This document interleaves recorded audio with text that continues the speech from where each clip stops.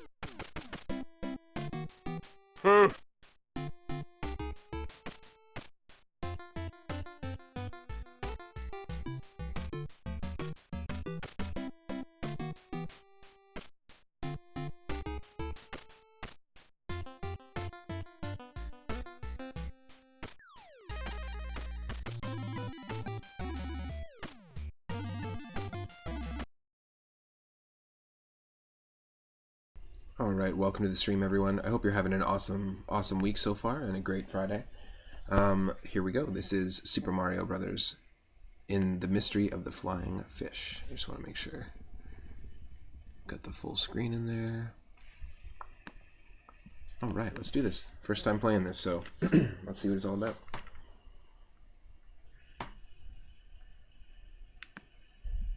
And please just let me know if you need more or less game audio.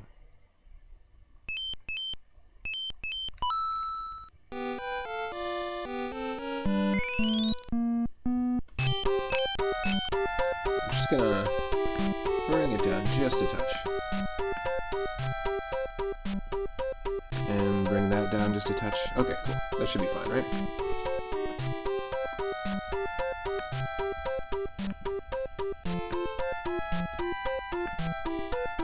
Okay. It kind of looks a little bit like Mario Adventure just from the get-go.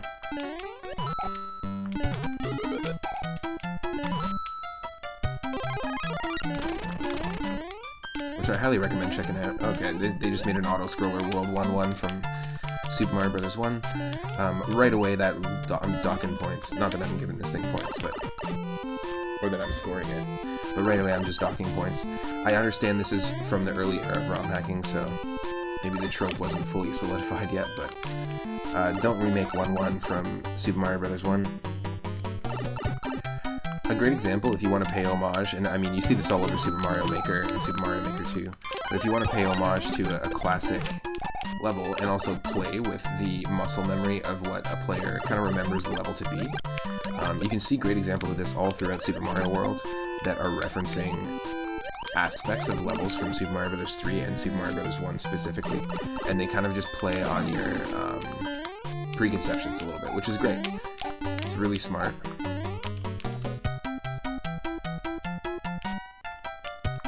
I think it's really smart. Oh, shit. Shit. Shit. That was close. But to just remake it, not a huge fan. Whew. That was an interesting shift. I do appreciate, though, that they are like, this is what Mario games are like, and then the last half of that very short intro level, it throws in waterfalls into pipes, it throws in flying fish, piranha plants, and so now you're like, okay, there's fish that are floating, some shit is different. Some shit is different. I gotcha. Oh. Now I hate auto-scrollers. The second level we get is a auto-scroller. Not a fan. However, it's all good. To be honest, these auto-scrollers so far have not been too bad because I feel like they're engaging me enough as the player that I'm not paying as much attention to the fact that it's moving super slow. I feel like the airship levels in the original game don't necessarily do that well, but the airship levels in Mario Adventure are fantastic. I'd be interested in replaying it down the line because like we have the full playthrough on my YouTube channel. We did that months ago, but there's some things, some aspects of that game that are really cool. Wow. One of them being the airships, because they were basically ship levels instead of airships. So there was like, almost like this, the upper section had platforms, and then the bottom section was underwater, which I thought was really cool. But it was an auto-scroller, and there was thwomps underwater, which moved, and I've explained this before, there was thwomps underwater, which moved really fast. Like, they weren't hindered by the water at all, or slowed down. They just moved the exact same speed that they normally did. But because you're underwater and Mario is slowed down when you're swimming, it makes it really challenging. And at the same time, there's booze everywhere. Ooh. that same time there's boos everywhere and they're underwater and they also aren't slowed down by water. So they're chasing you. So you have to be moving pretty fast, dodging all the thwomps, but at the same time you have to be constantly looking backwards. Like imagine these platforms that are moving away from us are the boos. So we have to be swimming but also constantly looking backwards so that you can stop the boos from advancing. It's really interesting. And all of them do this in a really unique way, every airship. Such a nice next level of airship level design. So that was interesting. A nice challenge at the end there. Definitely would recommend playing this for sure right away. Like just based on those 2 levels, if you're a fan of Super Mario Bros. 3 and you're looking for something to play, this looks pretty fun. Like in terms of a vanilla hack. Rainbow Realms 1 and 2 are really fantastic as well. They're not ultra difficult. Like if you can beat Mario Bros. 3, you can beat this hack and those other 2. Oh shoot.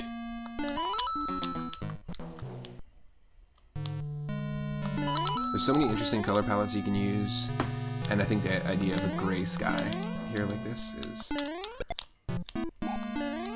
interesting, an interesting choice.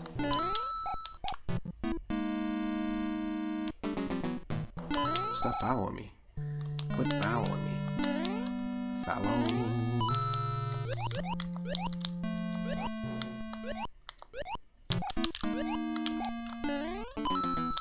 Oh.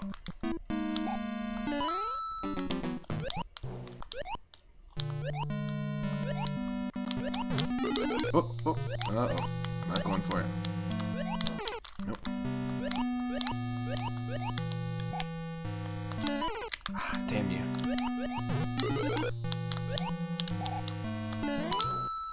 Ah. Difficult.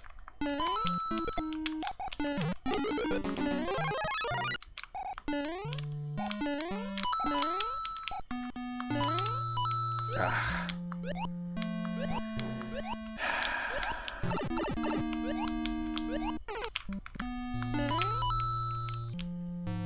That's my own impatience.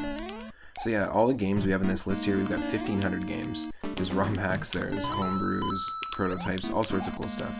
They're all related to animals or creatures in some way. We've actually played Super Mario, or Sonic the Hedgehog 1, 2, and 3, and beat all 3 of them as part of this series.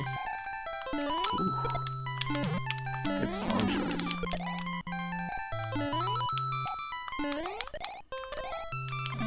Ooh.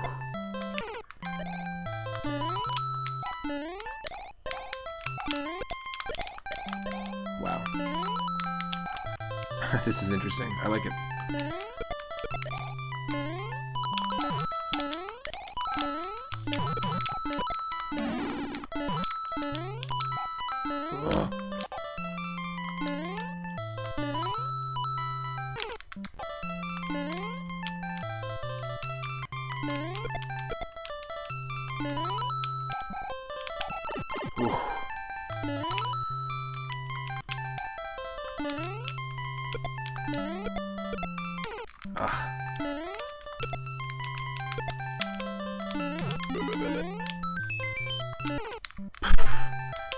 It's not worth a 1-up.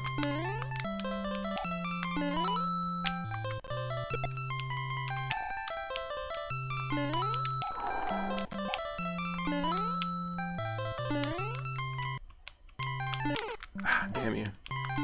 Woo! I'm sorry, these are some tight moments. Yikes. I kind of like that the levels just end, that there's no course card.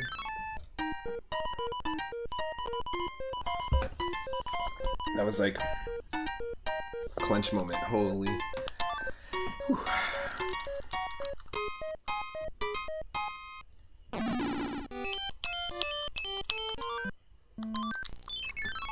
Let's go for it. Oh, wow.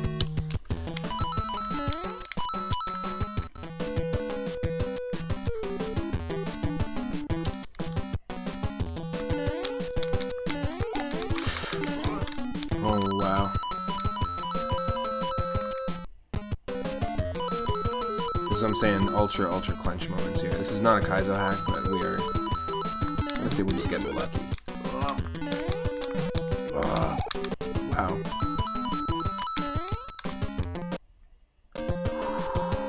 What a way to start a stream, folks. What a way to start a stream. What a way to start a Friday. Ooh, what a farted with cheese.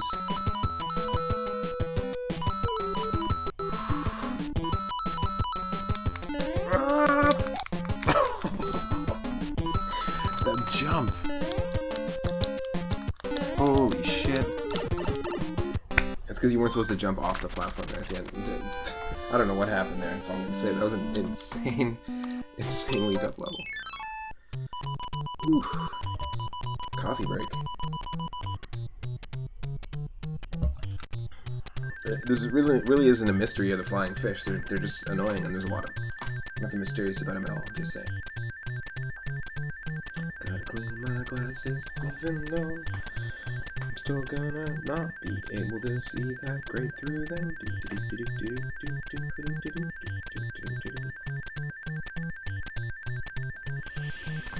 Okay.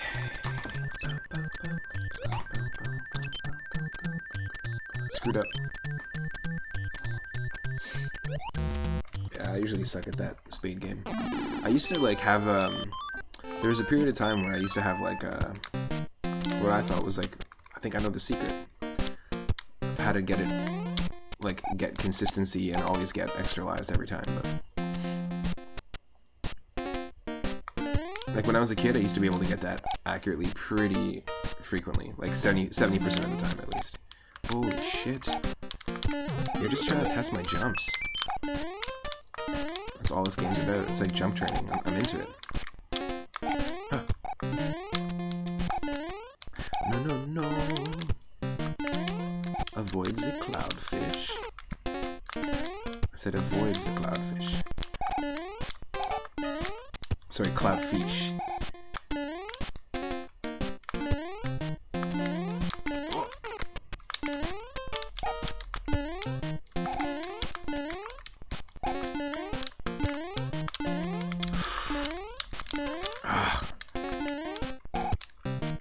You have to jump only when...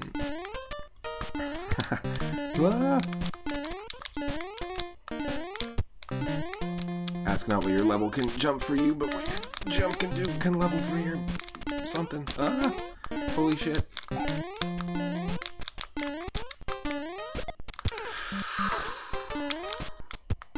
Get out of here.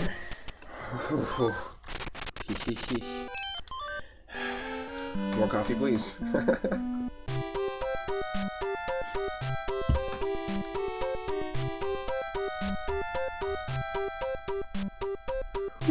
That was brutal! Mm-hmm. Castle time. I don't mind the design of this this world, by the way. It's pretty cool. Oh, damn you. Like the overworld layout is what I'm trying to say. It's pretty rad. Wow. But I just realized every single level is an auto-scroller, which I'm not a fan of. Love the orange thwomps. You know, when we do the randomizer Super Mario Bros. 3, we often mess around with the colors like crazy, so it's nice to see ROM hackers doing the same. If there was a game that I would ever make a ROM hack of once we get our streaming PC, because you can't really do too much with a Mac these days in terms of compatibility with like third-party support. Once we get a streaming PC, I think I would, out of any game that I would make a ROM hack for, it would be this. There are utilities similar to Lunar Magic, like Super Mario Bros. 3 Foundry.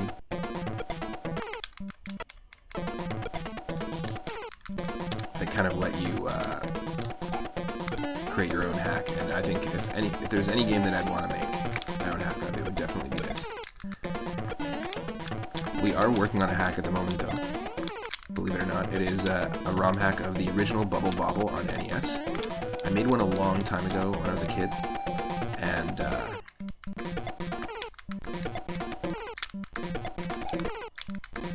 full 100 level hack, all custom levels. And I'm making one right now. We've got 10 levels completed. It's going to be called Bumbo Bombo, and basically, when I was a kid, I used to, like, play a ton of the NES. I loved playing puzzle and arcade style games where high score was, like, such a focus. Something that kind of is lost. I mean, even in Super Mario Bros. 1, they still include the score. We've got a score going on here, 14,000, but who cares? Like, there's nothing that ever is affected by you having a high score in the original Mario games. But as a kid, I grew up always like rushing home to try and beat my personal best high score in retro NES games and stuff. Bubble Bobble being one of them. And I really like the simplicity of that game. It's a really nice one. Oh, that was a cool little challenge. You only get 4 shots.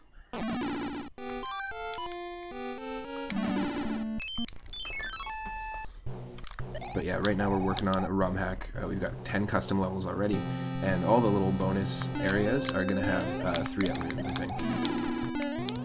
Well, that sucks. We're going to have 3 moons to collect instead of like little pastries or danishes or whatever they are. Oh, Jesus. That's not good.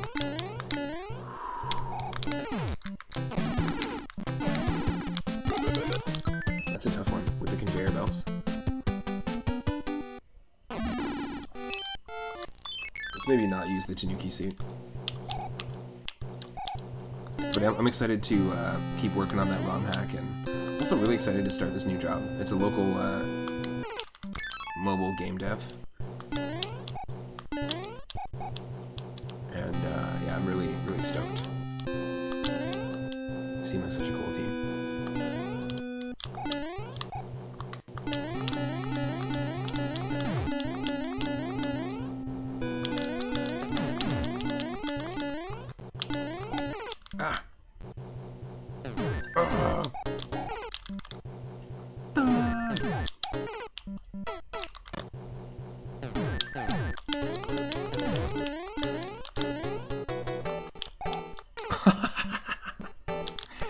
Don't do this to me. Okay. Whew. No.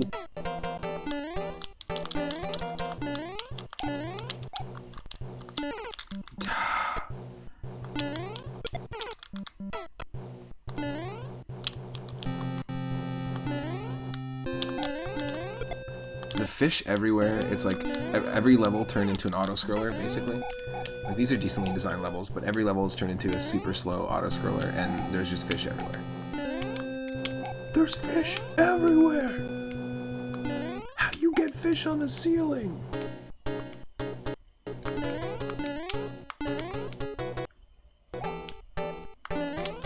Oh. Sheesh. What a challenge. Yep. Now that's a troll.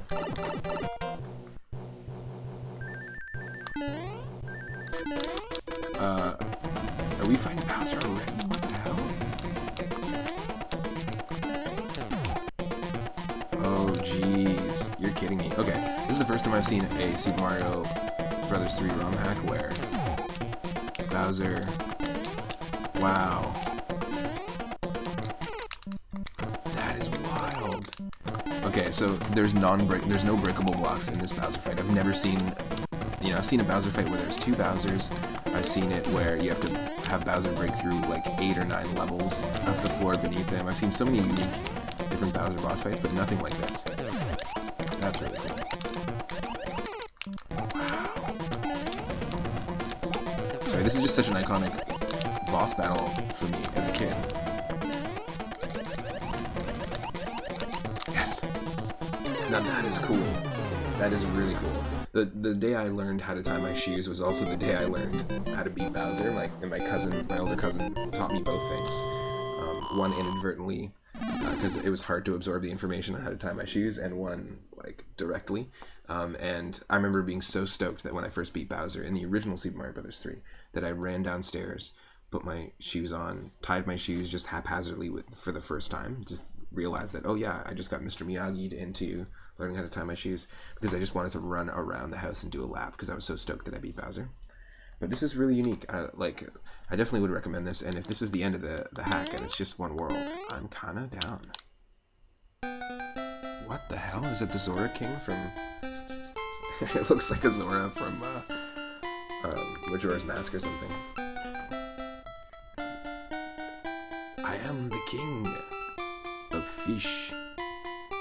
Bowser kidnapped me. And hypnotized my people. Thanks for saving us. That's cool. I like the idea of the custom sprite. I like the idea of it not being a... Oh, we're getting tons of sunlight from behind me. One sec. This is made by P. Slugworth. Was it? Or was it made by P. Wonka and then P. Slugworth just eavesdropped and stole the recipe? The formula.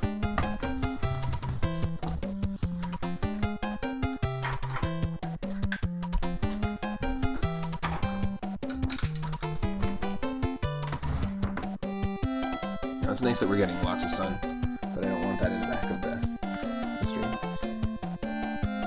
Cool.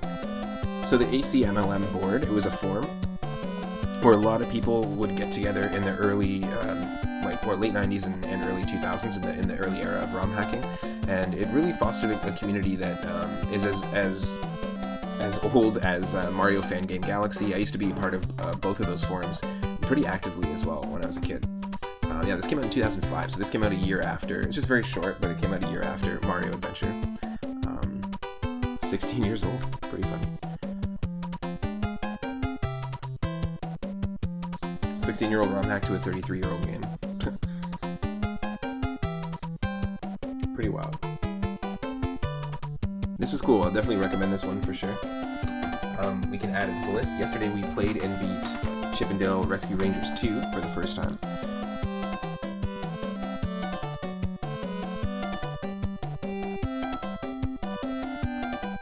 We also recently beat Tina's Adventure Island 2, which is a ROM hack of Adventure Island 2 where instead of Master Higgins, you play as Tina and you have to go through the levels, the exact same levels.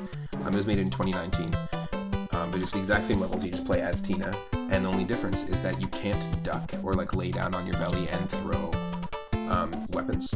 The duck button has been removed, so it's almost like kind of playing as a little aspect of Frog Mario in this game where you can't duck.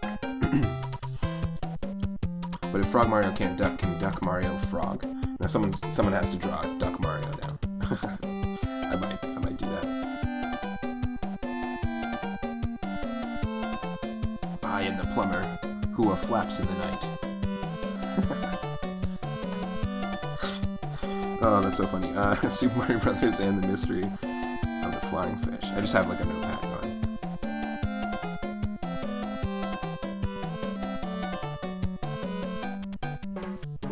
Cool. Alright, we're gonna spin that wheel. Well, I could sit and listen to this music all day. But we're gonna spin the wheel.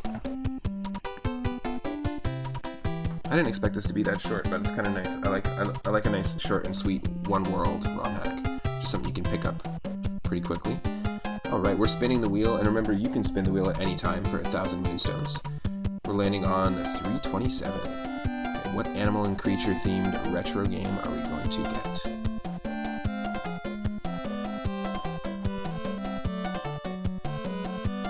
Interesting. 327 is a Super Mario World ROM hack from 2019 called Elephants and Snakes and Crocodiles. I have a feeling it's going to be a Kaizo hack. We probably won't spend too much time with it if it's a Kaizo hack, just because I'm not fantastic at it, and it really depends on just the vibe, the Mario Zen state that we're in. It's hard to achieve a Mario Zen state, but I feel like we're in a good vibe for playing Mario. Sometimes I just don't do well in Mario games. Sometimes I do. So it just fluctuates. So we've got elephants and snakes and crocodiles. It was made by Morsel in 2019.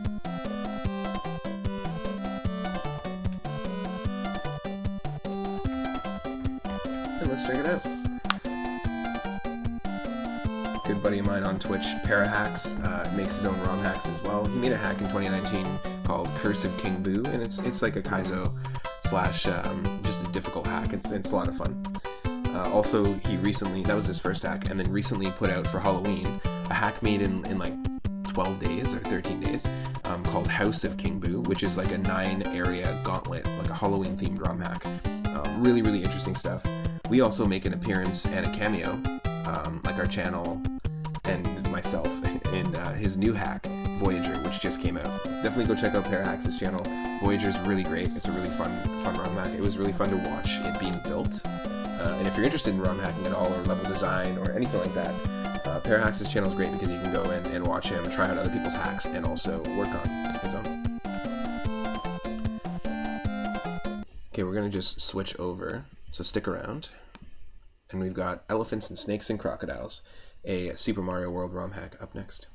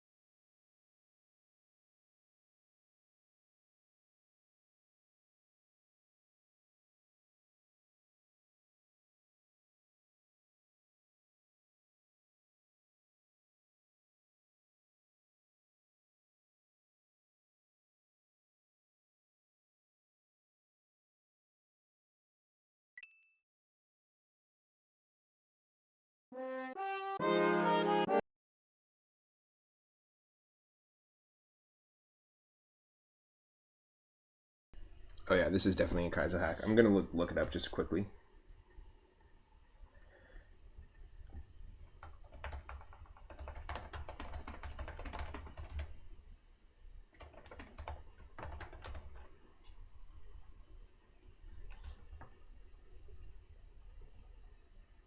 It came out in 2019. It's not super long. It's 13 levels. It is Kaizo. It's considered a Kaizo expert. Oh, yikes. Okay. So I'm not ever taking into account the difficulty level of these hacks. So let's just see what we are dealing with. We're going to die a lot, basically, is what's happening. That's fine.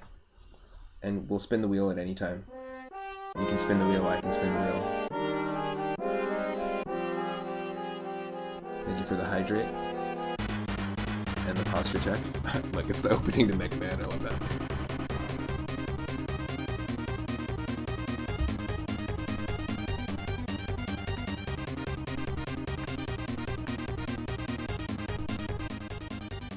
Yes. With the Aladdin font? Okay. You win. You win the internet. Just gonna do a quick stretch.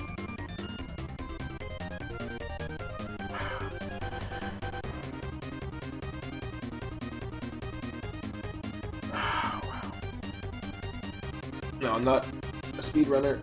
I'm not great at Kaizo hacks. I follow a lot of people who do play Kaizo hacks. I play more standard hacks, which are just like different worlds. Kind of like what we were just playing. I'm liking the music. Oh. Wow. Stiff neck is stiff. Alright, third save slot. Let's do this. Yes, it's like Mega Man. It's like Mega Man where we can choose our level, but also at the exact same time. These are all power-up icons from Super Bomberman, a game I grew up playing a lot of. Okay, where should we go first? Let's go here.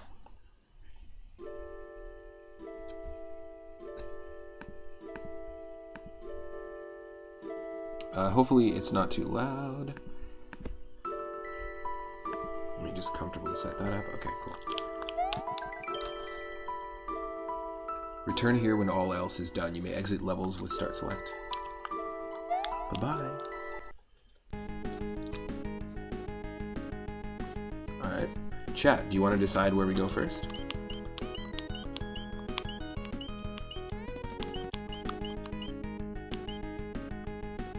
Anyone in the chat, it's up to you. You can decide. First person in the chat to decide.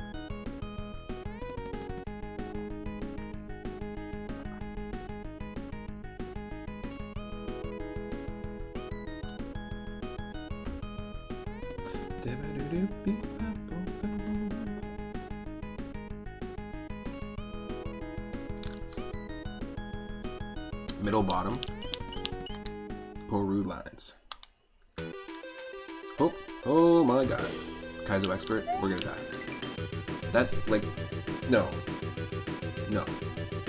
Momentum conserving platforms, neutral D-pad. Get extra momentum by running on the platform before jumping.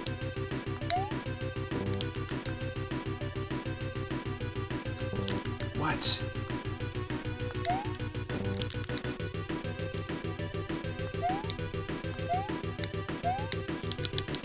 Whoa, my god. Okay, so like we're sticking to these platforms. That's interesting, the red one.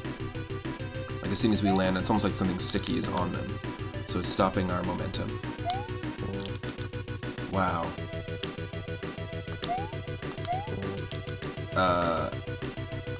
We're just gonna constantly die. Maybe we can get some progress.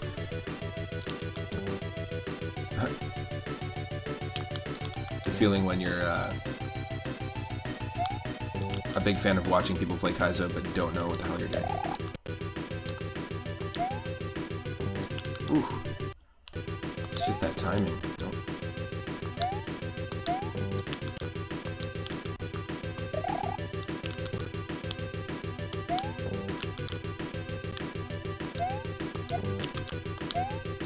No.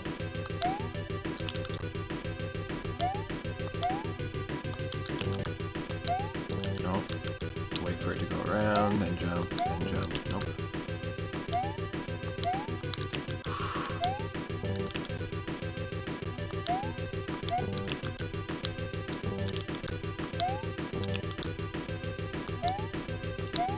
Ah.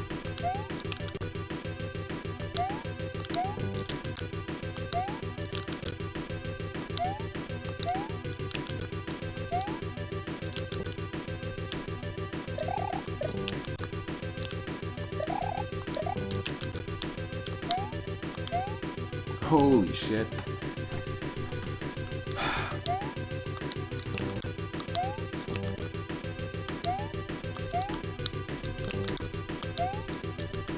What? How did we somehow avoid that spike? Ah. So, there are hacks that are recommended to be played as Kaizo hacks, and I know Horatio Outside's been doing it. Recently been playing like Quickie World and some other hacks that are meant to, like Baby Kaizo World, that are all meant to like be training to get good at this like type of gameplay, I guess. And Blue Ribbon High Life just made one called Easy Kaizo. It just came out. I think it's their first hack. It's really cool. It's actually more of like a Kaizo training ground, and a good like entry point.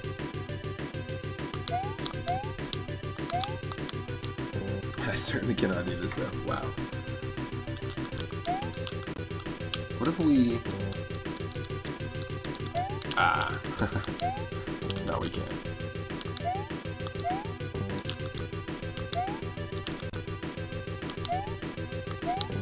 Damn you.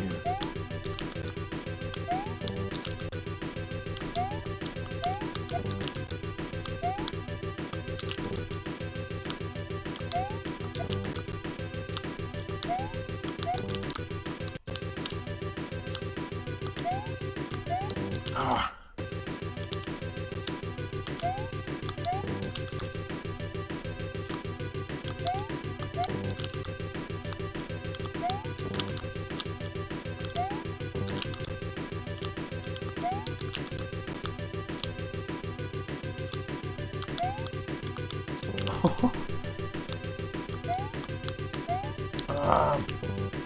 We totally got there at the very beginning. This is sort of what tends to happen with me in general, is that figure it out at the very beginning, and then it takes me forever to... Okay, this is bad. Let's try a different one. Let's try Wind and Tide Stays. How about that? Heck yeah. Whoop.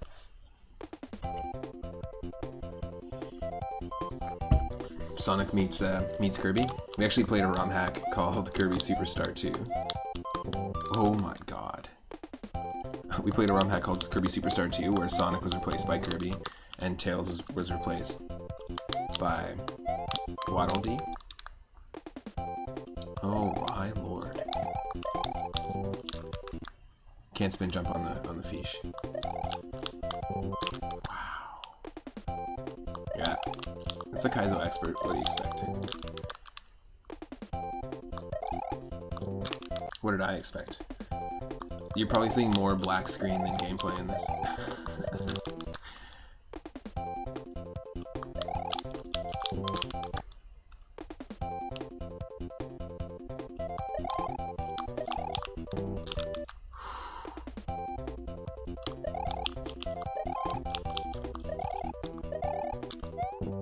What?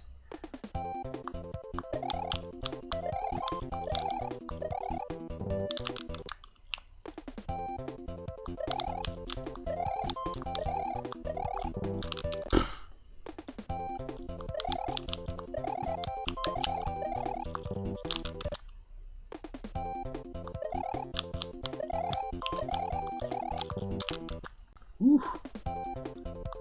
Ooh, mama.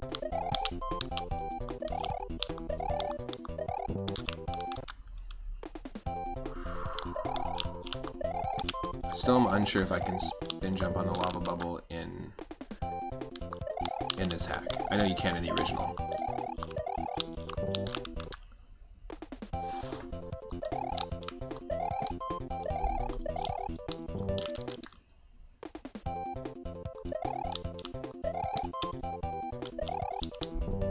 Nope.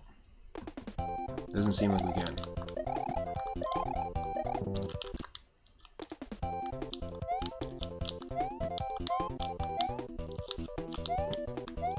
Oh!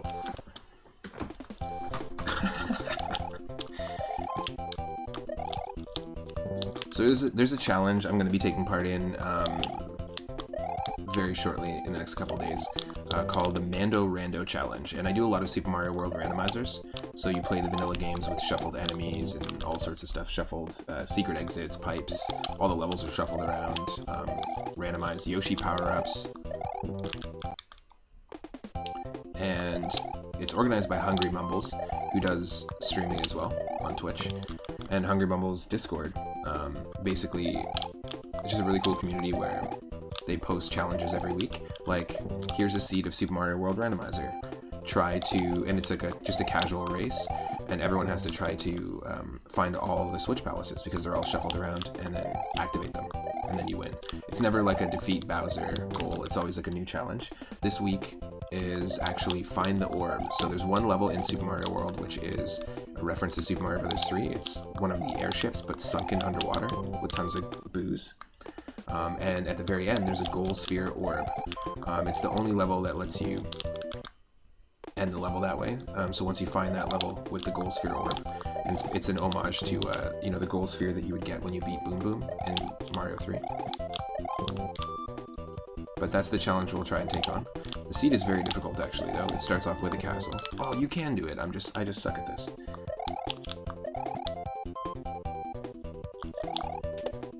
There we go.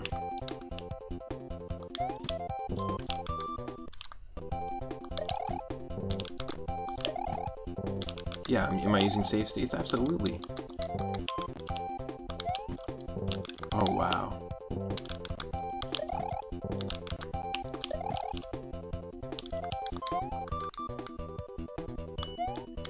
Oh my lord.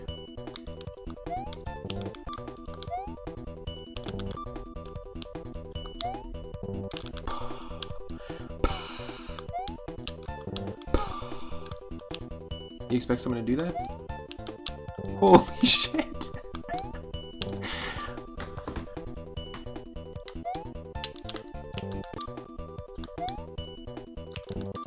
Wow. Oh my god. Drop those upside down munchers, folks, if you got them. We've got brand new follower emotes. We've got brand new follower emotes. We've got brand new tier 1 emotes. Brand new animated emotes. Oh my lord.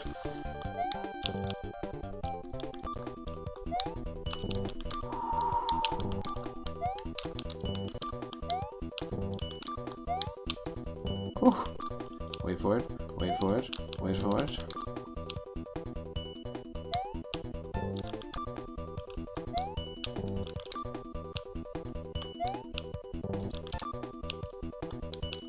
What if we jump on the note? Ding.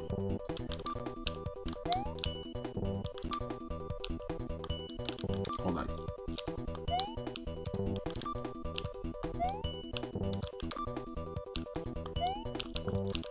I think it is in time with the beat. Yeah, totally it is.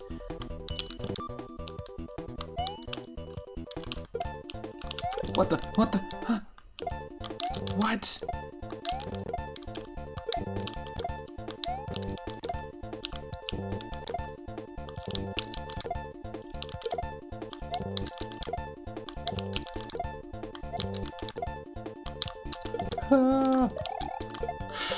Yes, okay. Help me.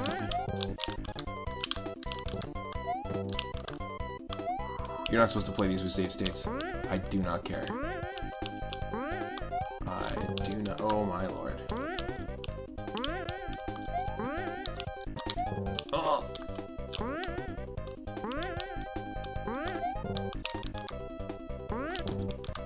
Go, go, go, go, go, go, go.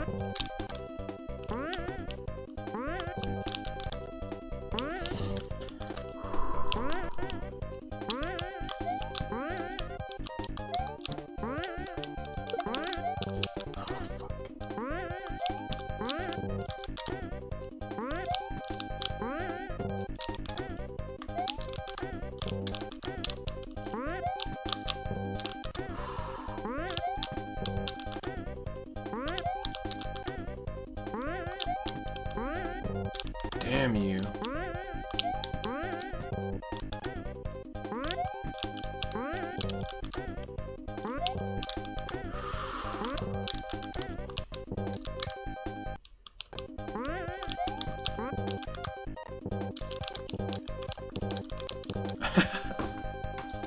Forget this. Alright, alright.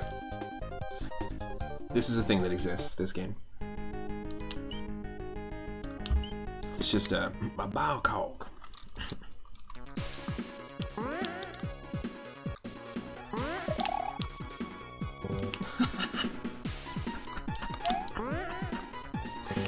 No.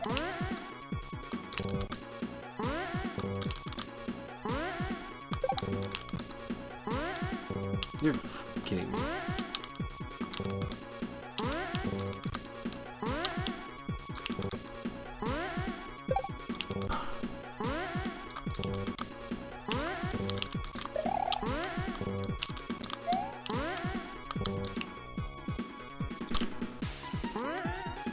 I don't know what they want. I don't know what they want from me. I don't know what they want. Seriously, whoever made this game, what do they want from me? Why me?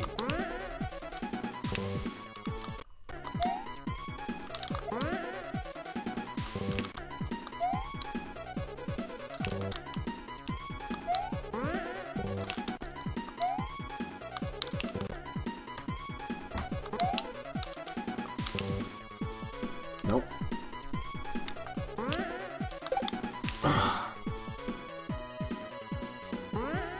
We have to bounce between the baseballs, don't we? And then we have to keep walking. That's kind of ridiculous.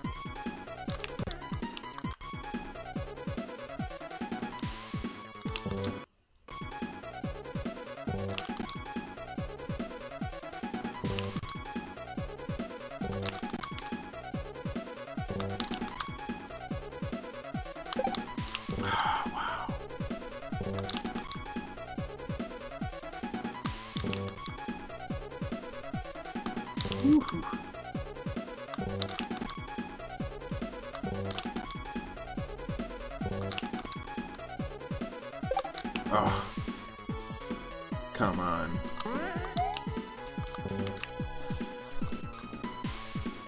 You know, I dig the music. But this is ridiculous. It's Kaizo Expert. I mean, what do I expect?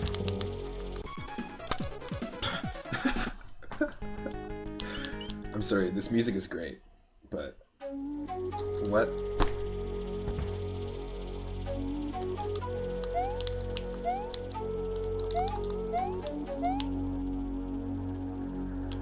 Let's just sit here for a bit.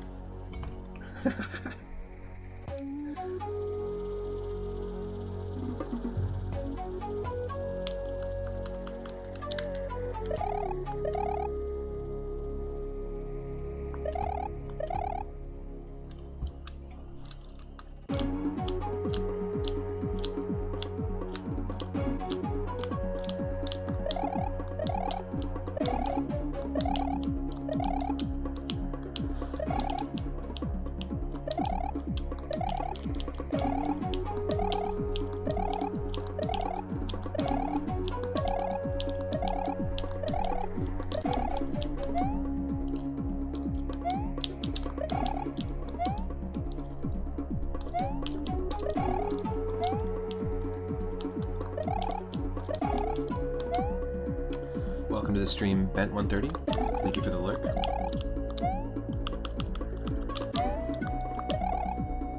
Feeling the music, yeah.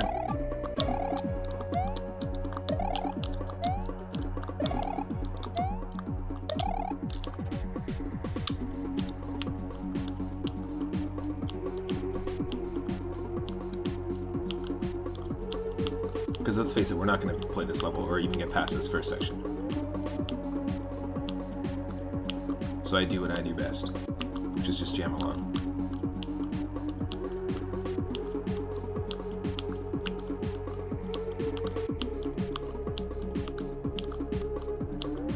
Imagine dancing like this at a club. Like doing exactly what Mario's doing right here. And then every once in a while,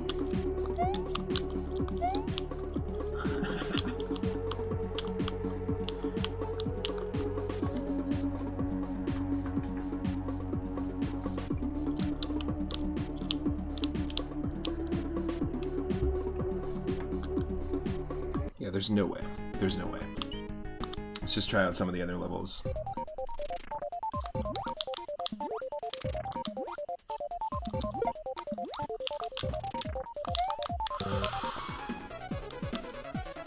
Of course. Let's do that again.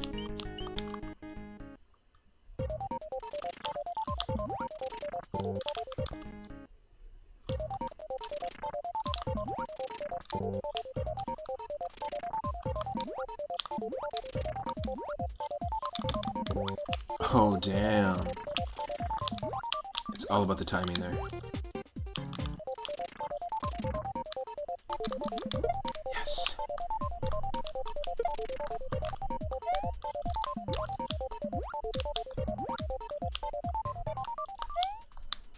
What?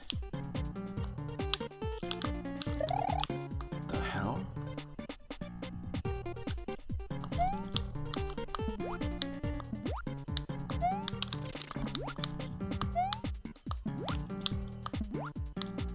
Interesting.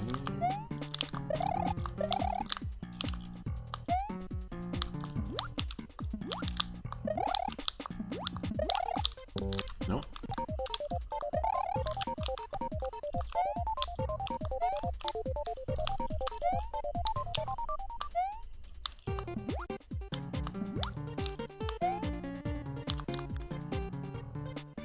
I know what I have to do.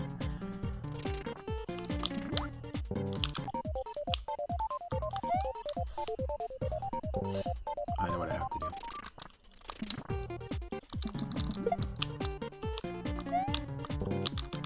Yeah, that's wild. This is cool. This level, the design here, right off the beginning. We can't use that block on this thing.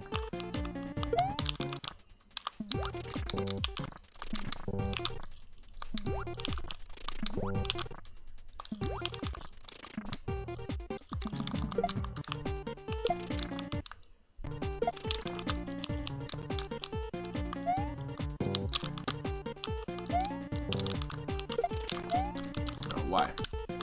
No, fuck that.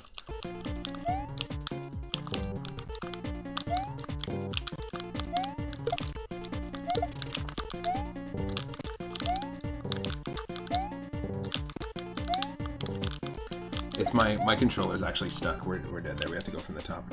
That's stupid. Sometimes when I save state, like when I load the state, one of the buttons is like permanently pressed down. I don't know how to describe it, but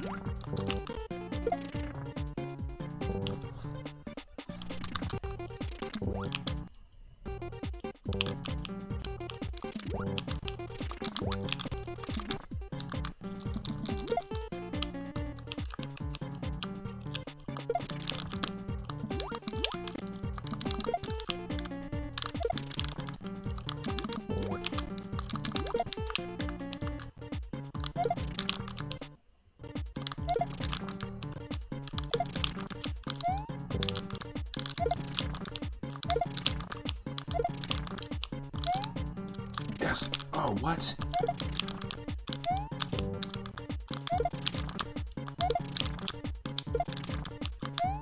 Is this what I'm supposed to do? Is not use it on this guy?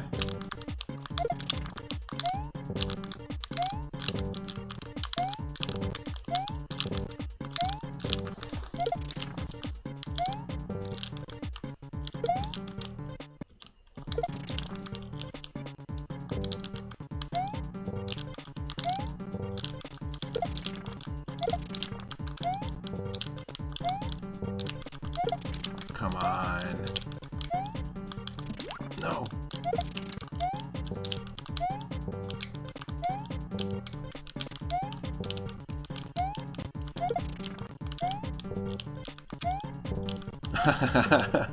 Uh-oh. Exactly. Bear Hacks, welcome to the stream. We're playing Elephants and Snakes and Crocodiles. It just happened to be one random one we got. It's a Kaizo expert. So, shoot me now.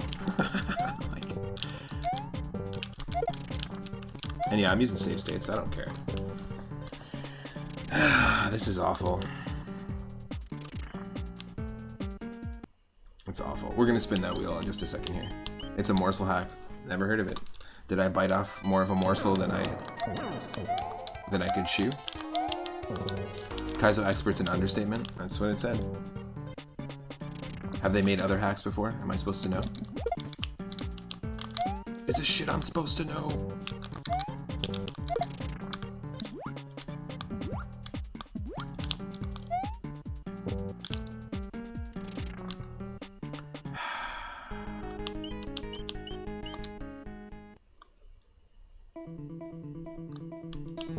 What the fuck? What the fuck? No.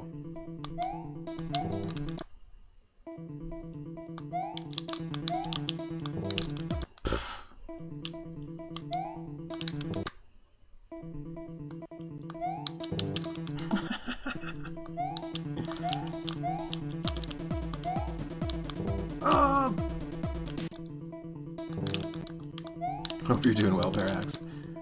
Up.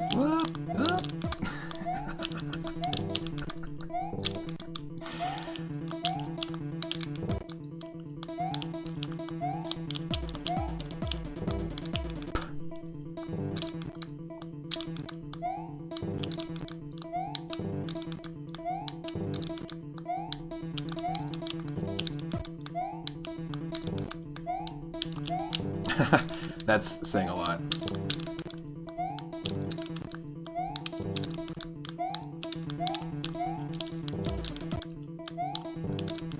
This is way more fun than your hack bear hacks, than House of King Boo. Specifically, this section right here blows that hack out of the water.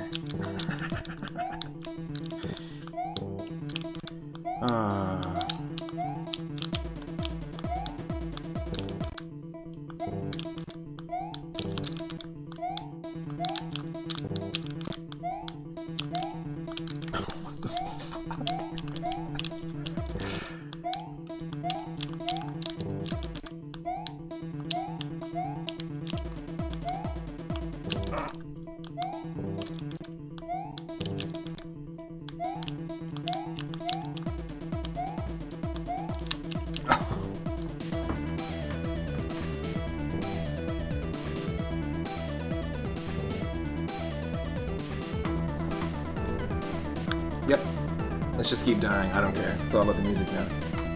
It's now a Super Mario World Kaizo Expert album.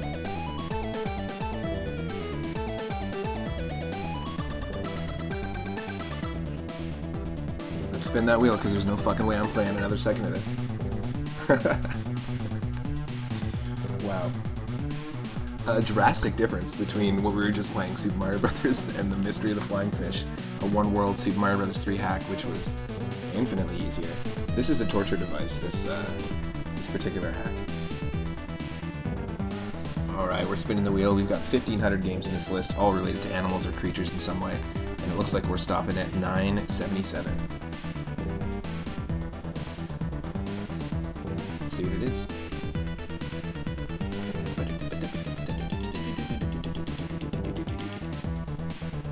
This idea of soloing is really funny because you're just filling every possible note. This hack is a milestone for veteran Kaizo players, yeah. I mean, once you go through your life beating this, like once you beat this, like what changes is the real question. Nothing.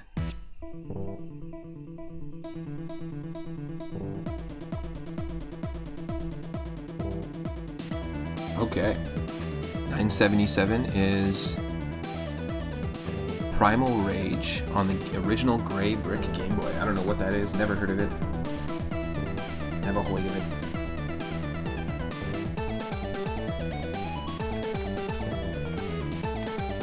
Oh. Alright, stick around.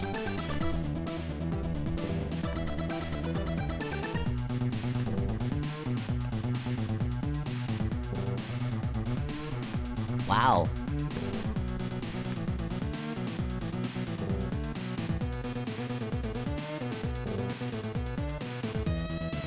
Oh, yo, Primal Rage is a fighting game with dinosaurs and shit. It's an original arcade game. Nice. I'm into it.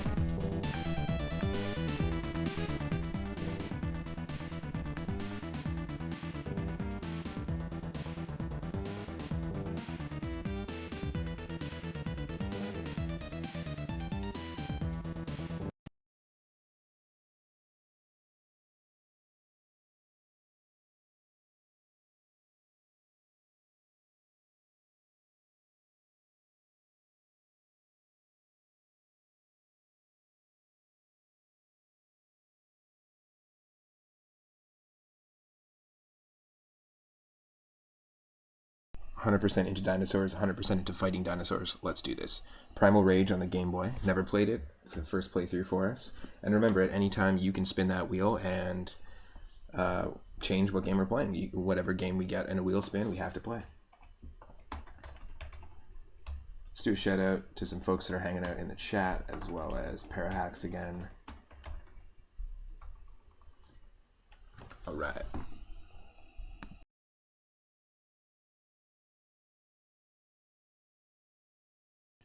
Also, recently, the creator of Echo the Dolphin just followed us.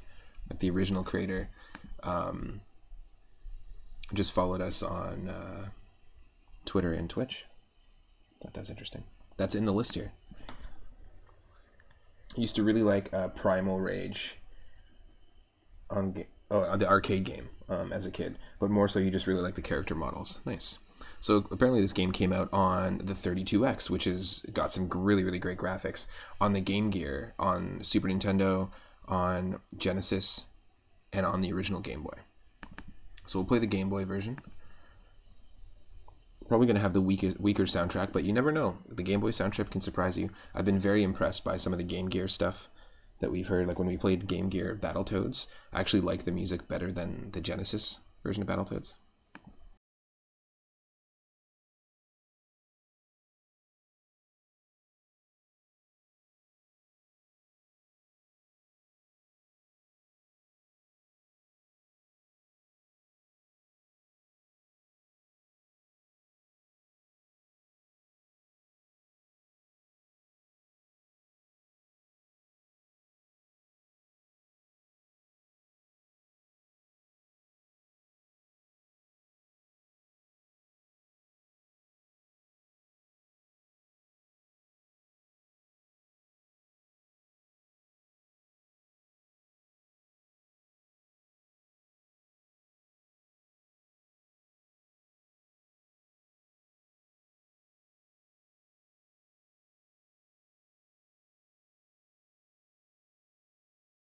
Oh, cool. Parahax is saying this game sort of had almost like Donkey Kong Country type graphics. So kind of like Killer Instinct as well, like pre-rendered. That's sort of fake 3D, but it was more realistic looking. Nice.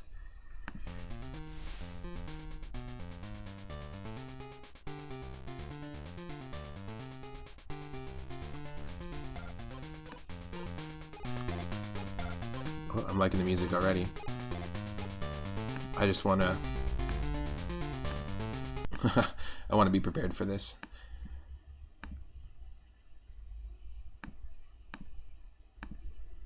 And you should be able to see it.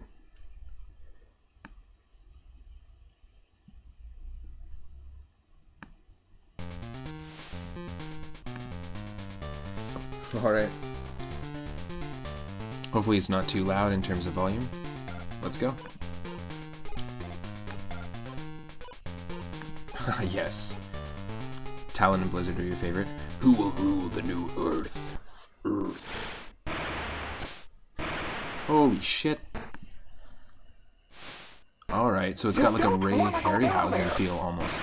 And like a Rampage slash stop motion claymation. That's actually really cool. So if you don't know Ray Harryhausen, he's really well known for doing really famous like stop motion effects before they were, I guess, more readily available. Things like Jason and the Argonauts, Jason fighting a whole bunch of skeletons, stop motion skeletons, like an army of stop motion skeletons. Dinosaur films, that's really cool. This is definitely a reference to that. Obviously it's got some kaiju inspiration as well. Very cool. Alright, so I'm not sure why they had to change, why they had to have two. Oh, I get it, it's like a stone tablet. I gotcha. So before you select it, the character is like a stone tablet, and then when your cursor goes over it, it's like what the actual dinosaur looks like. I gotcha. Factory default.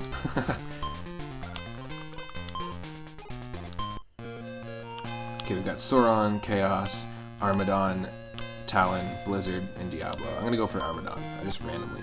He's got the horn. I like a good Triceratops. Holy shit, I'm not a Triceratops. Wow.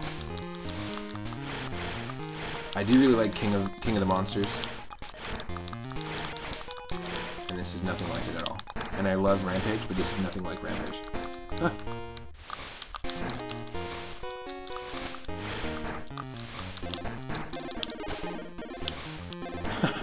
Our spread when we back up, we're like, whoa, whoa, be careful, be careful.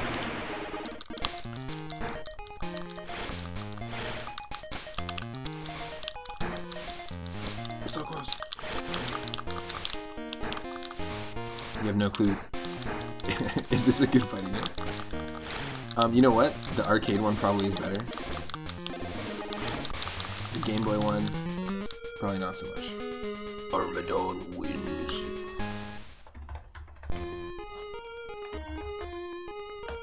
And there goes the battle! 100%. I'm sure the Genesis and Super Nintendo versions of this are much better. It bites! Oh. Oh. So this is why I love the Retro Roulette, because we literally were just playing an expert Kaizo hack, an early 2000s Mario 3 hack that we beat, and got us. All in the span of an hour. Ooh.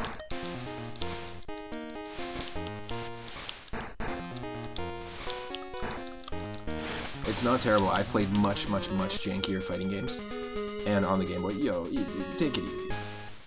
Give me a second before you start chomping on me.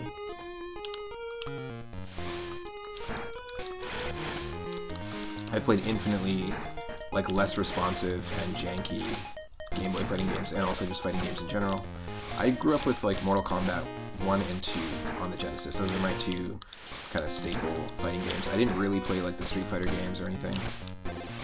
And then Super Smash Brothers, when that came out, I just spent a ton of time with that. My cousins, like the N64 one.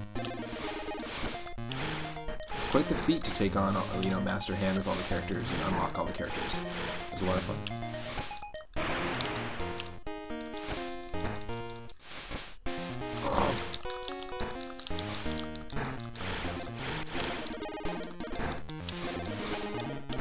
Like, I feel like the controls are responsive here. The camera's not ultra janky. It's not great, but the camera's not ultra janky.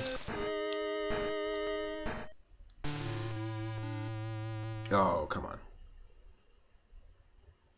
Gonna eat the spikes.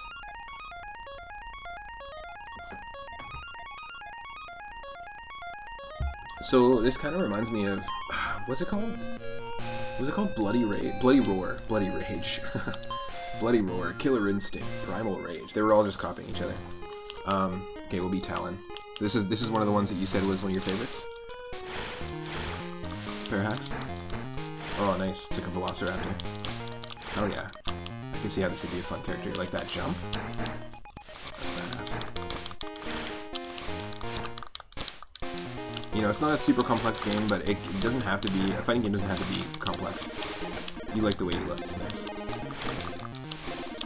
Jurassic Park vibes for sure. It makes me think of the Velociraptors that corner them.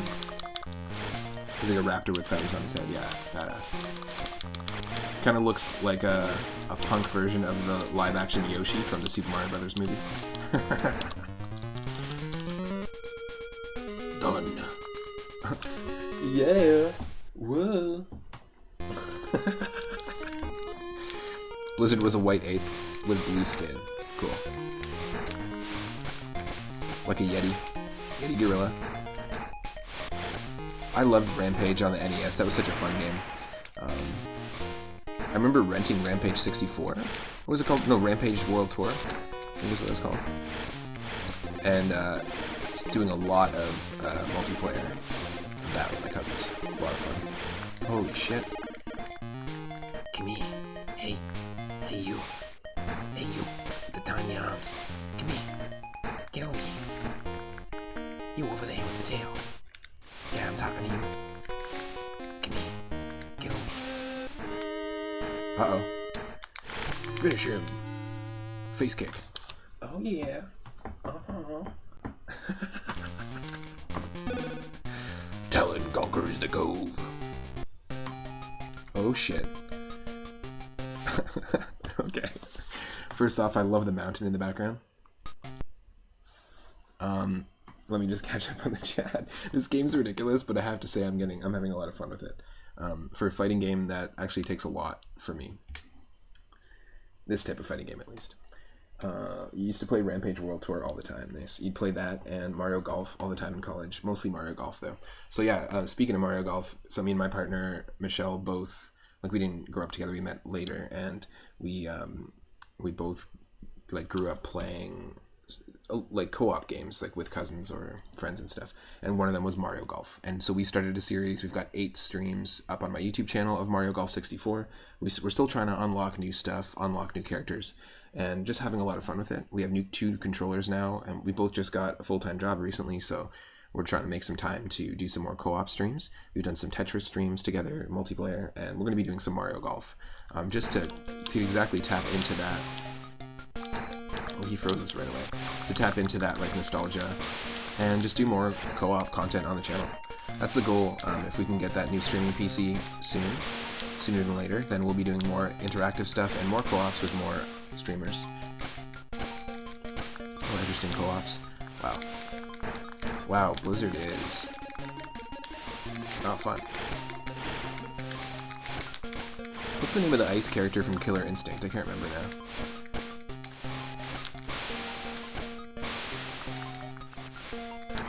Holy shit.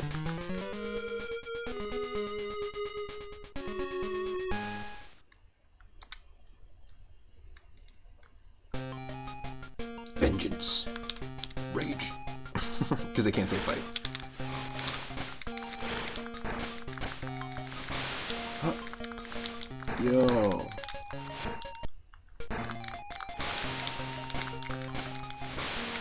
Oh my lord.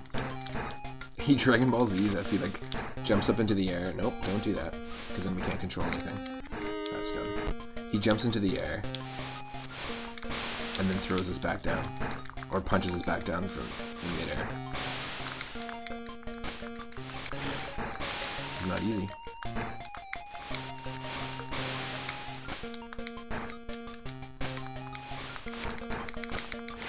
Is the music too loud? right now. I never know when I'm jumping from system to system.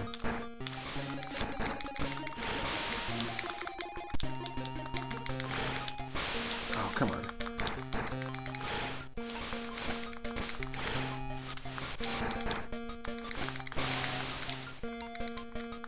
Come on. Come on. Super cheap.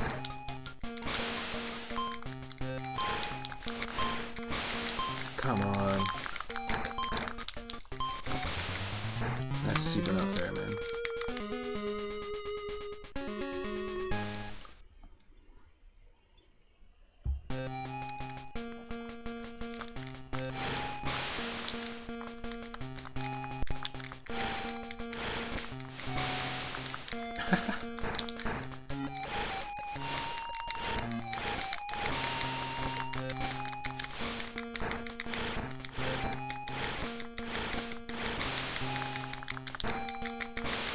Come on.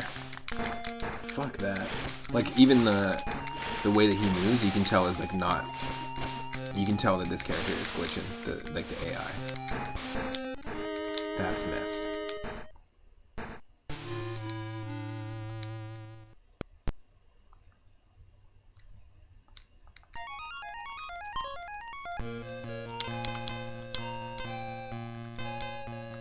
Strike Chaos. What the? You look exactly the same. Is this supposed to be a recolor? Look at the way we back up. No, not today. Get your own sandwich. We're not fighting today. We're friends. We're brothers. No fights. You stay over there. Nope. Yep. You stay back over there. There you go. Back up. Nope. Back up. Back up. God damn it.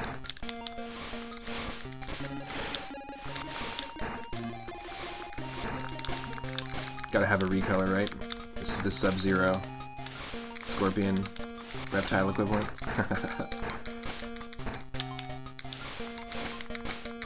Interesting that Blizzard uses different attacks against Chaos here. Interesting. Well, I think most fighting games probably do that, though. They have the AI responds differently depending on what character you're playing as. Maybe? Maybe Mortal Kombat does that even? I'm not even sure.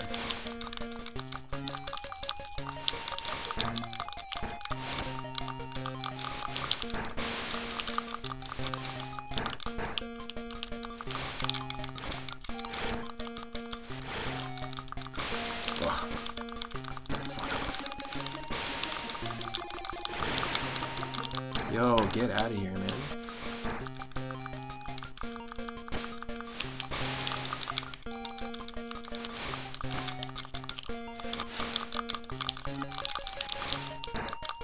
Great. I did figure out how to do it, and then...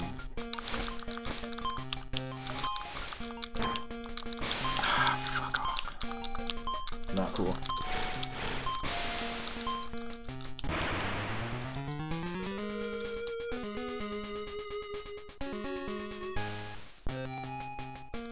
Domination.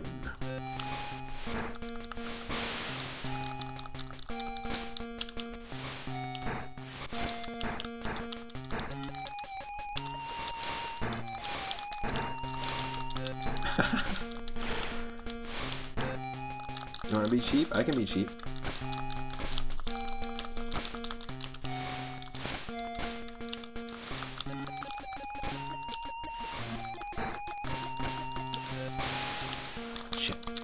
Shit, Josh. The Parmesan cheese, Josh. Get the chicken. Get the chicken, Josh. If we lose, it's Josh's fault. If your name is Josh, it's your fault. Sorry. I'm not joshing you. Let me be frank with you, we're not joshing you. Every other Tom, Dick, and Harry might not be frank with you, but...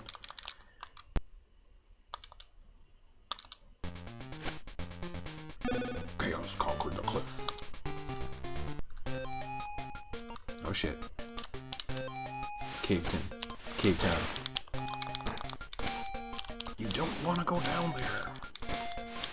This is a perfect time for some Pokemon Stadium 2 announcer sounds. We've got tons of sound effects if you want to mess around with them.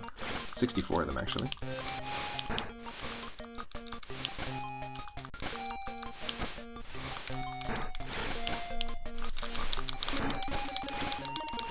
I like how I wasn't using any of those moves when we were playing as Armadon.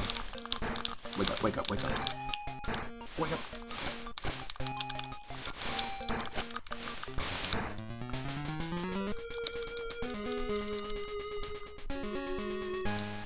Nah, dude. I think the character designs in this are actually not bad. Like I said, I've played infinitely jankier fighting games. I don't feel like there's like a little bit of jank to the hitboxes and stuff, but I don't feel like this is like an unplayable game. And I think I'd be interested in trying out the Sega Genesis or arcade version sometime. That could be really fun. I remember really liking Crystal Instinct. That's not a thing, but that's a good band name. Killer Instinct.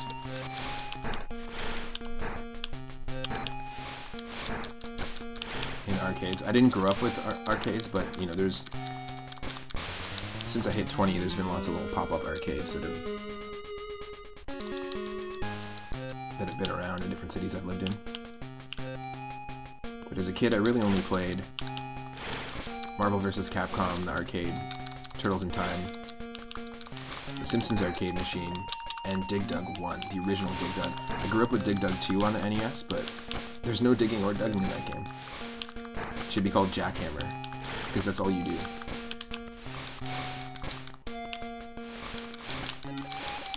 Like, technically, Dig Dug 2 could be happening above what was happening in Dig Dug 1, and they could be different playable characters.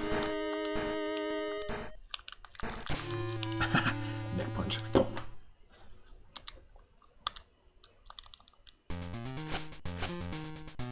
Chaos conquers the hollows, the sinuses. Wait, what? Boom, boom.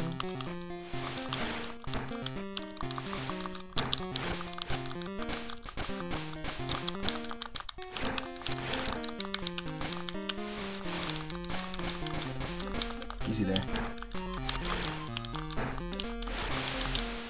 Easy there.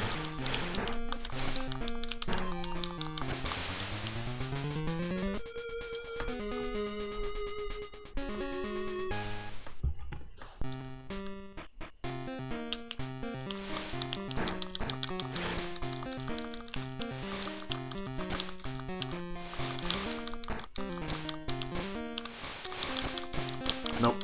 We just can't let him do that attack on us because he becomes just super cheap. Stay away.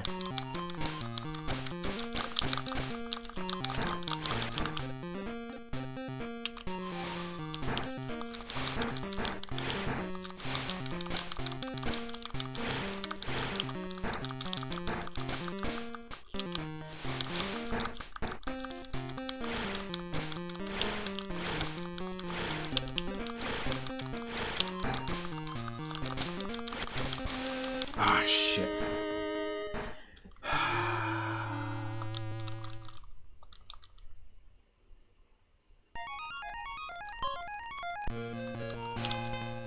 I mean, we can keep going with this. I'm having some fun with it. We'll keep going until we run out of credits or until someone spins the wheel. Remember, we've got 1,500 games that we can pick from on the wheel. We've got ROM hacks, homebrews, all sorts of cool stuff. Let's try Diablo. Clearly the T-Rex of the group. This is the same fight, the first fight we did. Except now we're the T-Rex.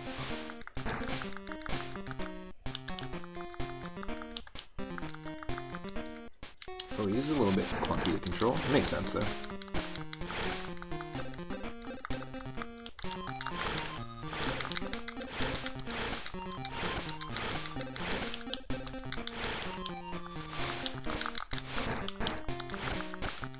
Kind of has that kangaroo kick, too. That's funny. I mean, it makes sense that a T-Rex would kind of fight like a kangaroo because it's got similar proportions.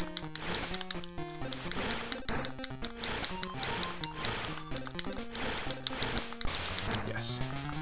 It's kind of a cheap way to win, but probably the worst character right here to control.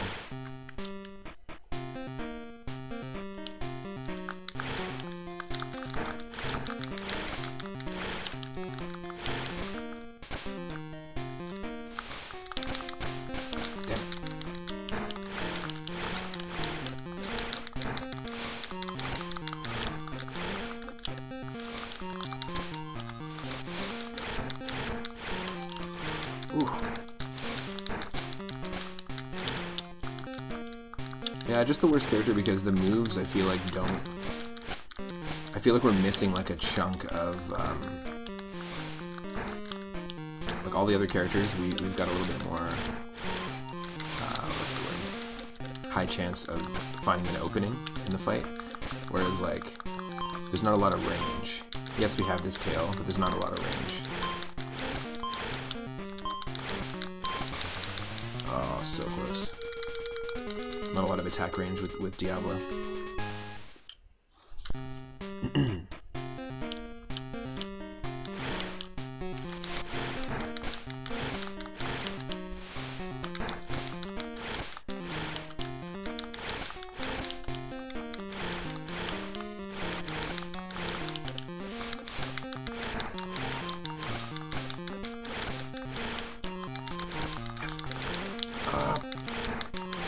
Almost.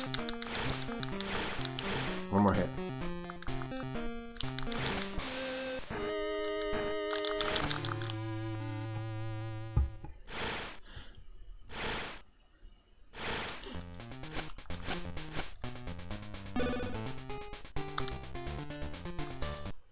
We're gonna have 2 more fights and a few more credits, and then we'll have beat the main campaign. So we might as well just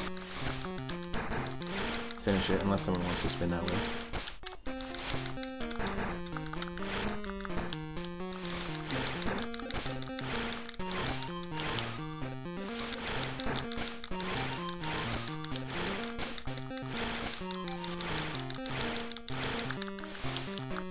Shit. Damn. Toasted. Exactly.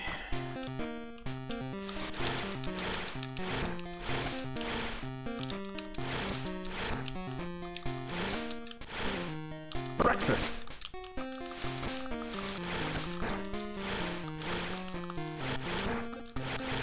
What the? I teleported? Did we just friggin' teleport? Teleporting T-Rex? Thank you.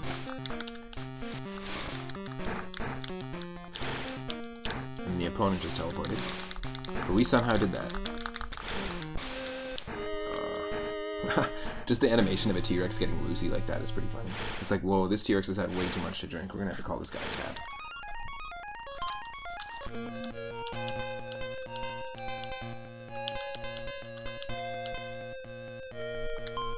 Is Sauron just the same as Diablo? Yeah. Oh, that's so funny. Just one has dithered graphics, or dithered shading, and one doesn't. Exactly the same. I'm sure there's more visual differences, like Parahax was saying. Chaos is red and Blizzard is blue and white. But you know, the Game Boy doesn't offer the original Game Boy didn't offer too many choices color-wise.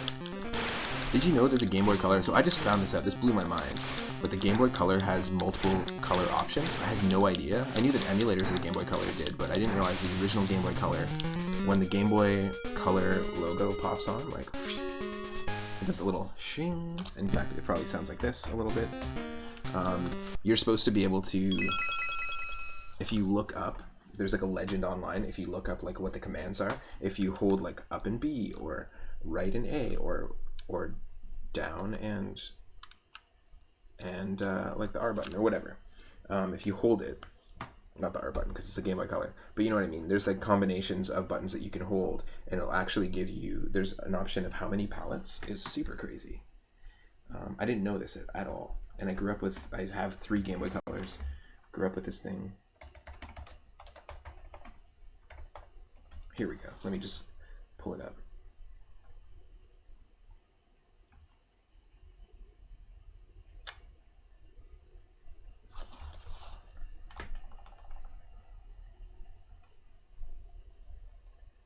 Here we go.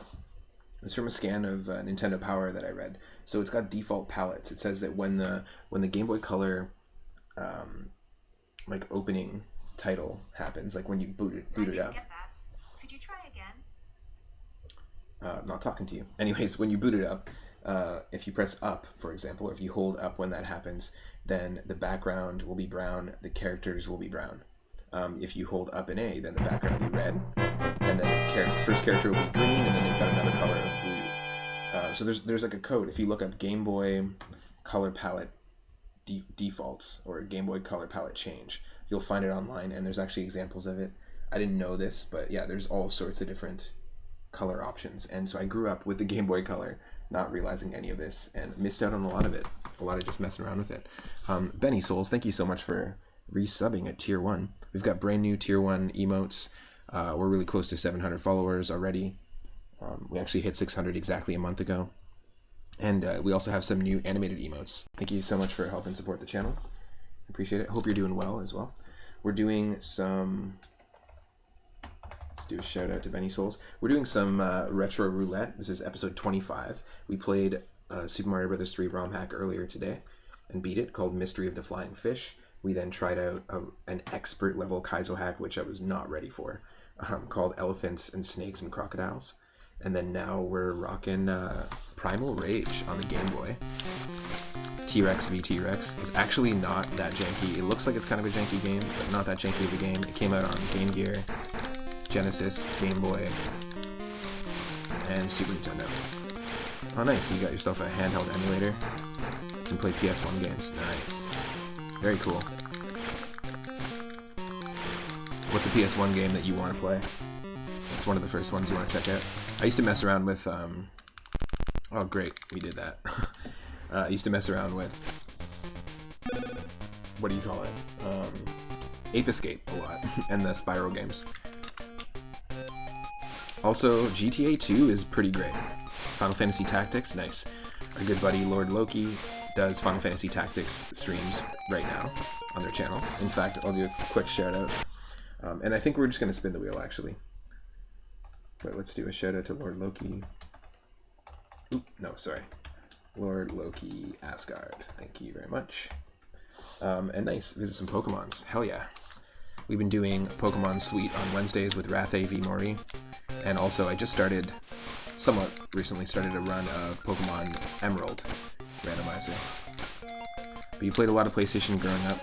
You want to keep it 2D for the most part. Cool. You know what? Symphony of the Night would be a fantastic one. They remade it on the PSP a while back with Dracula X included. Yeah, let's spin the wheel. Let us spin that wheel.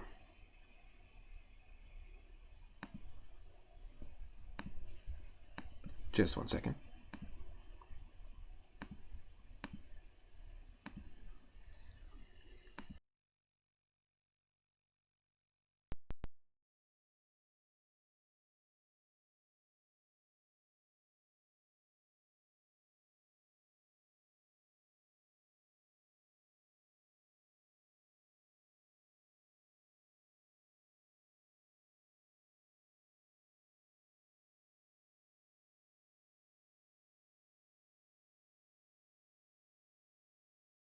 We're just going to play some music from Alter Ego, a really cool homebrew conversion from ZX Spectrum over to the NES. It's got some great music.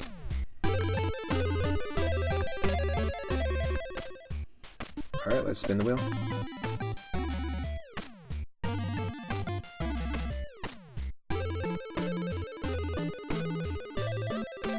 Well, that's exactly why I love this series, Benny, because of the fact that I end up playing games that I never played before. I end up trying all sorts of new stuff. Alright, we're spinning the wheel. We've got 1,500 games to pick from, and it's stopping on game number 162. Let's see what that is. There's ROM hacks, homebrews, prototypes, all sorts of cool stuff. Fan translations. 162?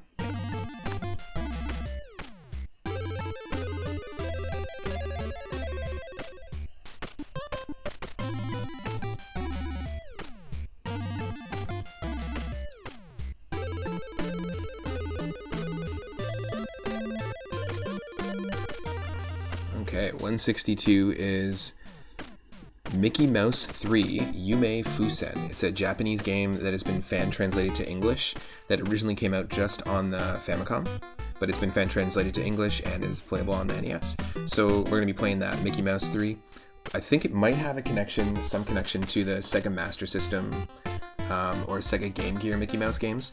Now, we do have like Castle of Illusion on the Genesis and that sort of stuff, but there's Land of Illusion, I think it's World of Illusion and like Mystery of Illusion or something like that on the Sega Master System, and they're basically like 8-bit platformers. They're actually pretty decent.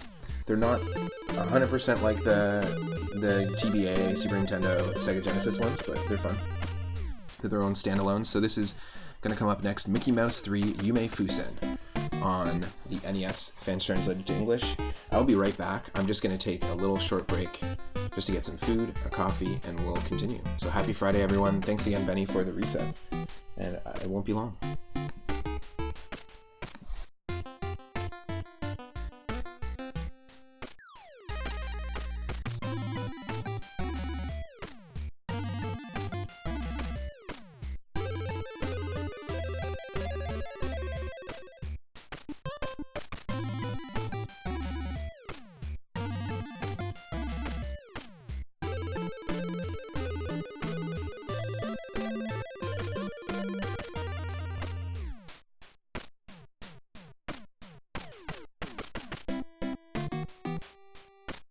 Alright, so it looks like it is a puzzle platformer action game. Very cool. So I'm excited for that. Stick around. Thank you again for your patience, and I'll be right back.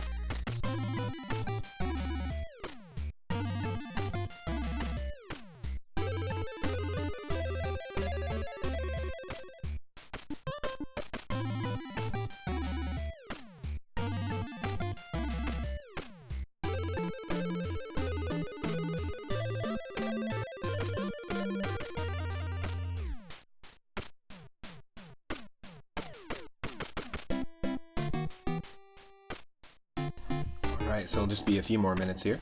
Thanks again for your patience.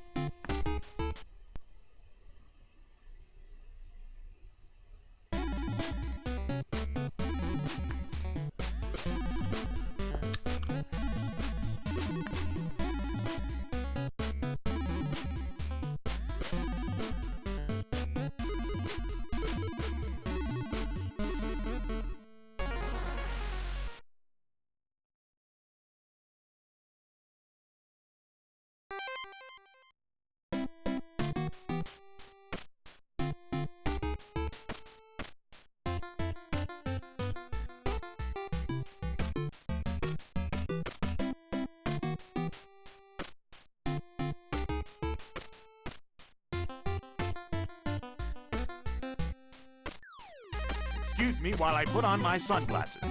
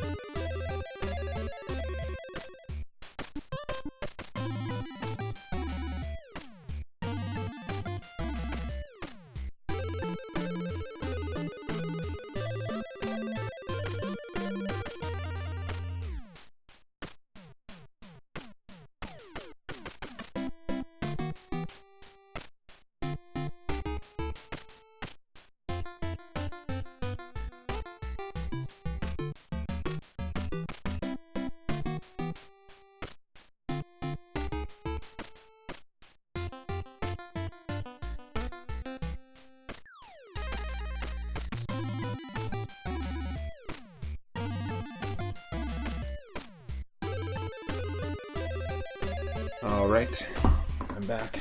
We got coffee, whole bunch of stuff. Coffee, food, fuel.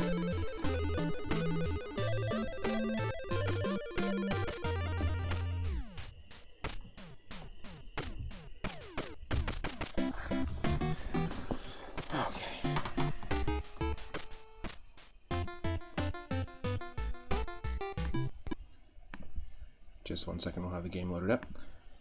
And remember, this is so we're going to be playing Mickey Mouse 3, Yume Fusen. But it is a interactive stream, so you can spin the wheel at any time.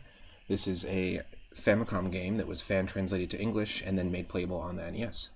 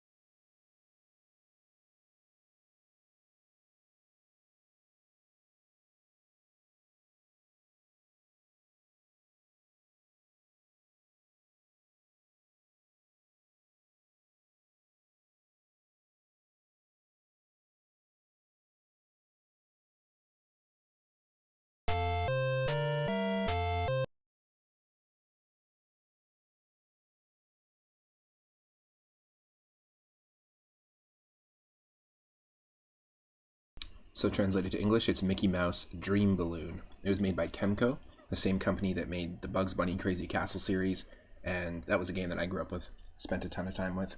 Earlier we were talking about how I used to spend a lot of time with games like Bubble Bobble, Bomberman 2, Dig Dug 2, and Burger Time, and basically just games where high score was important. And Bugs Bunny's Crazy Castle was one of my most played games. It's got like over, I don't know if it's 100 levels, but it might be over 80. And it's a really fun game. We've played number 3 and number 4, which were on the Game Boy Color on stream before, so I'm always down to discover more Kemco stuff. Let me just adjust the display. Do not adjust your television set. Here we go.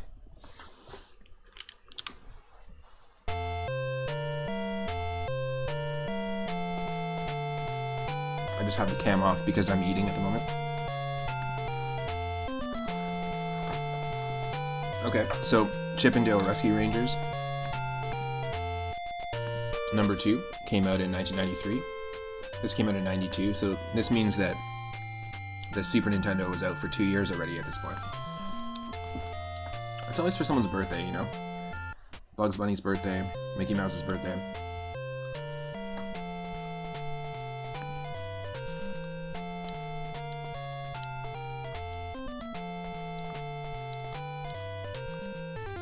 Nah, dude, I'm just tugging at your arm. Oh shit. Listen to this.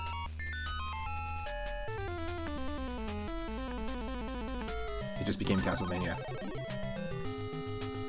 Alright. Never played this before. We have chips, which look like strawberries. I don't think whoever translated this, I don't think understands what chips look like.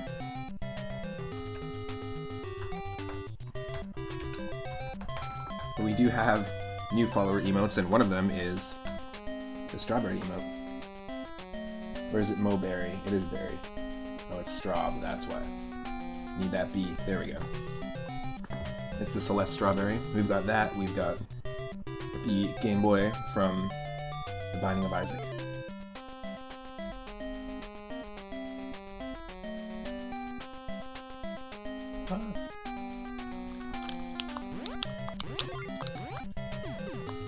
Alright, we're tossing balloons. Tossing balloons and picking up strawberry chips.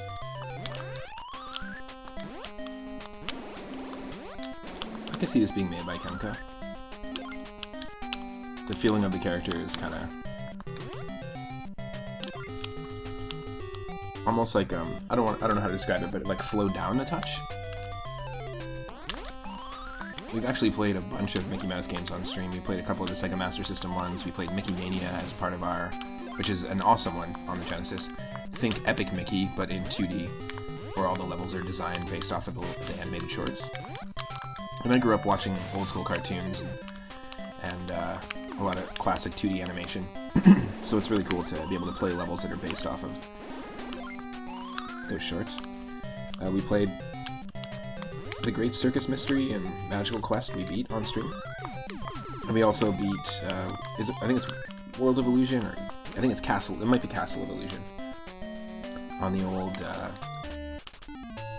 Genesis. The hell? That was Mickey's City Escape moment. With Sora in Kingdom Hearts, it wouldn't be that crazy to picture Mickey in... Or sorry, with Sora in Super Smash, it wouldn't be that crazy to picture Mickey in Super Smash. Mickey v Sonic? No thanks. This is a castle. We have many tapestries, but if you're a Scottish lord, I am Mickey Mouse. Nice. Yo, what's up, dude? How's it going? Hope you're doing well. Hope you and Rexy are both doing well. Let me do a shout out here for you both.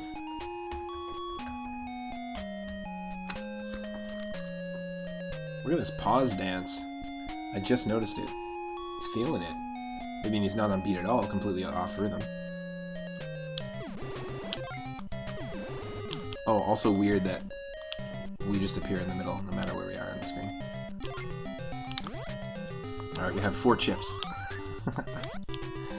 One of my favorite kinds of sundaes is a chip sundae. Or a good snack, just a nice, large, family-sized bag of potato strawberries.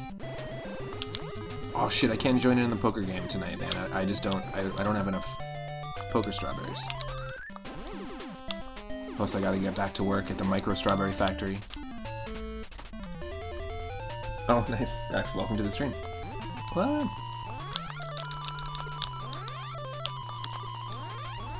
Right? Mickey v Sonic because of the hedgehog? Well, I think it might be a porcupine, but... Ah! Come on. Yeah, I'm doing well. Having a good one. A family-sized bag of green, exactly. Why are we collecting strawberries and why are they called chips? That's all I want to know. Mainly, why are they called chips?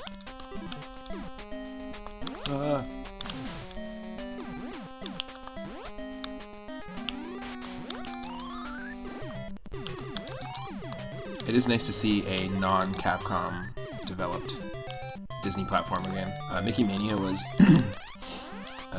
it was developed by Traveler's Tales, actually. I think they've done a ton of stuff.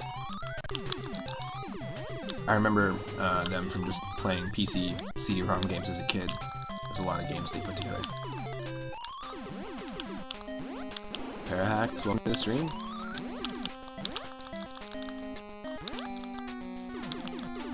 That does not look like a chip, exactly.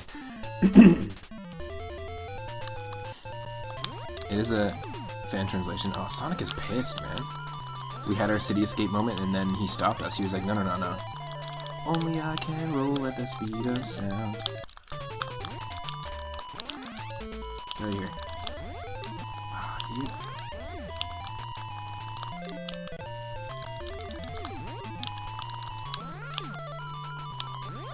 Nope.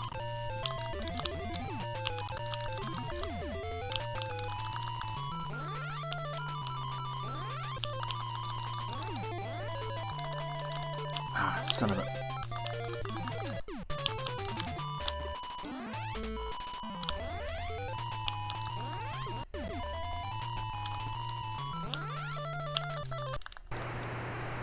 Yes.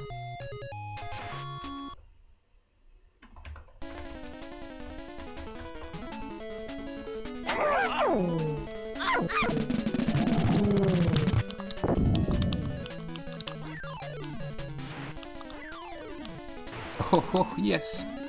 Thank you. How many chants do we have? Oh, that was close. This feels like something you would actually do at Disneyland. And I think that's actually a really smart design choice. It's the habanero. Oh shit.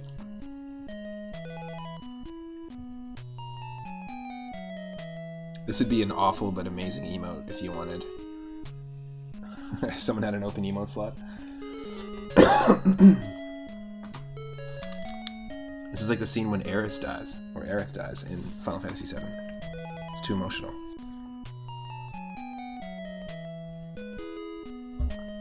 No matter what they did, she wouldn't stir. Not even a mouse.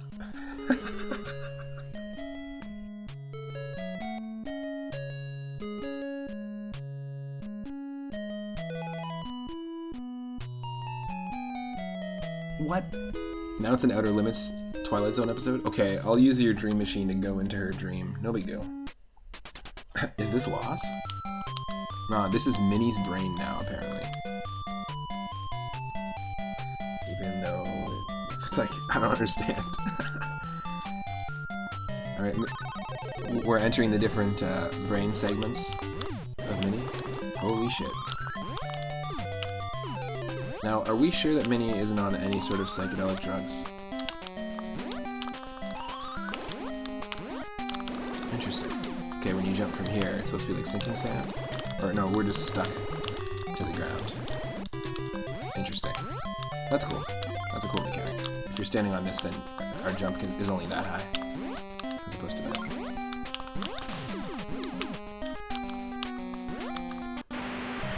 Oh shit. Shit.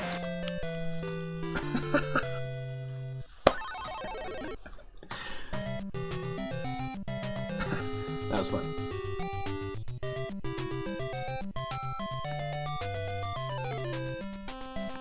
Okay, let's do this. We've actually played some great, really great, like weird Disney platformers that we haven't, that I hadn't played before with this series. We played Deep Duck Trouble. That's one that I highly recommend checking out. It's on the Game Gear and Sega Master System, and we've been discovering a lot of really cool Master System games lately. Let's do this. Yes, use a save state.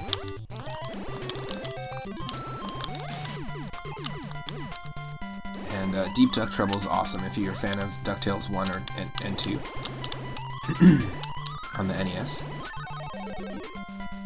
It stars Donald, basically one of the treasures that Scrooge and the nephews plundered was cursed. Turns out Scrooge thinks all the treasures are cursed, so he asks Donald to return to different locations around the world in different temples and just return the treasures. Bring them back. Nice, so got rid of Kecleon. Also, is anybody else seeing the frog with googly eyes in this grass here? It's kind of cute. I mean, it's just grass with two little dandelion poofs, but it also just looks like... and Mickey's cheeky ass face, it's funny.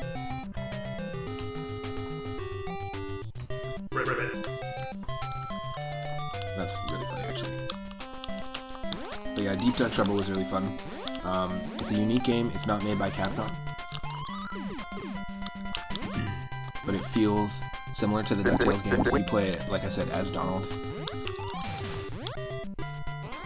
and it's a fairly lengthy game.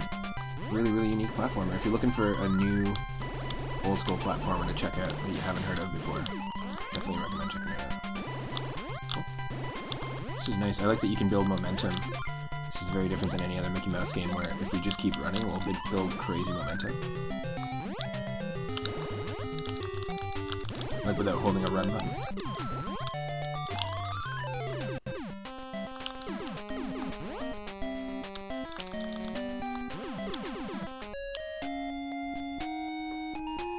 Look at these knockoff piranha plants. They look exactly like the Capcom. This game is made by Kemco. They look exactly like the Capcom, like killer plants from DuckTales.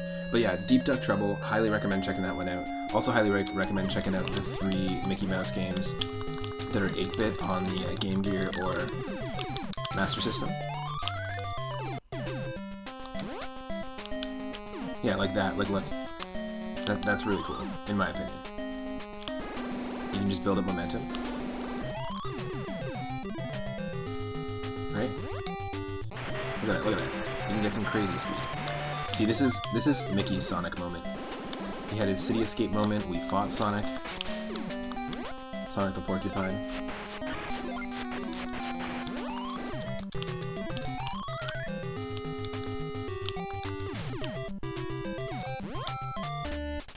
Oh shit! Another city escape moment. The last time. Holy shit! It looks like the vultures from the original Jungle Book.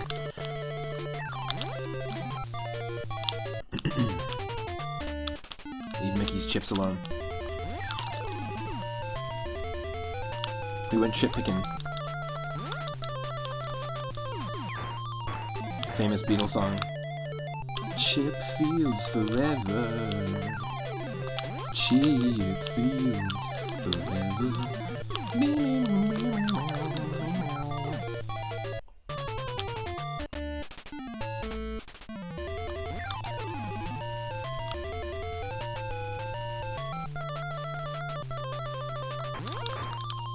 Also, Chip Shortcake is pretty cool. Come on.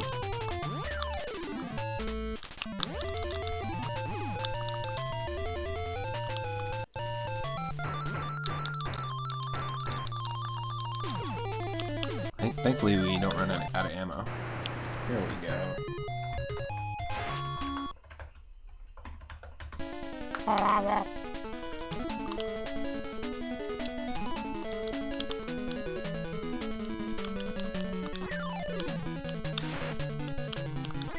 Nope.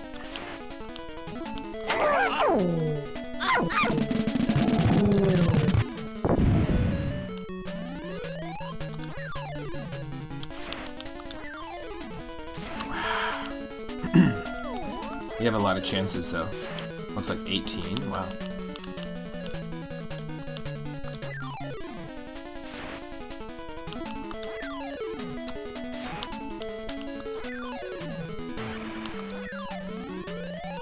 Yes.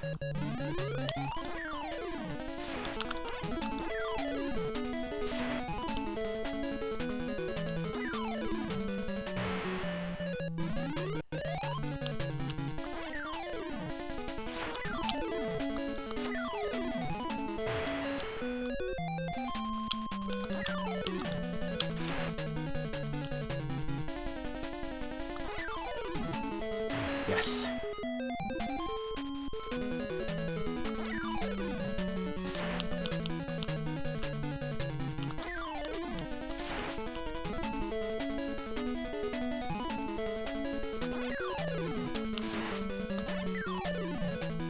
Yes. Okay, cool. So that's a 3-up moment, folks. We just got 3 lives in the bonus game.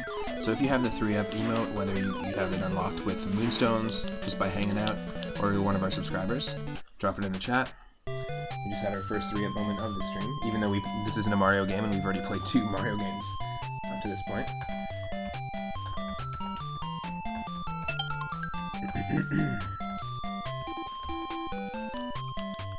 Alright.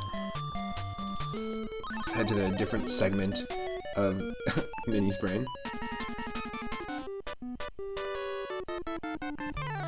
Green Cookie Monster? Hell yeah.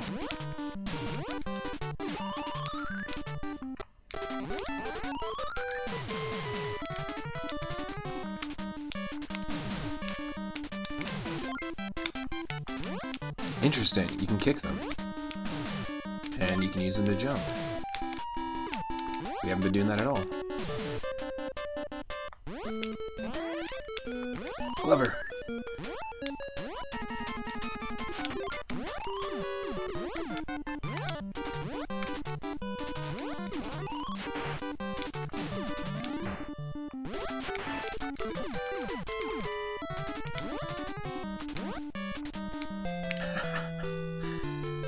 Right. Nope.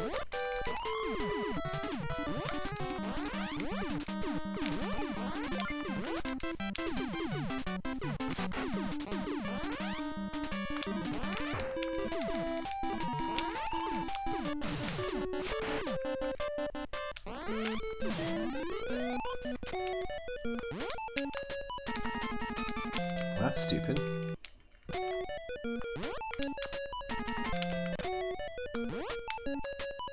What? Okay. This game just... everything about this game just changed. That's amazing. So we can toss them, but if we hold B and then just jump, we gotta float. Yeah. Holy shit, this whole game changed. I mean, it makes sense. Dream Balloon. It's all about the balloon. This whole game is completely different now. I just gained mutual respect for it. Right? Because then you can also do this to get extra height. Like, talk about a versatile projectile. It's my 80s hair metal band, versatile projectile. Interesting. Very, very interesting.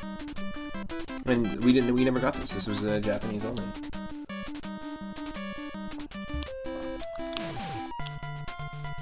It's a bit of a Simpsons vibe going on with the music here. That is so cool. I'm digging the puzzle aesthetic too. Like this is up there for like new NES games that I knew nothing about before now. That I would 100% play again.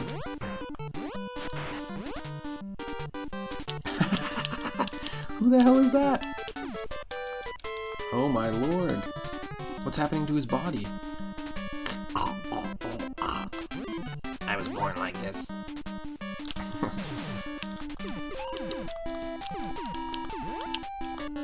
Oh, that's just Jesse Slinkman over there. Don't worry about him. Oh, interesting. Yeah. So this is Kemco. I'm very curious to see what other games Kemco can come up with.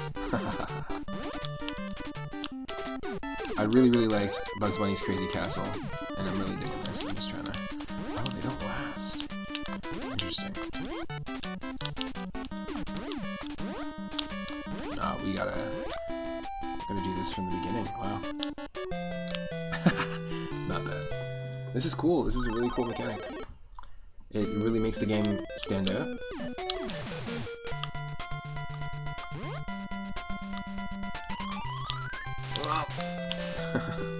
Gotta be careful.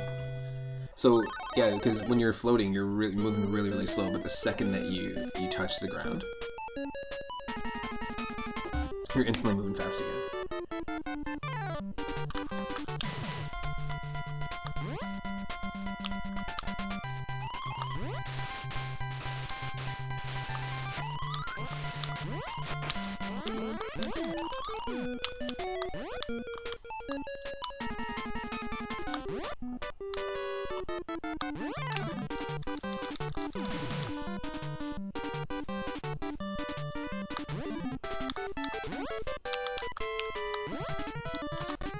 Oh, that sucks.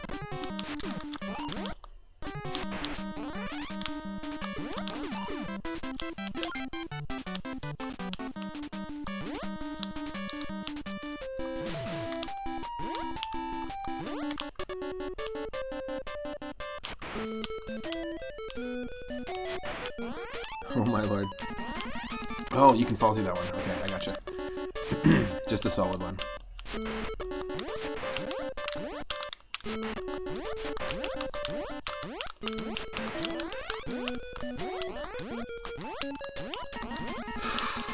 That's kind of cool.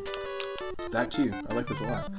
You know, playing more games like this, I really want to revisit Mega Man, the classic Mega Man games. I hadn't played them in a long time, and the only game that I really spent time with in that series was Mega Man 2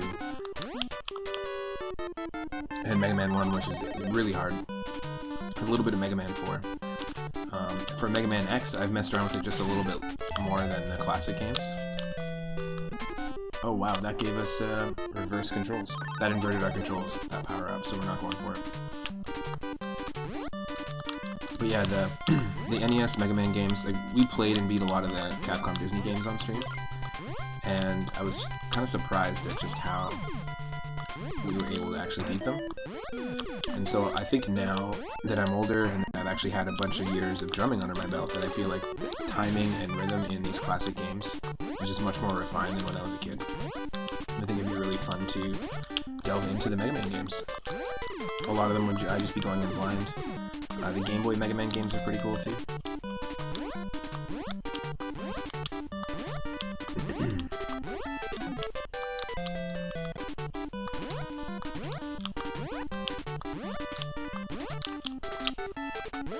Oh. Ah.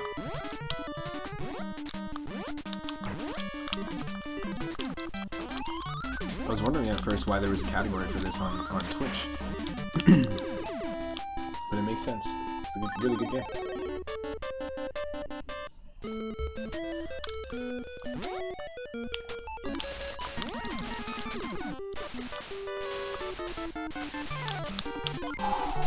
Wow.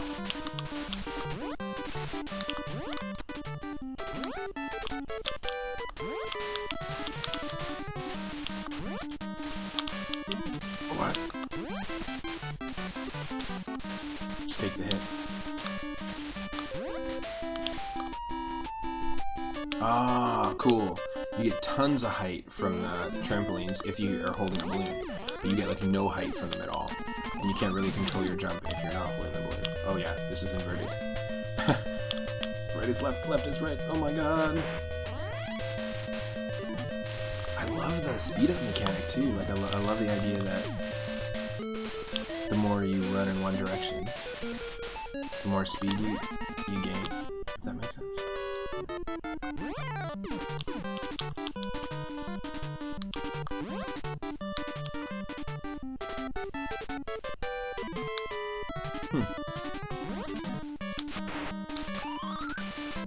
How do we get over there? Oh, I'm dumb. Of course, we can do this.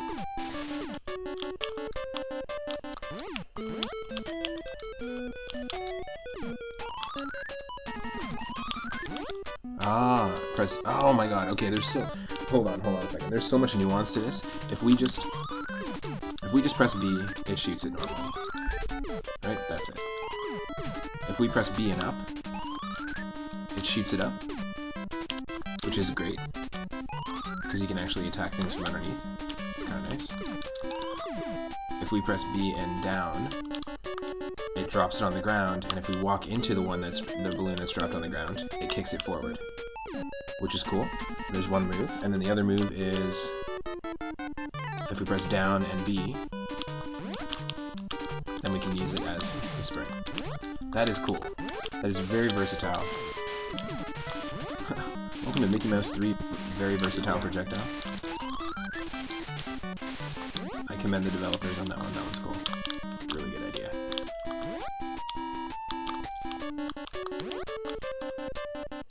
You have to hold A. Very cool.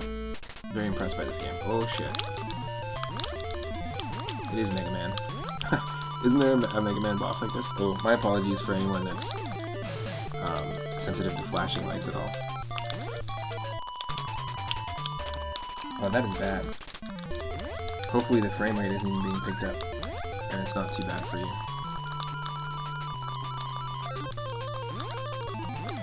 My apologies. You know, classic games like this, they didn't really take that into account. I'm actually just going to do something really quick. And actually just hide it while I fight the boss. I know it's stupid, but I don't want to... I mean, that bugs me.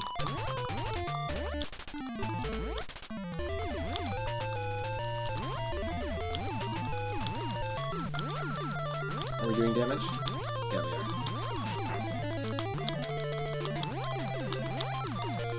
are. So we took off the angular part, like the light. It's now just the big fish without the angler, so there's no flashing.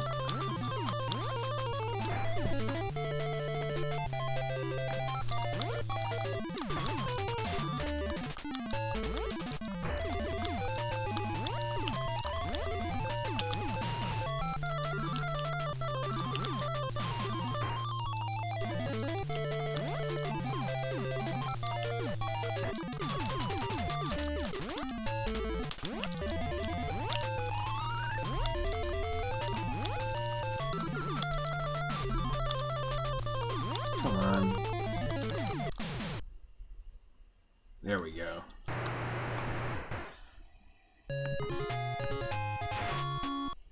Sorry about that. That was much worse than the Super Mario Bros. 2 bomb flash. Every single time a bomb explodes in Mario 2, especially in the boss fights where they're just hucking bombs constantly. The background flashes like that, and I understand it was like an effect back in the day, but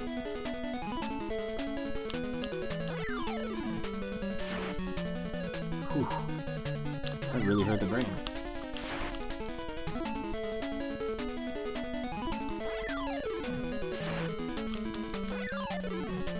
Ugh, so close. I like this little bonus game, it's fun. Oof.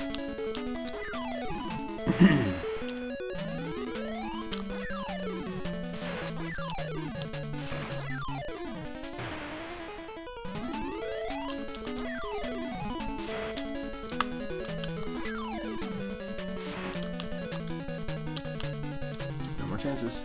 That's fine. Now we can keep going with this, or you can spin the wheel. Remember that that's just the way that the retro roulette works. For 1,000 moonstones, anyone can spin the wheel at any time. And whatever animal and creature themed game we get next, we have to play. Ooh. Now this is probably not directly referencing one of the animated shorts, but there is a Mickey's Beanstalk short that is pretty iconic. These praying mantises have the saddest faces, first off. They have like the sad moon face. And, which is funny. And also, they're throwing Castlevania weapons. Sub-weapons is what it looks like.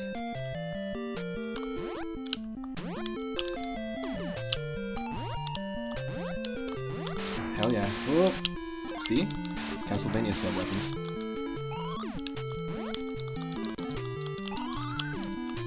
Dang.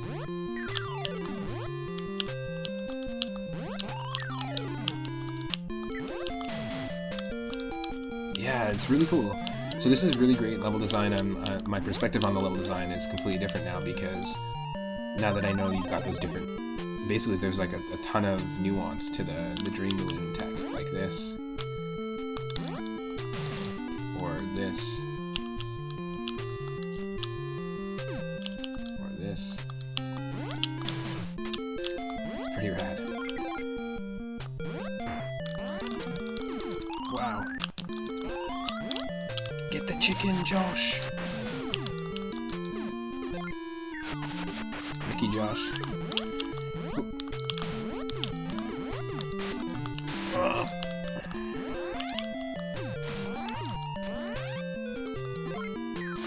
Yeah, I love the speed mechanic too. We don't have to hold a run button, we just have to run consistently.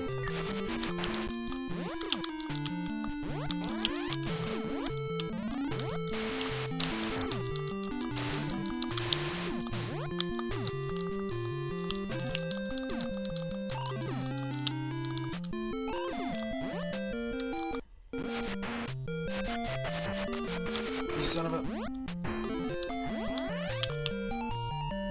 You better start praying, Mantis.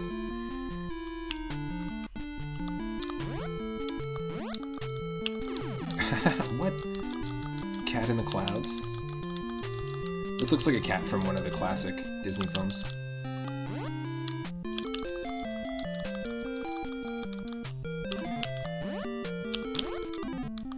Are we just supposed to run?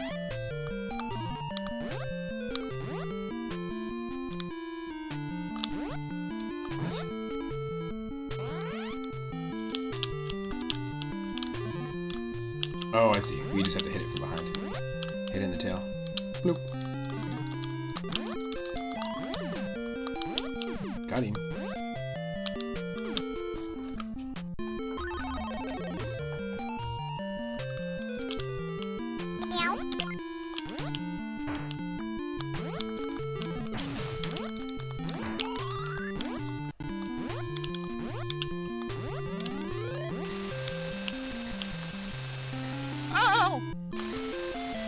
What? The fact that these things slow down is ridiculous.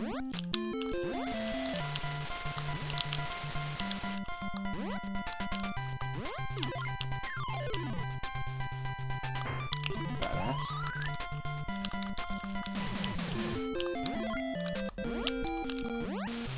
Yeah, this is a cool game. So far, there's nothing about it I really don't like. Ah, damn it. Maybe that. Inverted controls.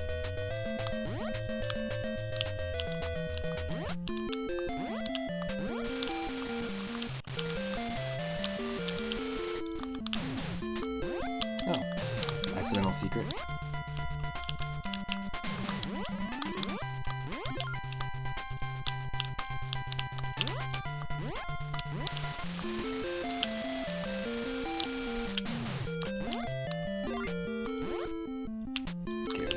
Chips.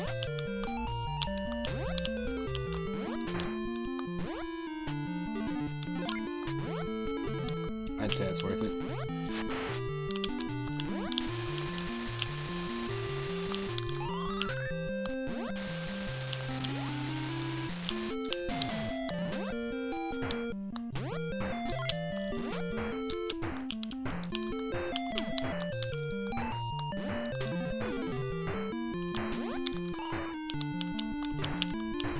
Shut up, man.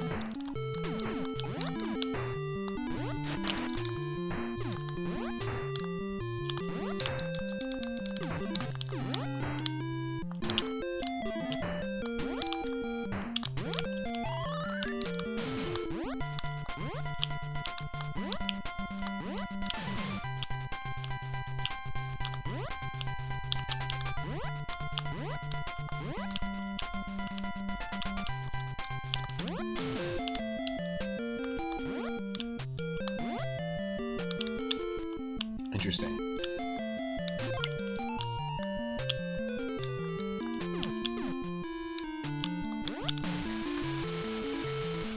Sure. Damn it.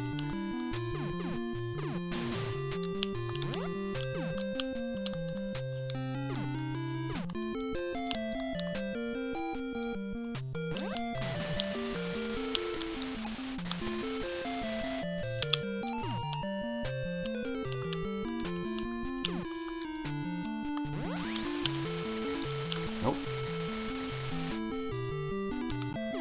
I'm not sure I understand.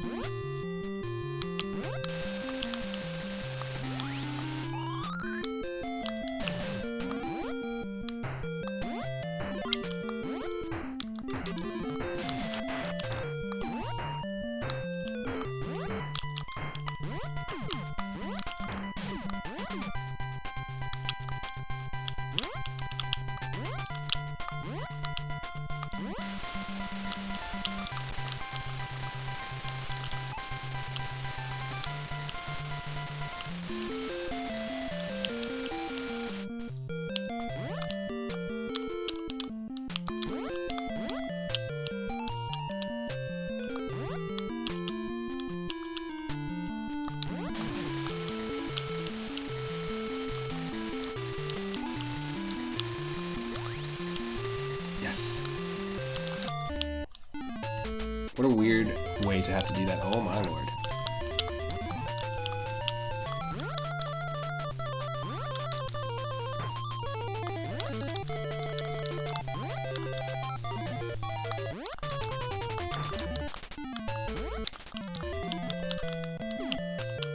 Wow.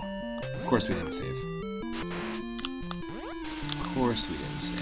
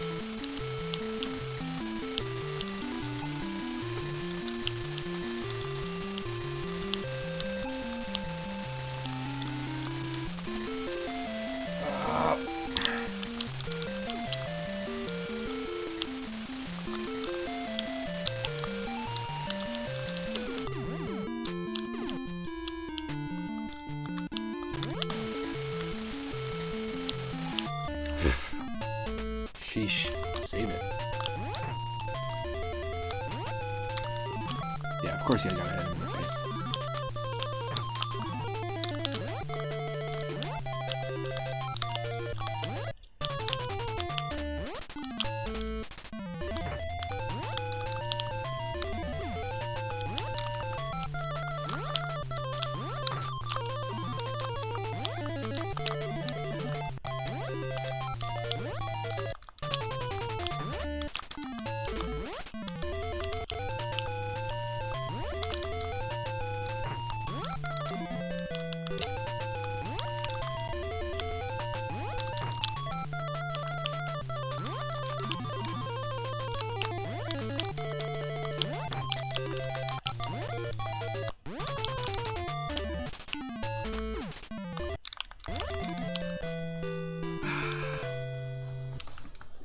Awful boss fight.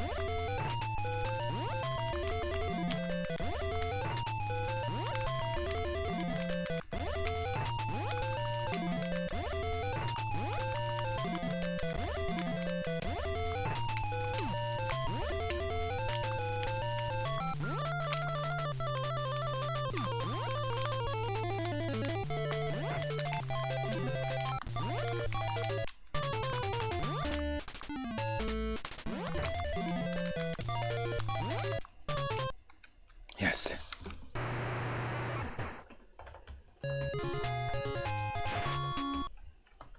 Wow. Okay.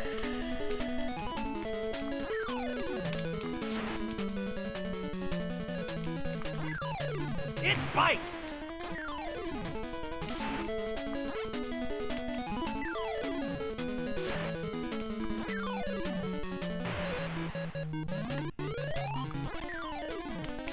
Bam! That worked perfectly!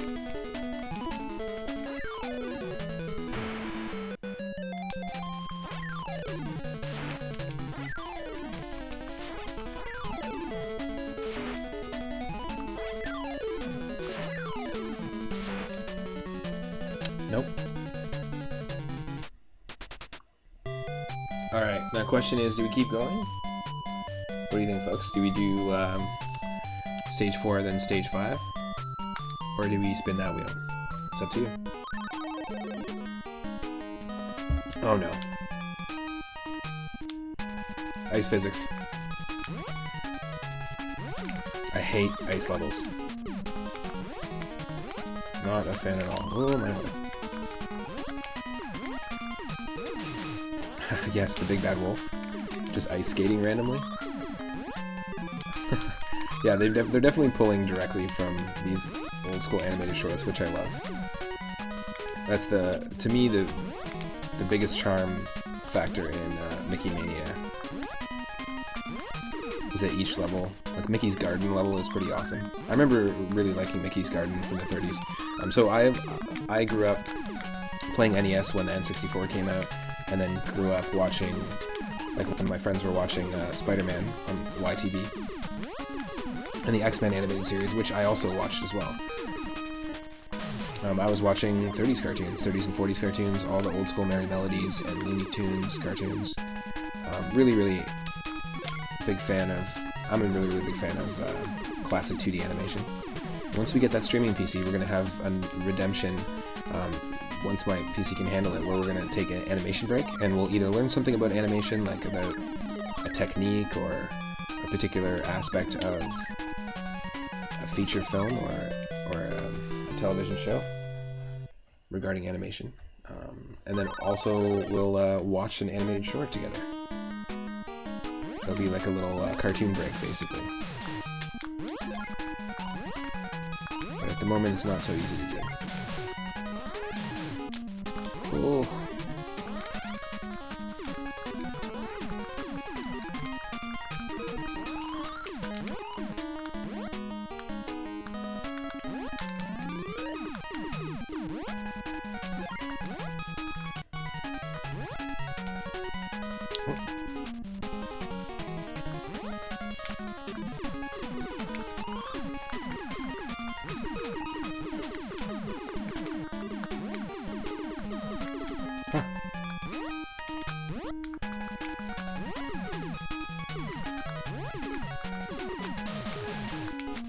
Oh, nice.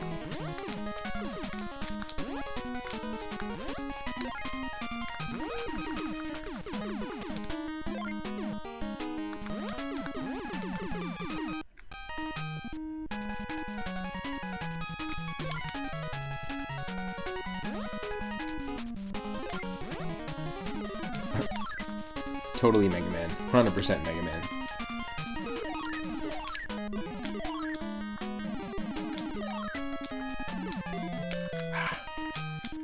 How are you supposed to do that?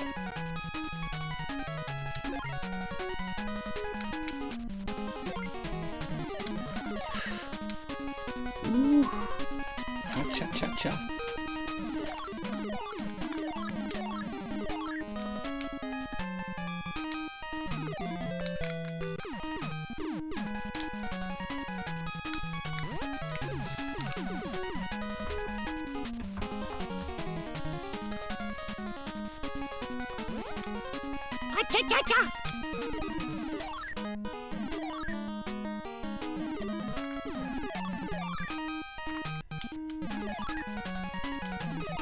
Oh, you want to go fast. I gotcha. That's what I'm screwing up.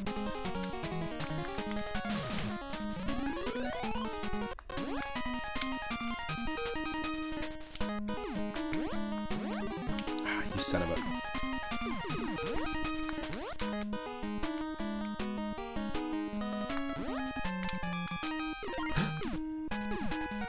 Go.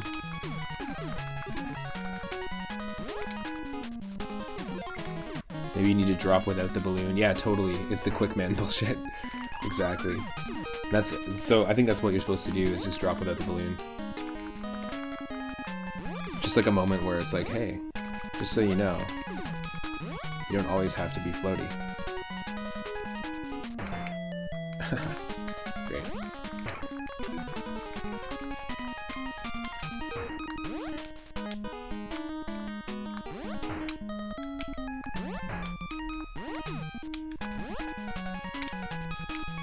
Good thing this don't get you with one hit, exactly.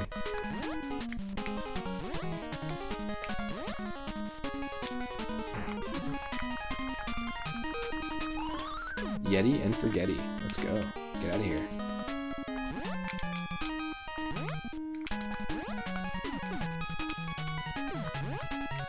I'm sorry, what? Big Foot? Sasquatch? I'm not sure what you're talking about.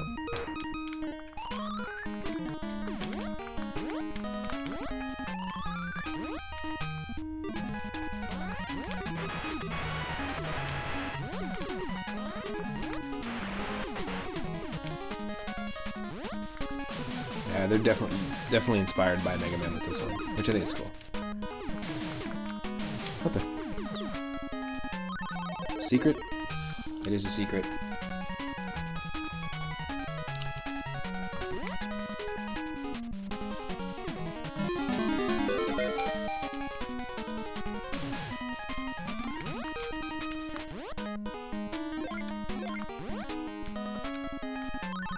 Nice.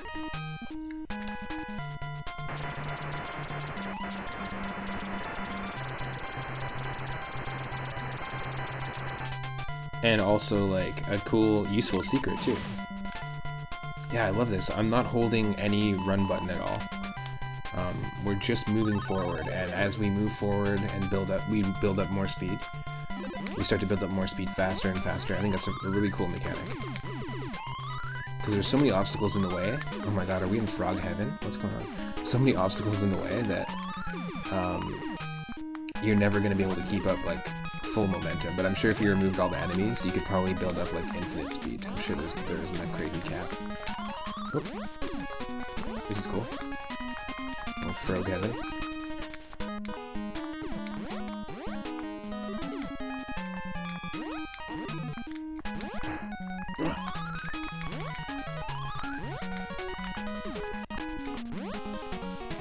Oh, come on.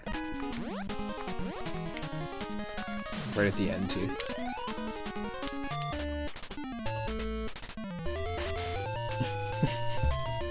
I'm sorry, Reptar meets Lapras? What the hell is going on here?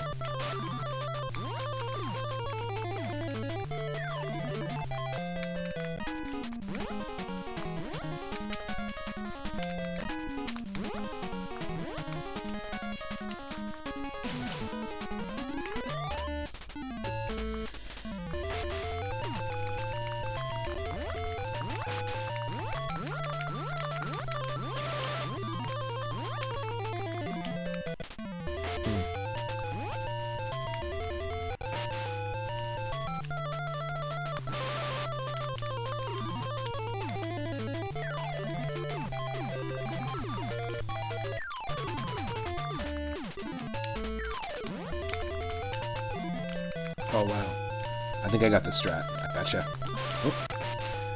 The fact that the arena is slippery makes it interesting.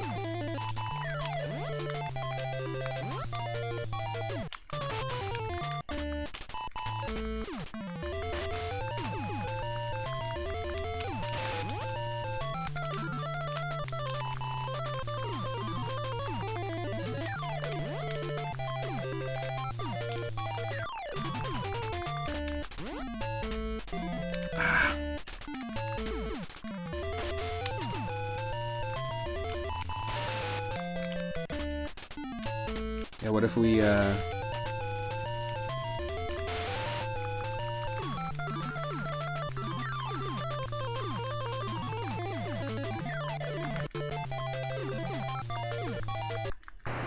Yes!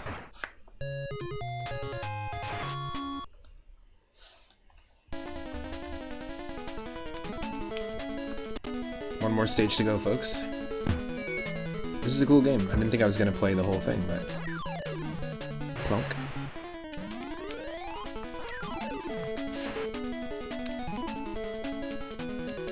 So yeah, this is called Mickey Mouse 3 Yume Fusen. I would love to know if there's 2 other ones on the NES. I'm sure there are.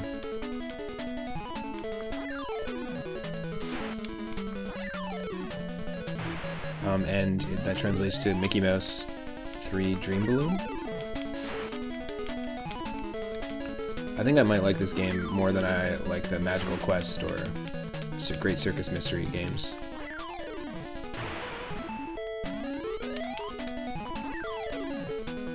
But I'm a little bit biased. If I had to pick one console and I could only play games from that console the rest of my life, like if it was like a Desert Island console instead of Desert Island disc, it would definitely be the NES, hands down. Because there's so much stuff for the NES I still haven't experienced. It would have to include, like, you know, all region games and homebrew projects, like anything that's ever been made for the NES. I would never get bored. I could live an entire lifetime discovering new NES games.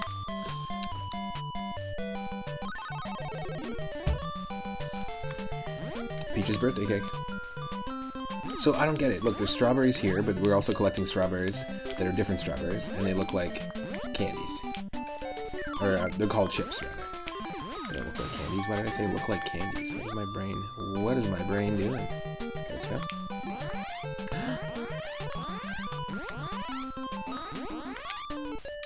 Lots of letters kicking around for some reason.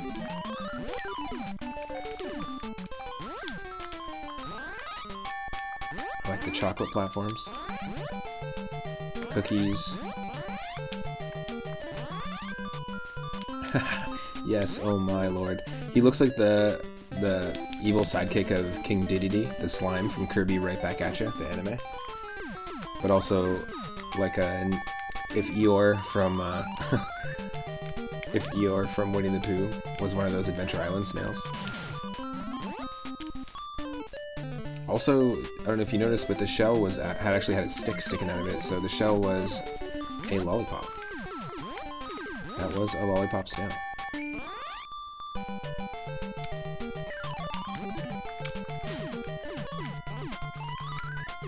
Cool. The question mark is always a random power-up. Thankfully we got.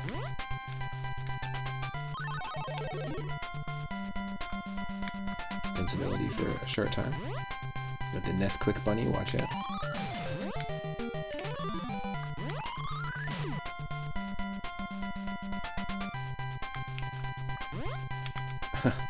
The giant A's, I like that. This is cool. This game, it flows really, really well. It feels really great to play.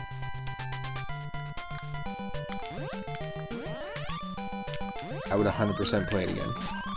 And definitely recommend it for sure. Same with the ROM hack we played at the beginning of the stream. Super Mario Brothers and the Mystery of the Flying Fish.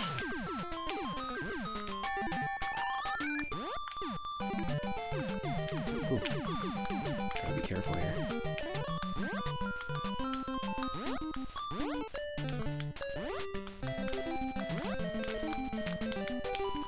No.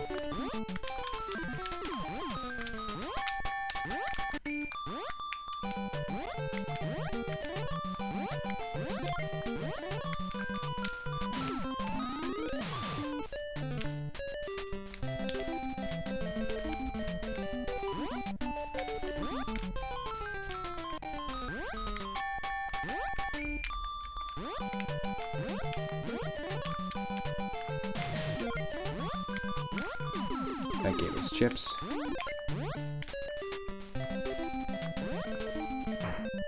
What the? Like a lottery ball machine?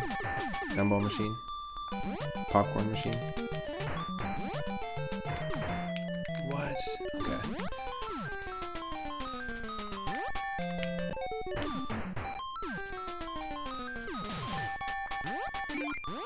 Wow, okay, you just need to build up speed. That's wild. Go, go, go, go, go!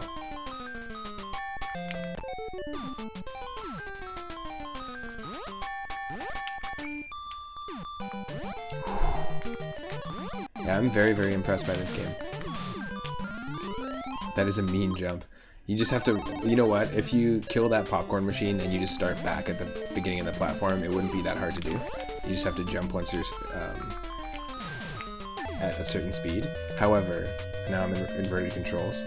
However, I got really lucky because we gained the speed we needed right at the very end. Like almost on the last 2 pixels of that platform. Sure. Sure, man. Dropping A-bombs.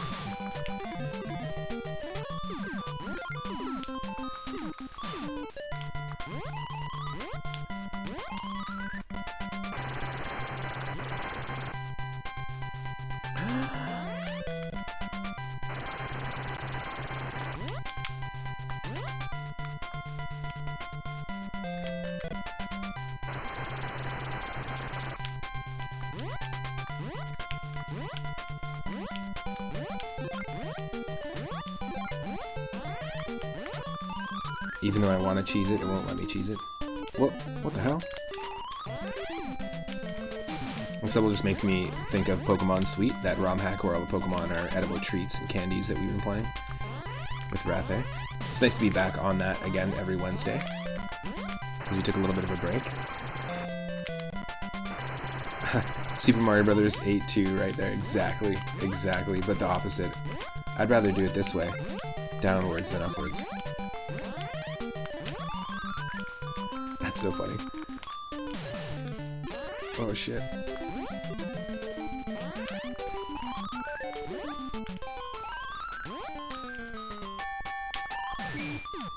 Watch out for that tree. That's all I hear there. Oh man. Oh. Oh, you can just do this. That's nice. That's not nice. The invertedness.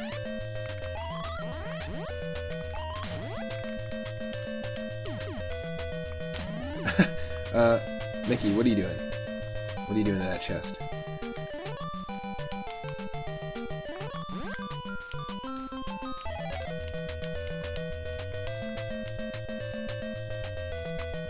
Inverted controls. Whenever you hear that music, you know it's inverted controls. Whew, there we go. Holy shit.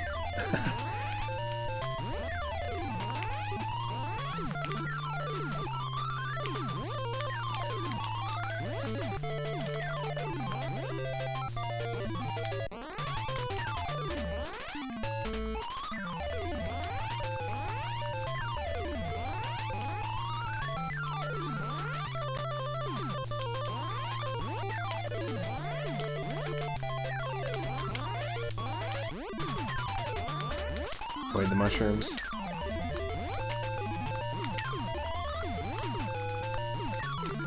I like the color palette shift. The dark green becomes purple. That's such a simple thing, but it's a really, really nice aesthetic. Mickey, that's the wrong type of box. Remember, this is all inside of Minnie Mouse's mind, apparently. This is like in her dream coma. Wow, that was an interesting boss fight. Visually, I really like the idea of the dark color. If you're just doing, what if your sprite is blue, for example, the dark blue when it gets hit, turning into complementary, like orange or something.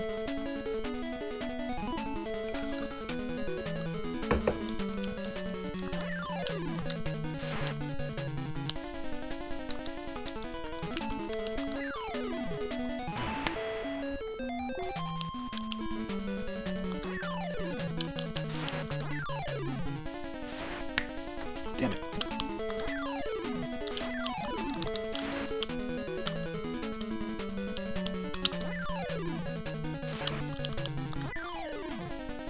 just wasting these. I'm sure there's a final boss. Wily's Castle style.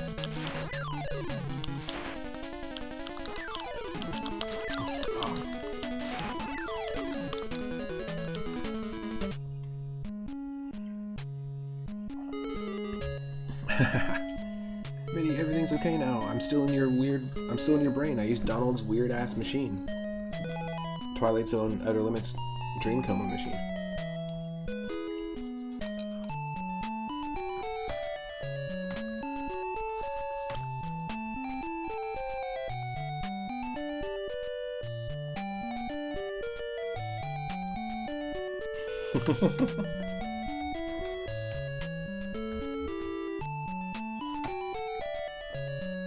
Oh dear, I had the worst nightmare.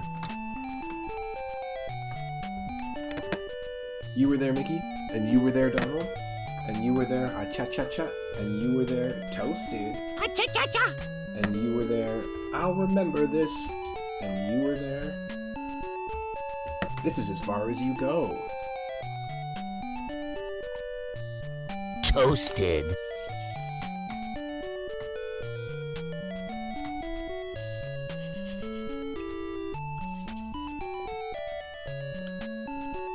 It is 4:20 if you're on the Pacific Standard Time Zone.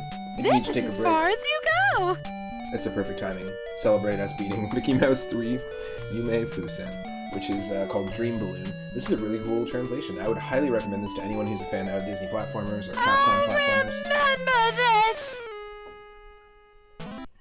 Oh shit. Minnie's pregnant.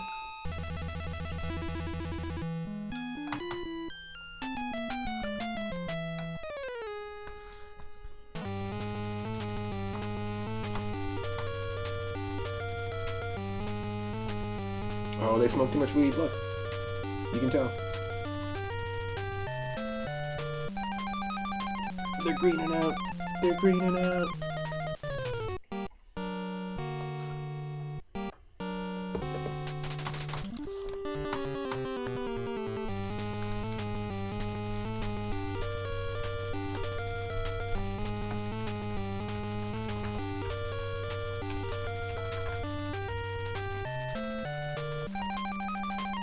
You don't want to go down there!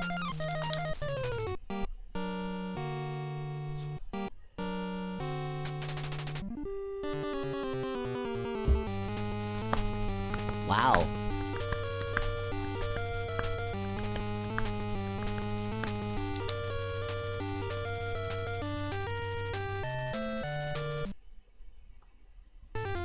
Of course, there's a final castle. There has to be. Dr. Wowie.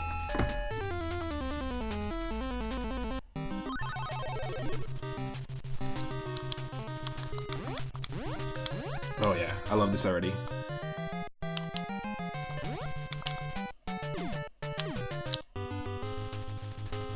Need you to save Dr. Wowie, Mega Man. Wait, what?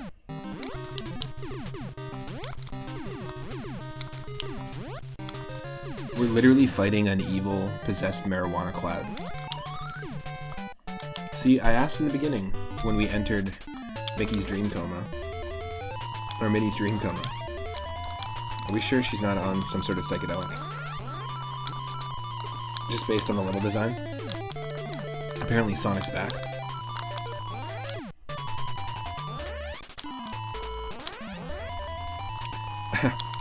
It's just a boss rush. It's 100% inspired by Mega Man. We do. We have a boss rush endurance run. That's pretty wild. When you're out of ideas for bosses, endurance. You know what? I would have been fine with it just being a level with the final boss, but I see what they're doing. At least they're introducing new enemies. Also, are those brains? Hold on a second. Is a squirrel just hucking other squirrel brains at us? Because I understand it sort of looks like a walnut, but... that looks like a brain to me. Are you serious? Yeah, you can't throw up. You can't throw up in this game. Why can't you puke in this game? It does look like a mummified brain. So to get up there, we would have to like perfectly time a balloon jump. And then also at the same time shoot that thing in between the brains. Those are some nutty brains.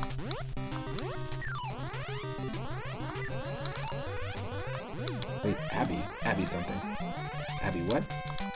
Nutty something. Nutty what? Nutty normal.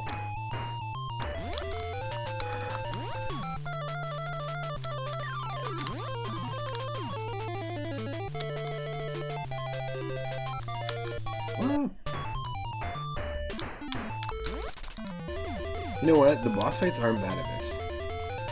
We've had much worse boss fights. I didn't mind the boss fights in Chippendale Rescue Rangers 2 as well yesterday. That was a really fun game. Another one I'd highly recommend that we just played for the first time.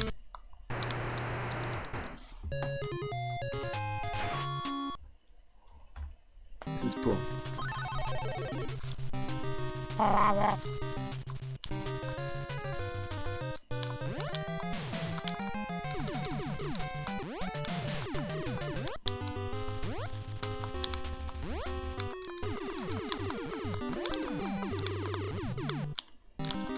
Even that is really satisfying, like the way the balloons bounce around.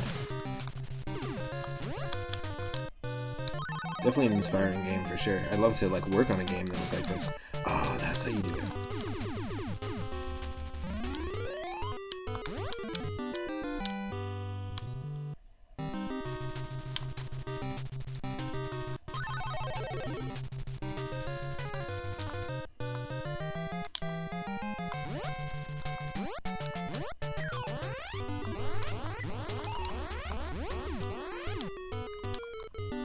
Nutbrain over there. Oh. Gears and Bats. It's definitely inspired by Castlevania.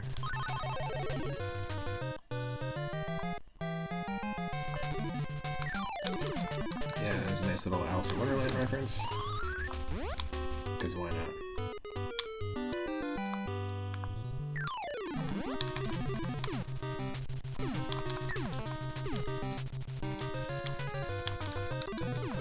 It's like, if we eat that enemy, will we get the Cutter Mickey ability? Like Cutter Kirby?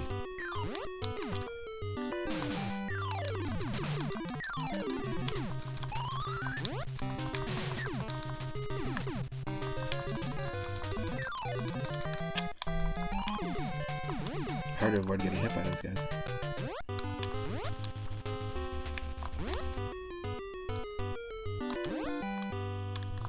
So yeah, I'm starting my brand new full-time job at a local game dev company on Monday. I'm really excited about it. It's gonna be super fun.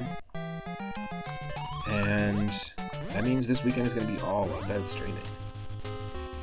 I'm just gonna pack in a ton of streams. So you'll probably see me late at night, maybe doing some no mic, no cam streams. And earlier in the morning than you usually would. If you're watching on YouTube, that doesn't matter. And this is actually, I mentioned before, part 25 of an ongoing series. You can go to the animal and creature themed playlist and check out all the games that we played so far. Oh, didn't want to do that. Inconvenient.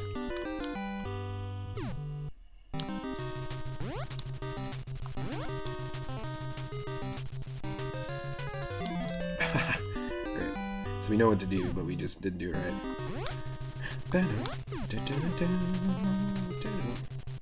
Ah, goddamn. Gabagool. Quit copying me.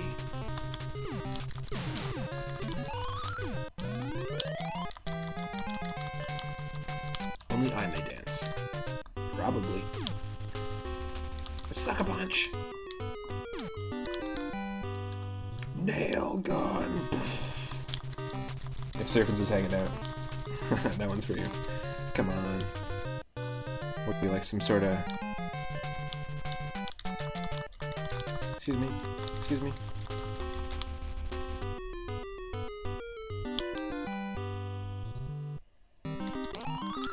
There we go. Oh, okay. You hit it once and then it closes. I got you. Sure. That's a mechanic to introduce in the very last castle for some reason. Pushing things around. Oh, inverted controls. I like that some of the aesthetic of this right now reminds me of Super Mario Bros. 2 on the NES. Like some of the, like the bricks in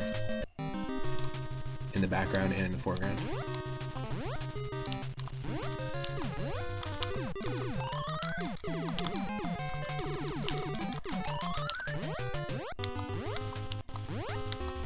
Yeah, definitely gonna be playing this game again, for sure.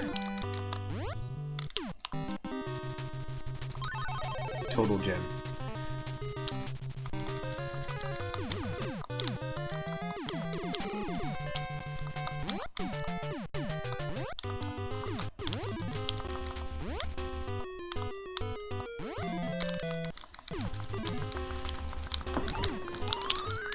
Okay, let's see what happens. I'm just using the save state. See what happens when we fall down here. Already did this? Yeah.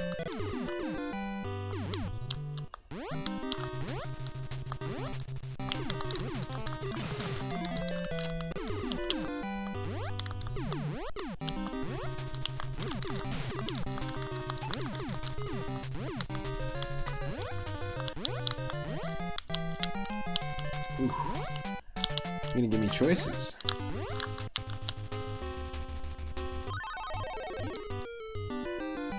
Nope.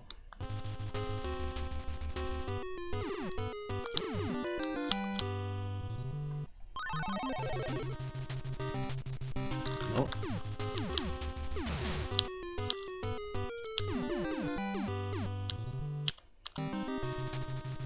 You have no life.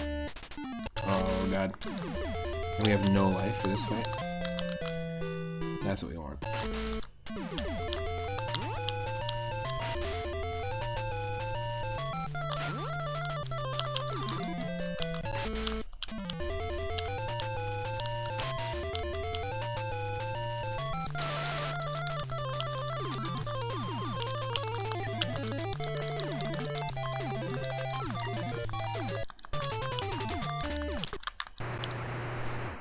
Just spam it. Wizard completed. Oh my god, I just noticed that Mickey does this when he's done with a boss. That's funny. I only just noticed that. Okay, so does that mean this is open for something else now? Like, are these doors going to take us different places now that we beat that boss?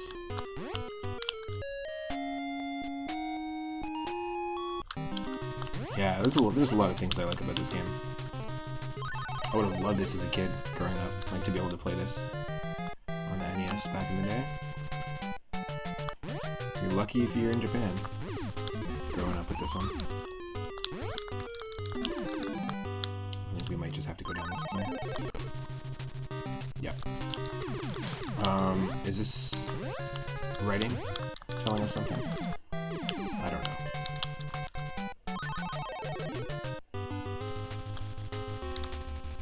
The original beginning of the level.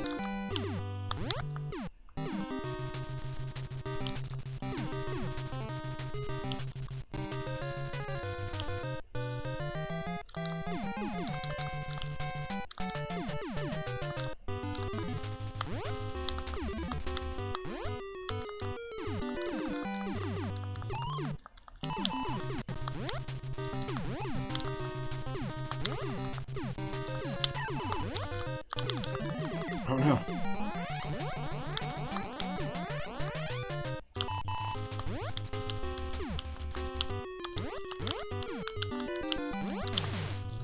Nah. I'm not sure if we tried this one. Yeah, we did. That's annoying.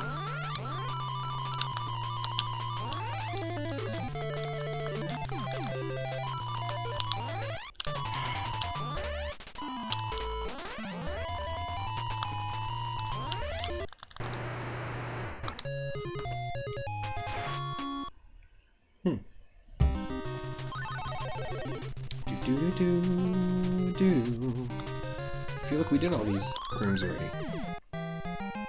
Maybe this is just not the way to do it. This kind of feels like reminiscent of Wily's Castle, but also reminiscent of the last level of Mario Bros. 1, and that you have to take a specific path.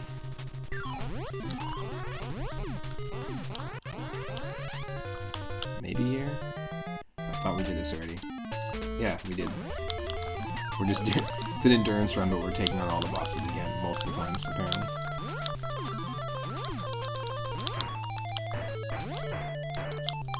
Nice.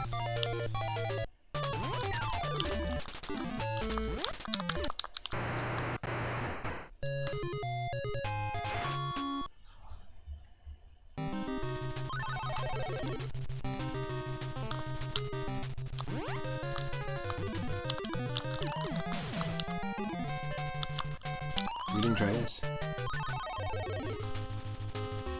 Nope, don't want that.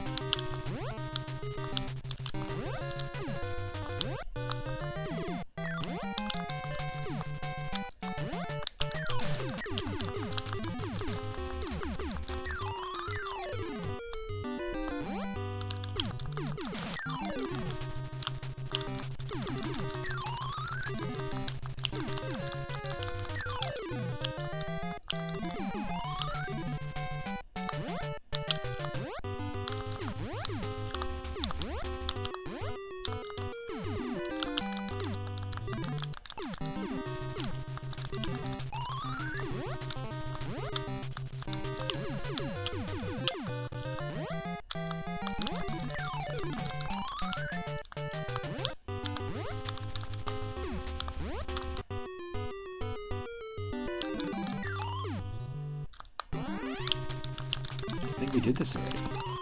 We did all of this.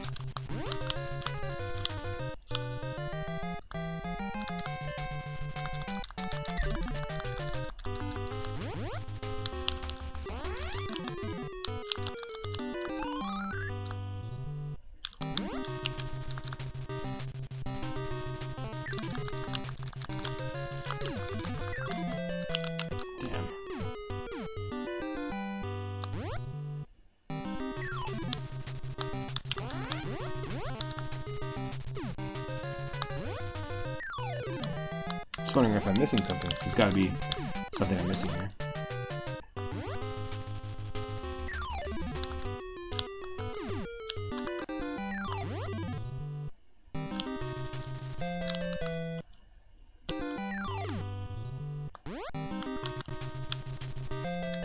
No.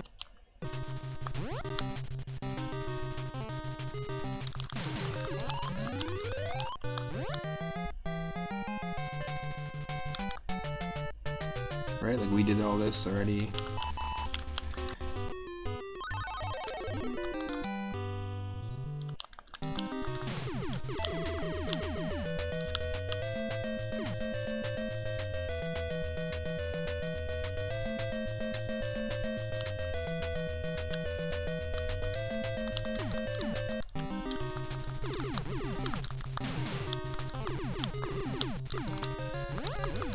I love that you can kind of push the balloons up as well too.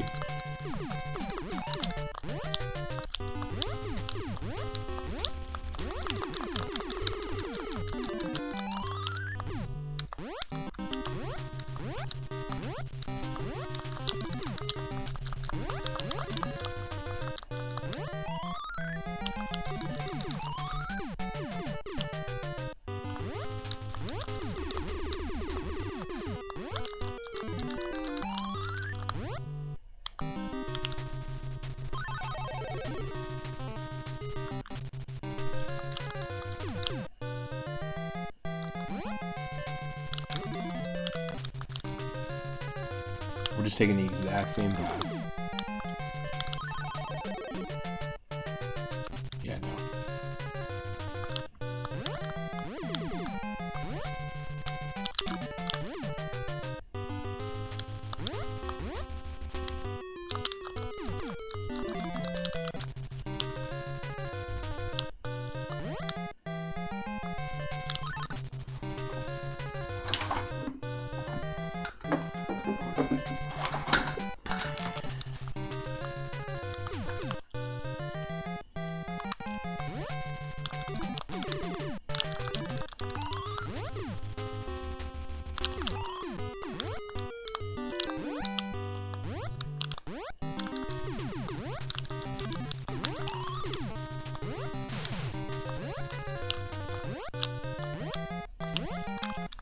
We didn't check this again. That's so dumb. It's not gonna be this, is it? Please don't. No. Well, it's gotta be one of these things, and it can't just take us to the beginning.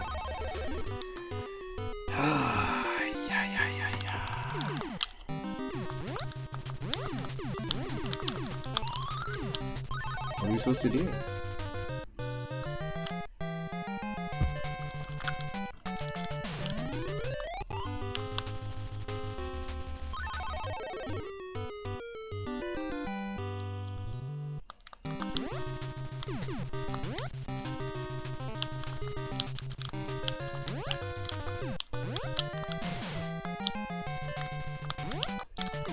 You know what I mean? We're just leaping. You can save us from this by spinning that wheel if you want.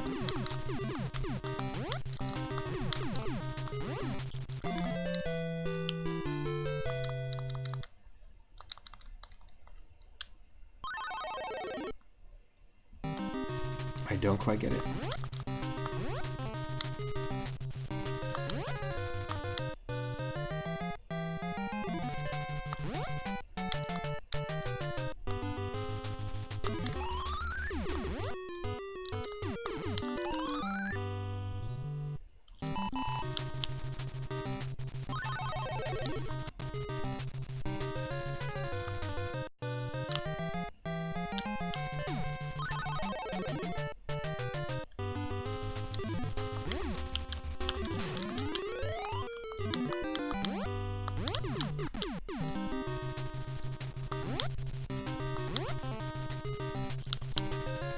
It's not the same room, is it? Ugh.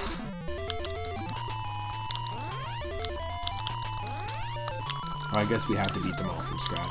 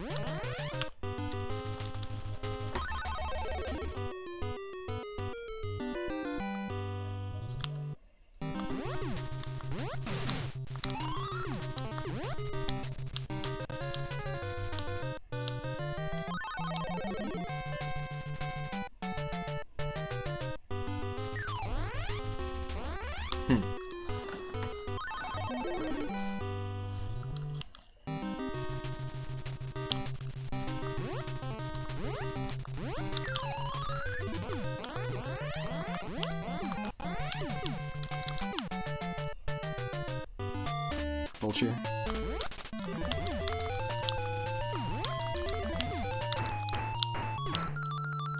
We know all the strats now. That's funny.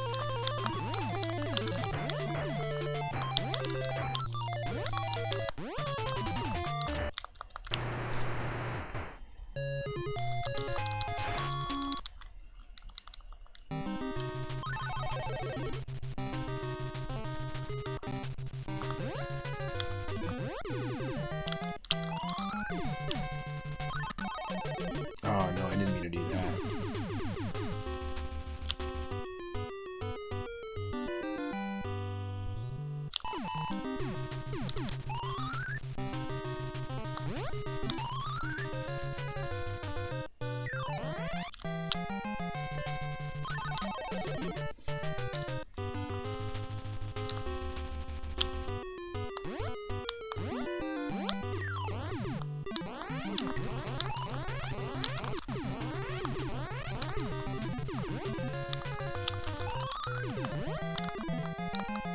No!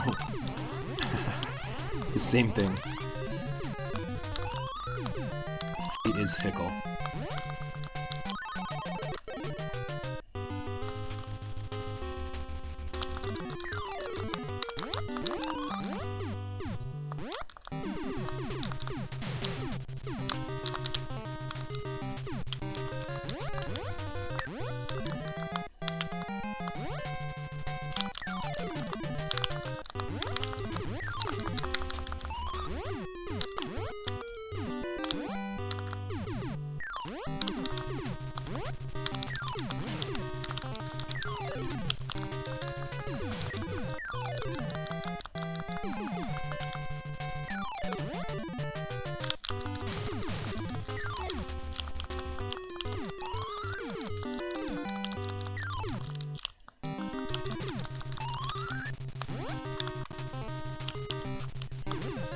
right? Like, I feel like we're not leaving any ground unexplored. Is there anything obvious that I'm missing that people are catching while they're watching this right now?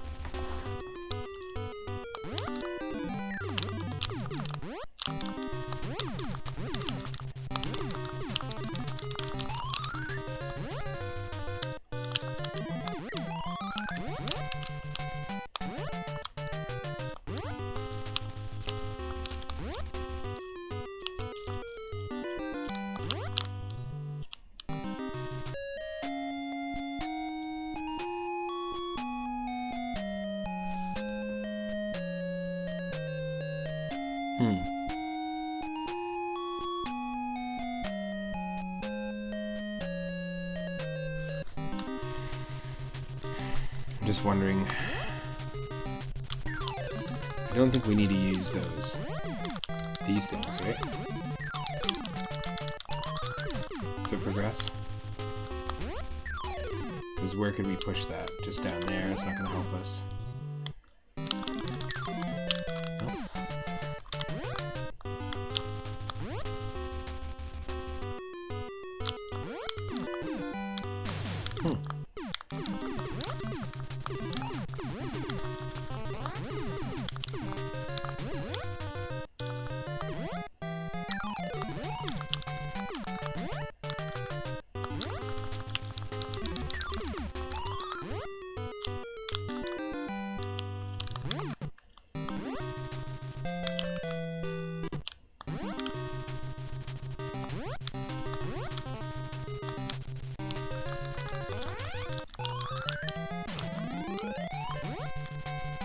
You know what I'm saying?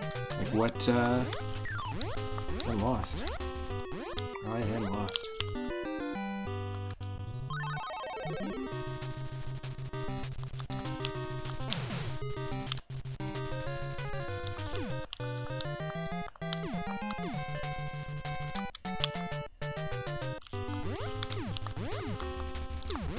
It just loops us.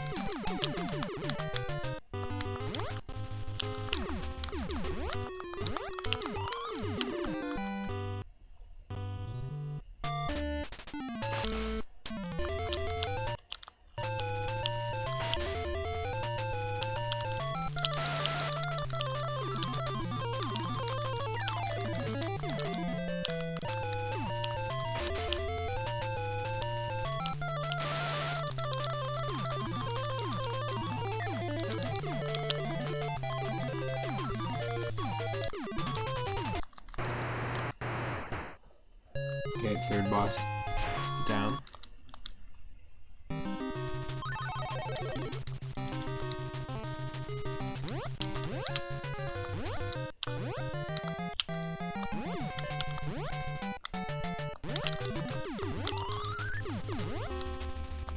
Right? And then there's just these two. Maybe we're not supposed to go this way. Maybe we're supposed to go down here. No.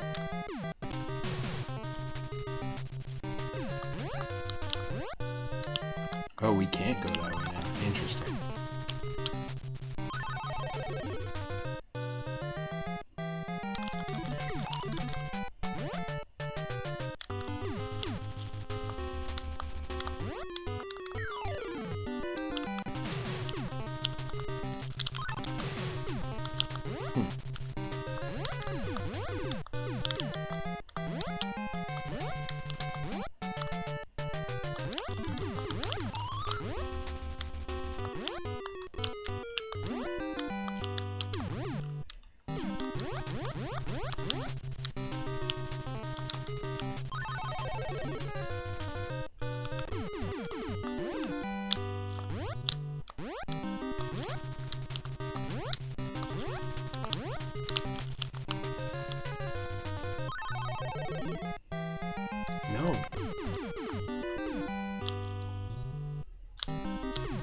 What happens if you go back through the same door?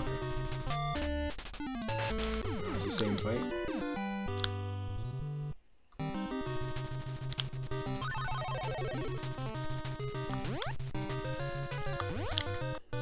Can't go back that way either. What the hell? So lost.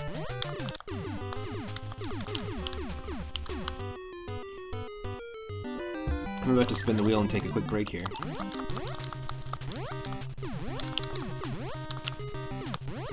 Play a different animal and creature theme game. I know that we didn't get to the very end of this and technically beat the Wily's Castle of this game, but it's a very, very fun game. This definitely seems like a challenge that I might want to take on in the future. It's sort of like Batman Sunsoft on the NES to try and just beat it. Very, very fun game. Highly recommend checking it out. Super unique Mickey Mouse game, and it's got a ton of really cool mechanics.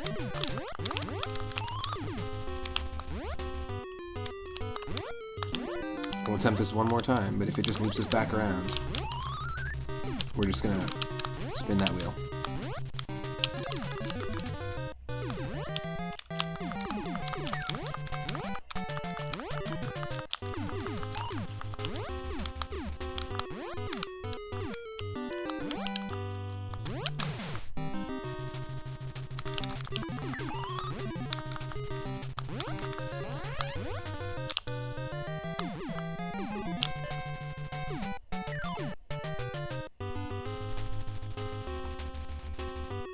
Just curious what this does.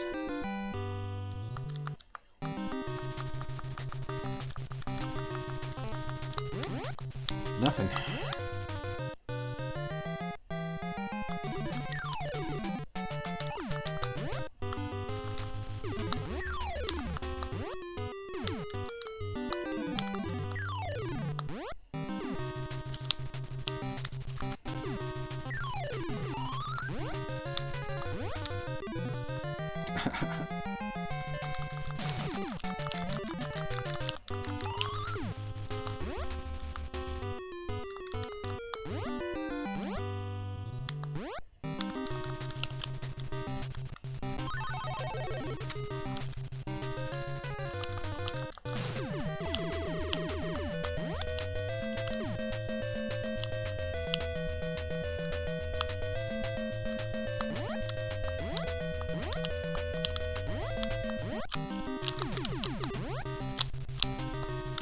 Hold on a second.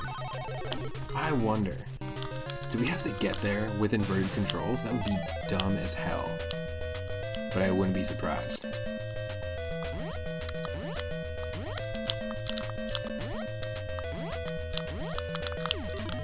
Wow. I wouldn't put it past Camco to make that the thing that you need to do.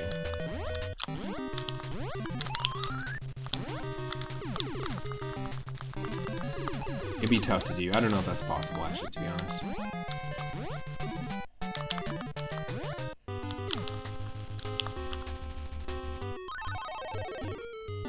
Oh, don't loot me. Why? Like, why? Yeah, no, this is dumb. I don't understand what's going on, what the pattern is. I'd have to look it up and just play this again. But we're going to spin the wheel, I think, because that's just what's going to happen, and we're going to take a short break. But I want to say thanks to everyone that's been hanging out. The stream's going on for a lot longer, don't worry. We're not going anywhere. We're just taking a short break, going to have some food. And we're going to determine what game we're playing next first before we leave. But yes, definitely a new gem on the NES found and discovered. Mickey Mouse 3 Yume Fusen, otherwise known as Dream Balloon. 1087 is the game that we got here. 1087 is...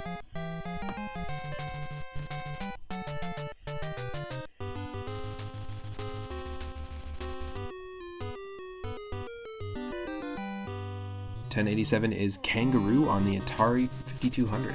It is an old school arcade game that came out around the same time as like Tapper and the original Dig Dug and the original Pac-Man and Ms. Pac-Man and Donkey Kong. I've played the arcade port of it, but this is the Atari 5200 version. It's our first Atari game of the stream, so stick around for that and it won't be long. We're going to play some music from Alter Ego.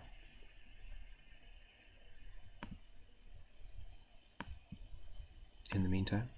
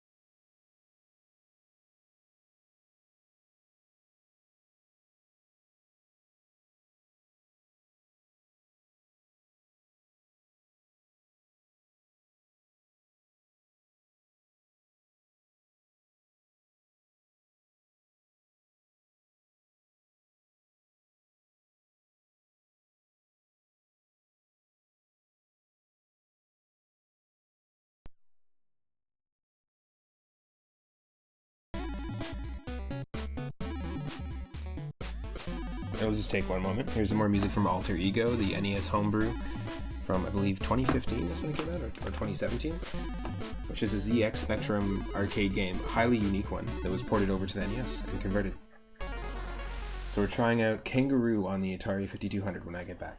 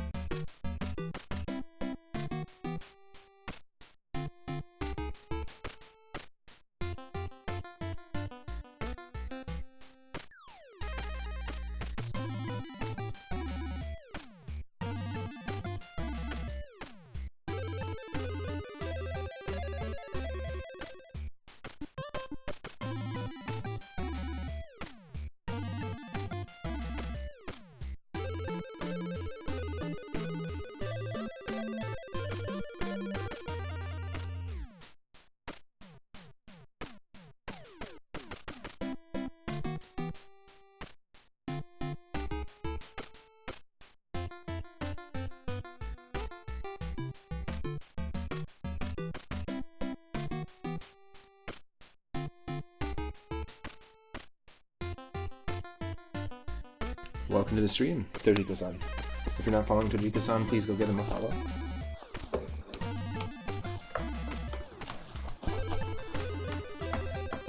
Thanks for sticking around.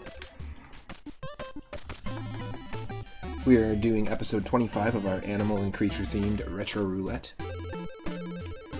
And just before the break, we spun the wheel and we got Kangaroo on the Atari 5200 from 1982. If you want to spin the wheel at any time, you can use 1,000 moonstones, and then we have to play something else. You should be able to see me now. Hello. And hear me, and hear the game, and see the game. Let's go. Difficulty advanced.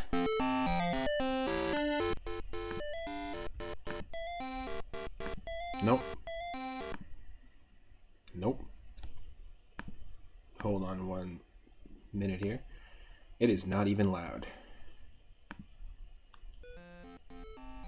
That is awful. It's some of the worst audio I've heard in anything. Hopefully it's not super loud.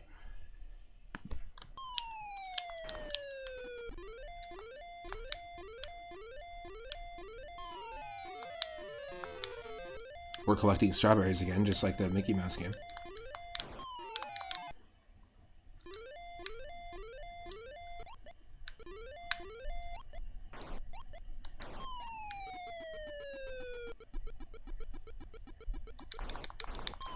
Interesting, okay.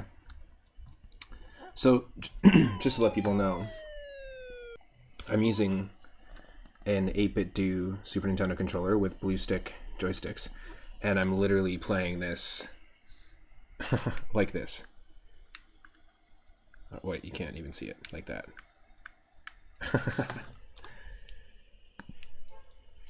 Okay, let's just bring it to that. Let's see. Do this from the top. Because it's Atari's only got one button and joystick, I believe.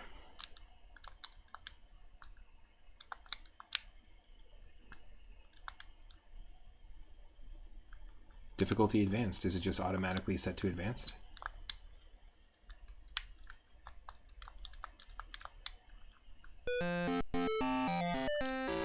Apparently.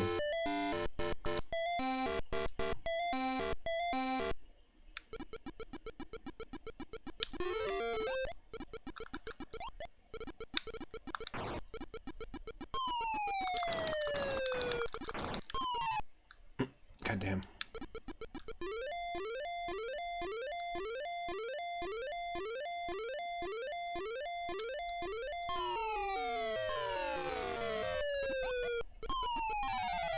Damn. It has a little bit of a DK Jr. vibe. Like it reminds me a little bit of Donkey Kong Jr.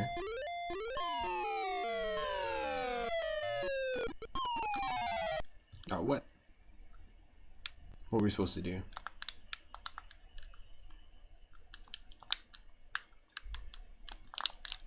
Interesting. Alright, you just have to reset.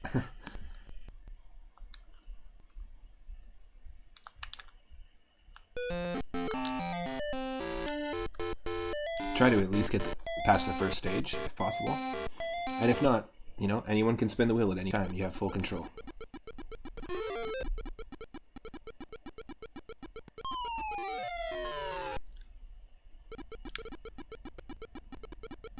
More akin to like Tapper, Donkey Kong, Pac-Man.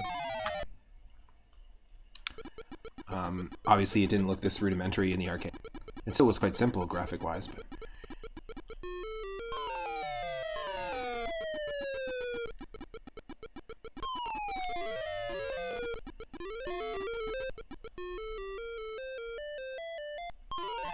Oh, come on.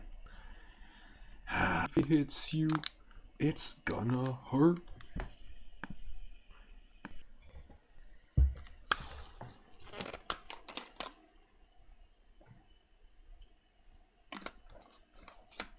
Apparently can change difficulty.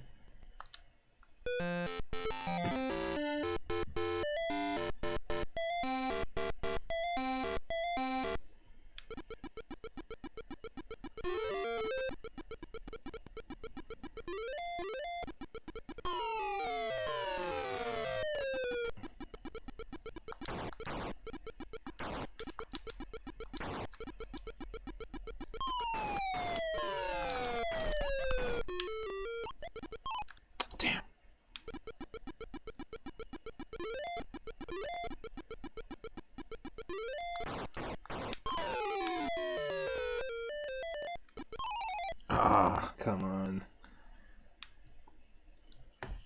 Okay, we'll try it a couple more times, and then we'll spin the wheel.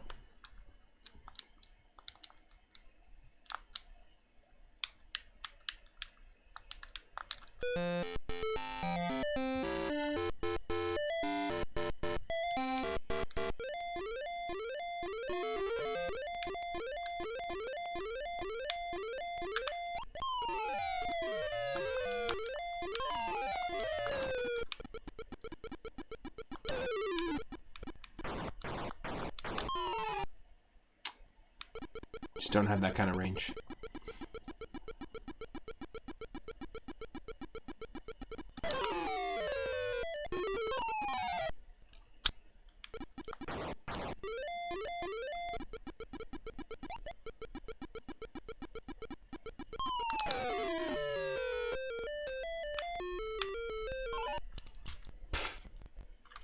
Okay, we'll spin the wheel. We'll spin the wheel and see what we're gonna get. Got 1,500 games. We're spinning it, and it's landing on game number 58. Okay.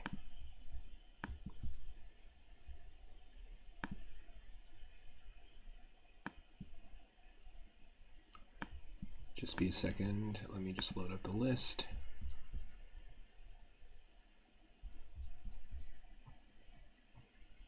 For those that are just joining, happy Friday. Hope you're having an awesome Friday so far.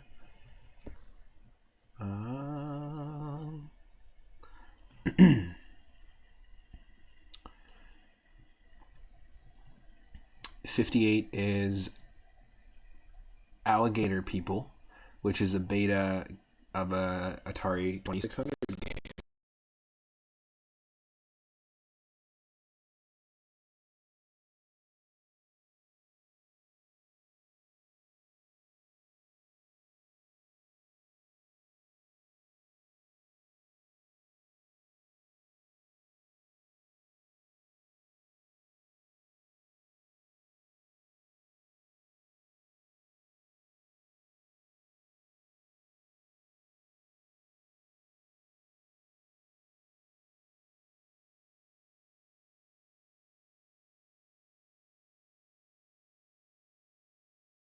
So we're gonna stick around the Atari for a little bit.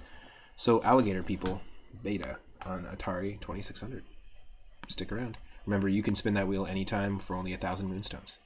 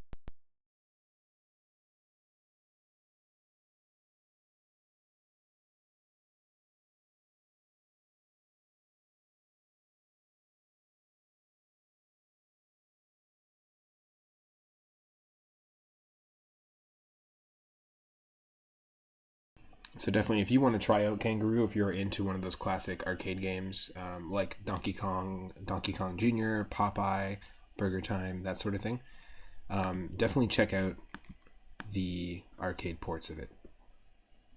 I wouldn't recommend the 5200 version.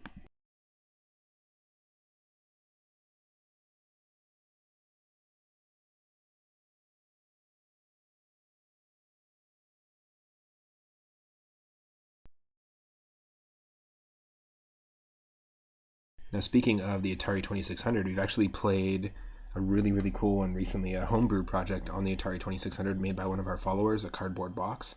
He made Hyperbeats, which is an NES homebrew game, which is essentially like Stepmania, Friday Night Funkin', DDR style rhythm game with custom original music, incredible music on the NES.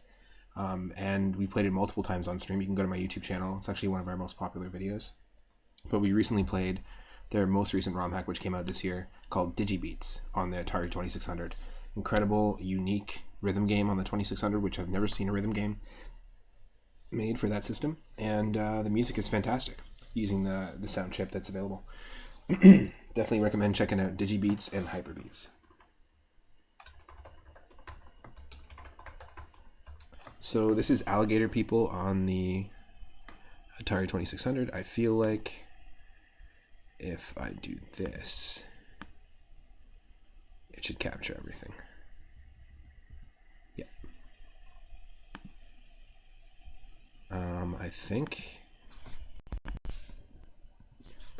if we start off here.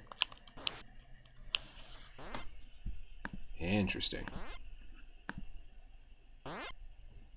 Just trying to bring the volume up a touch. Just 1 second.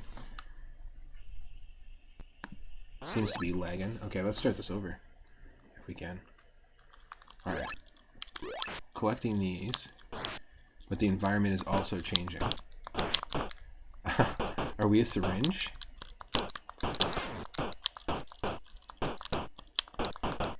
Give the alligator people the cure. And we're collecting something. Oh, yeah. Interesting. Now, I don't know, keep in mind there's a really rich community of people who make homebrew projects on the Atari 800, 5200, 7800, as well as the Genesis, NES, and stuff like that. So those systems specifically have really rich communities of people who develop games still to this day for those systems. So it's possible this could have been made in 2000. Like, I don't know exactly when this was when this was released. Or it's been like a proof of concept, maybe. I do like the idea that the environments are shifting here. It's very unique that way.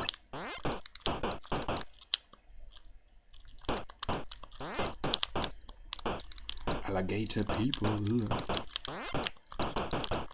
Gator people. Oh, shit.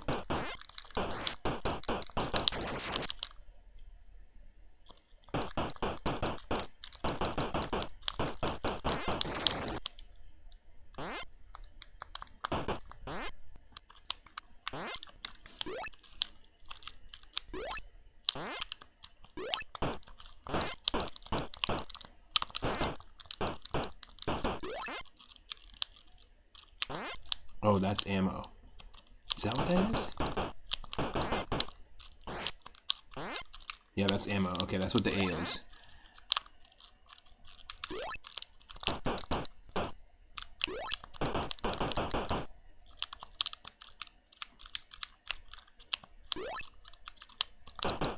Oh, shit. Okay, there's always a way out.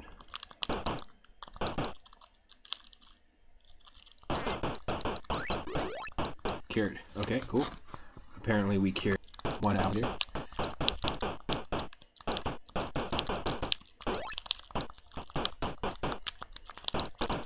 Oh no.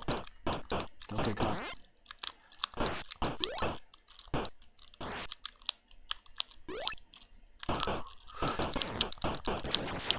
Damn.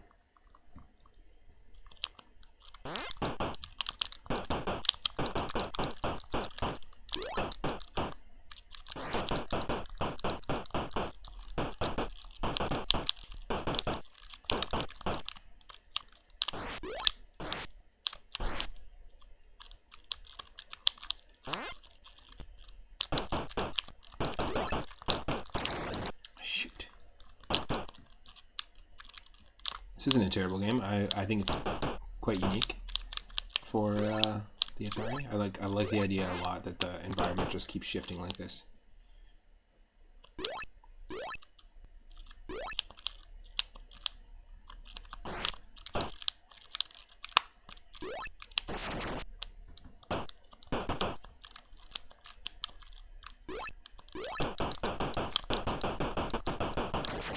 Shoot, it was protecting him the whole time. I gotcha.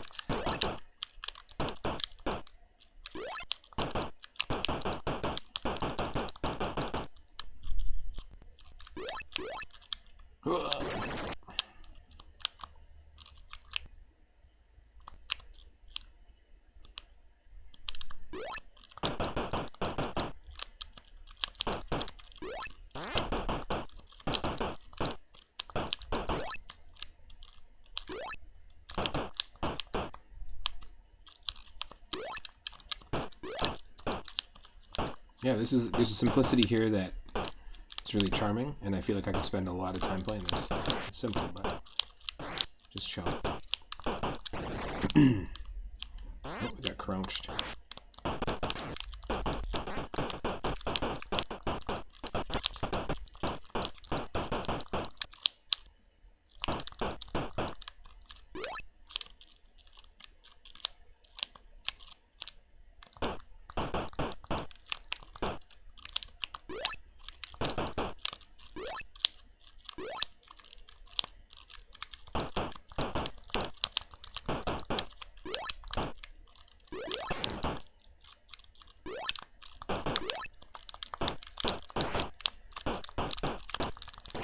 Oh, come on.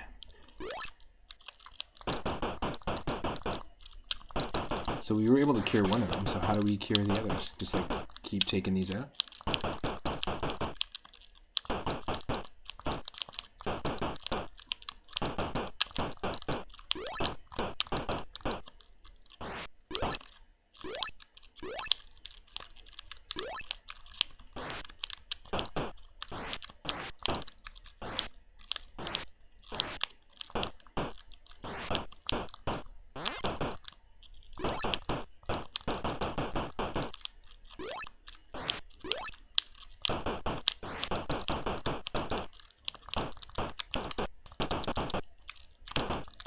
No.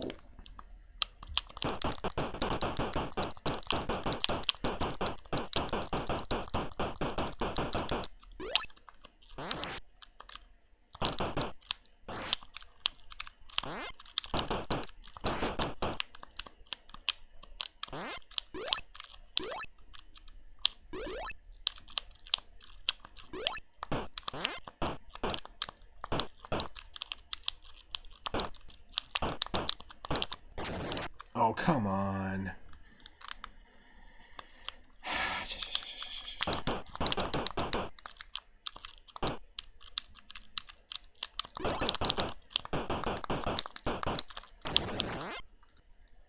Crouched.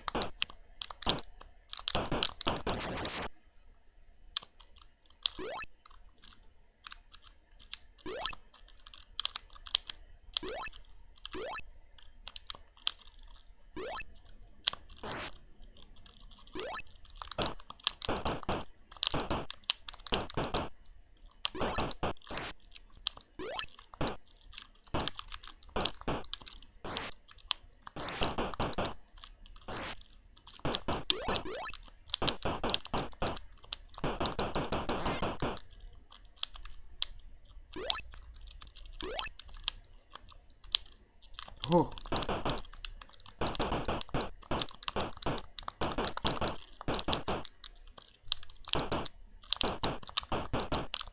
Like, how do we have... Like, I don't understand the A meter at the bottom. It just it just keeps going up, but we're killing way more than what's reflected in that meter. Or curing, so to speak.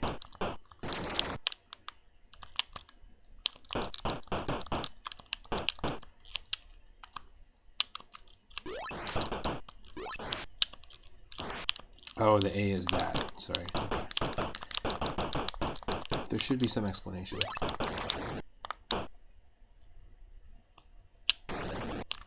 Oh, what? Okay, look at the top left alligator on the screen.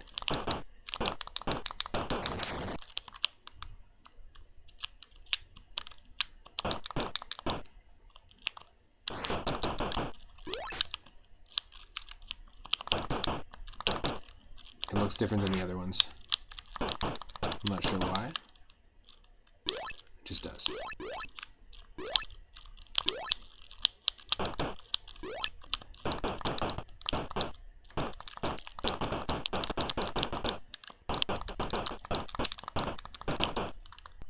Yeah, changing. Changed again. So we're getting closer.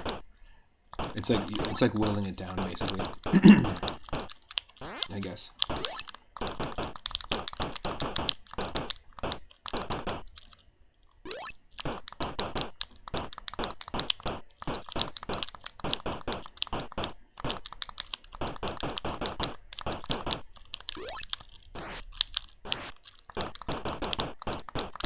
Ah.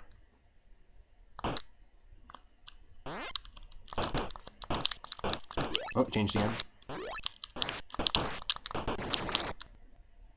I'm lost.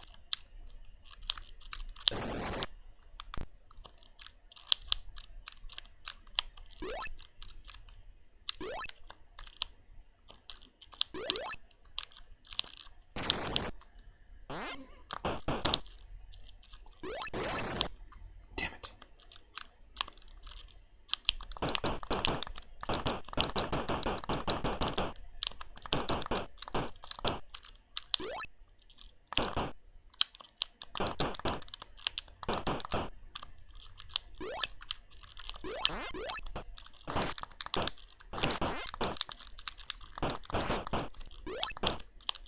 Still don't get exactly what's happening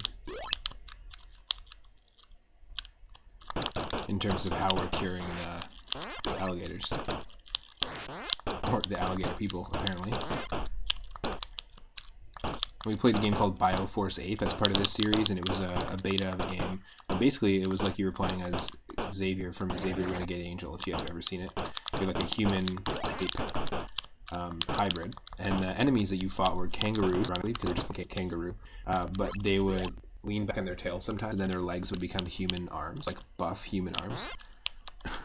And they'd punch you with their leg arms. It was very strange. And out of the pouch came a human's face. And the legs, they were human arms. It was super weird, and then there was just as weird. In fact, Muncher, or Upside Down Muncher emote is actually inspired by just how like nightmarish this alligator person, funny enough, enemy was in Bioforce Ape. So it looks exactly like the alligators do, with its chomping mouth, and then all of a sudden it'll flip like this, and its mouth becomes its legs, like its jaw. It'll walk on its jaw, which is very, very trippy. And also it has a human's face coming out of its back, attacking you.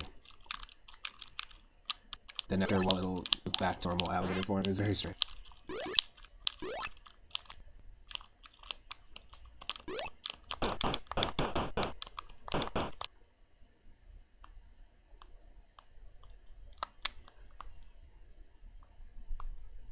That's just resetting it.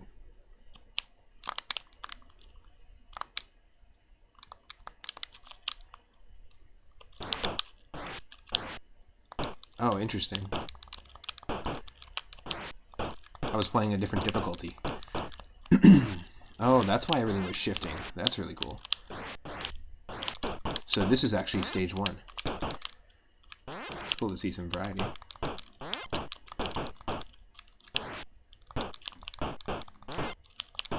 Oh, I totally see it. Look, you start off as people. There's 6 people at the beginning, and they're turning into alligators. So you're like, no, hell no. Don't turn into an alligator. You're a human. Not even later, Gator.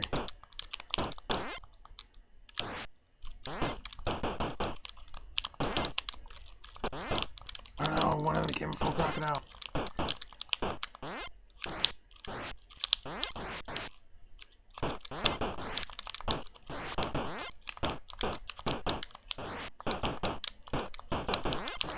Revert back.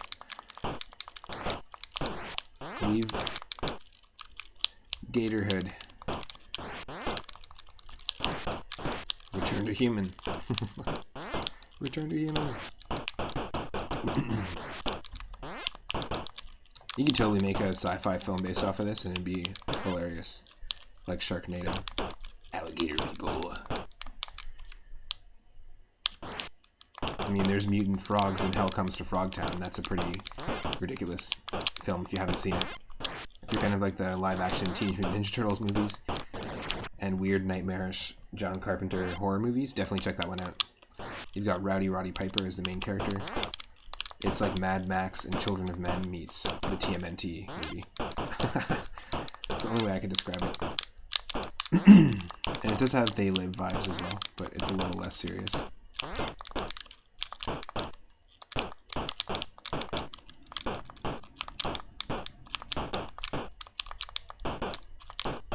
Probably just going to spin the wheel in just a second here. It looks like we're stopping one of them from turning into a gator in the top right here, but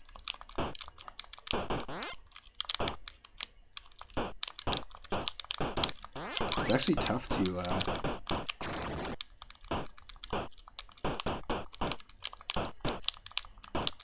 be accurate with these controls. They're precise, it's just tough to be accurate. Kind of has a Centipede meets Asteroids vibe as well.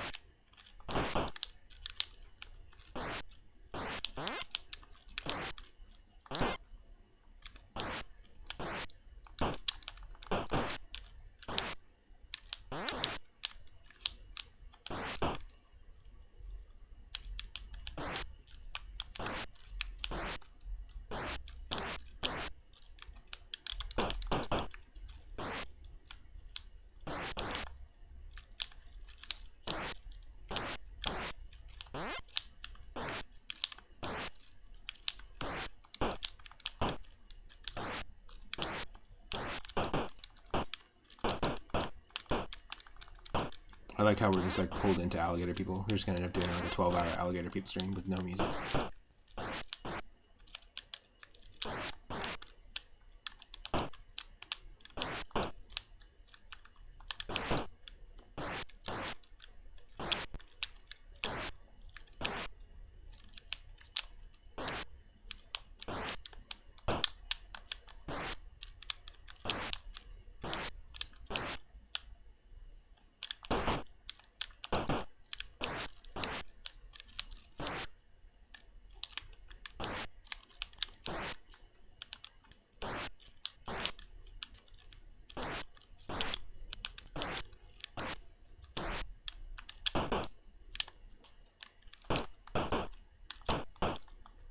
Just trying to see if we collect a bunch of these, is that gonna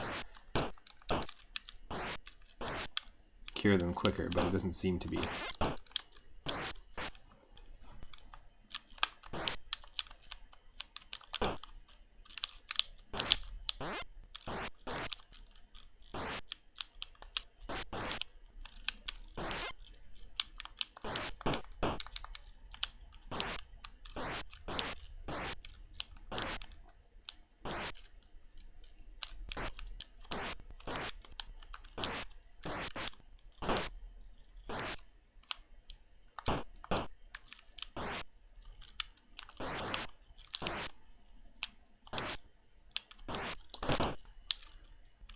Okay, 99's the max. Yeah, we're not making any progress then.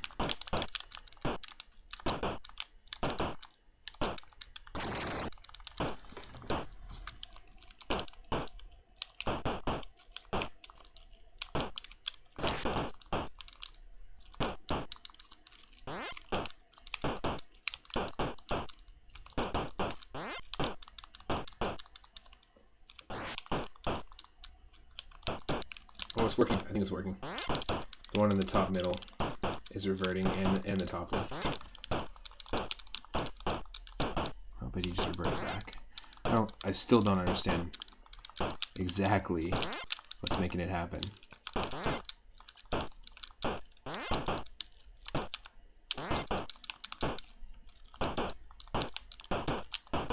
Yes.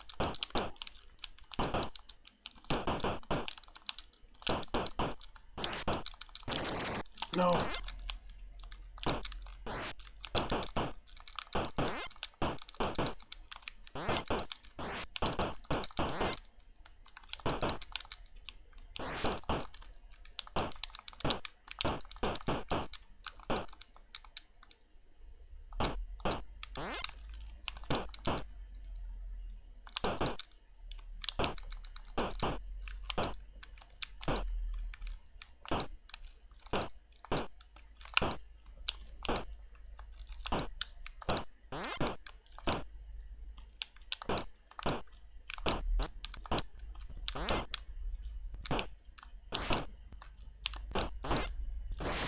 Oh.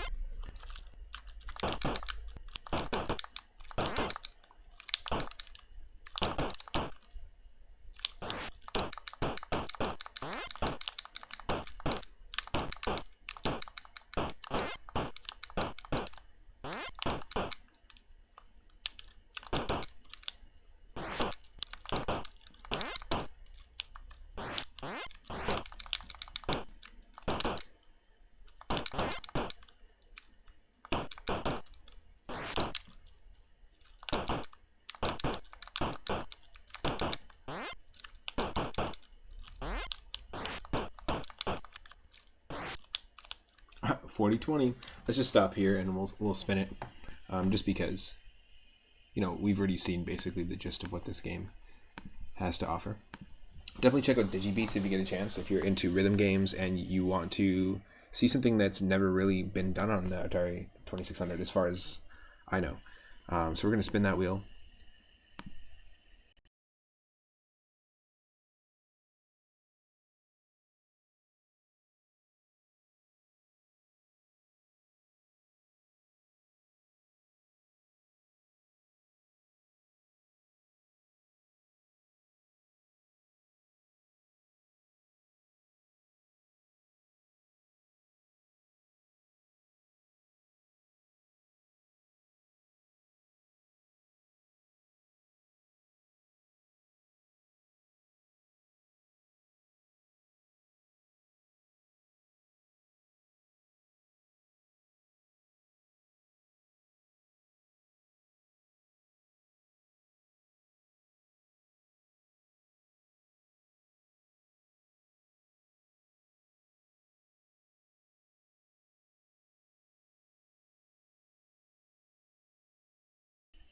And we're going to get game number 865. So let's see what that's all about. And we've got games from Atari 2600 to N64 in here, so you never know what we're going to get.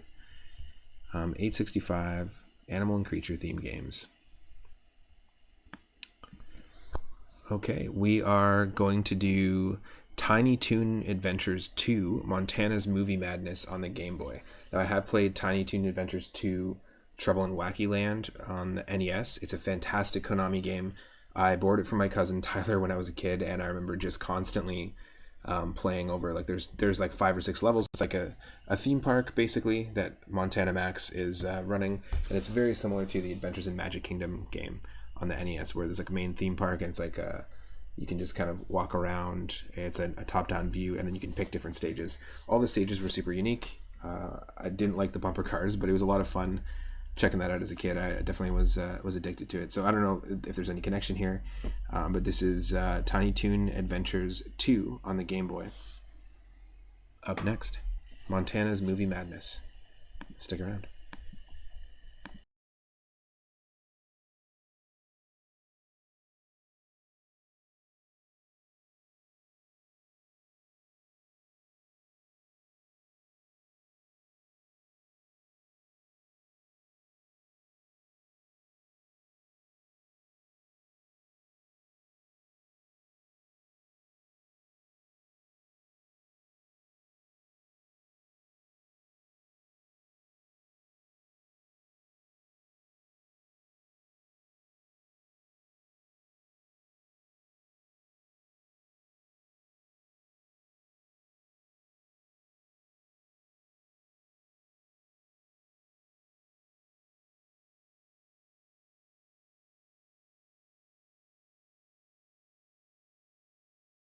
Shouldn't be too long.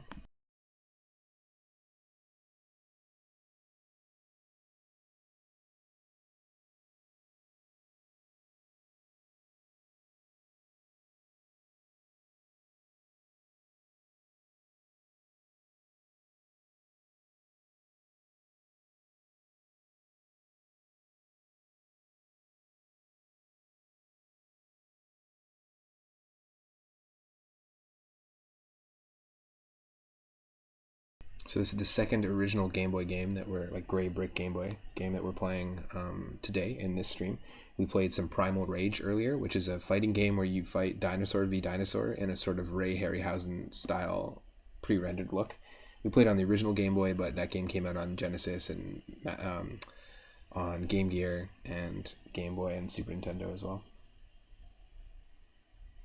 It'll just take a second here.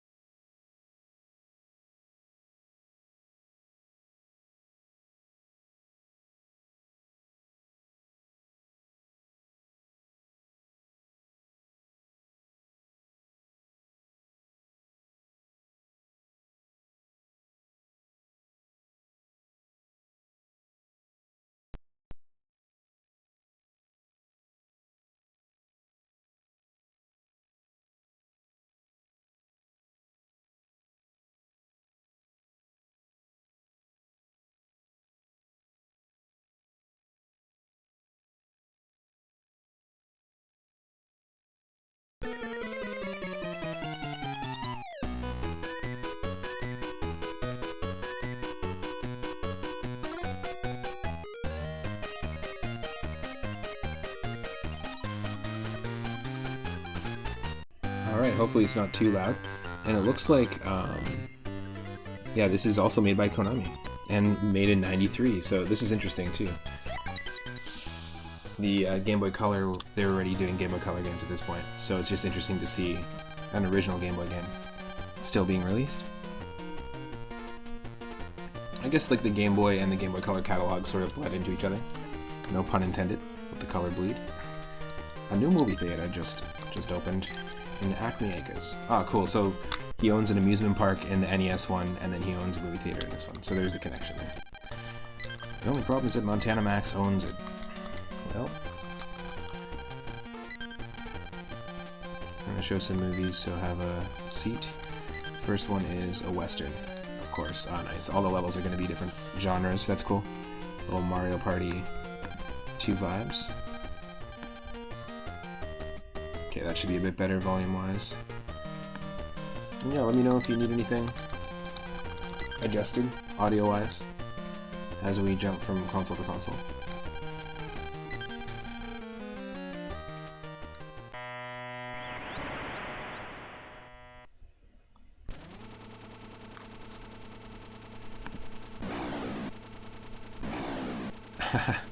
Nice.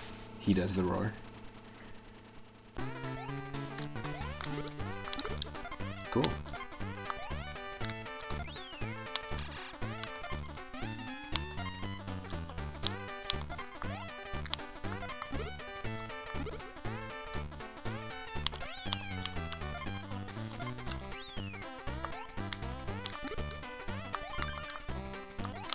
This is cool.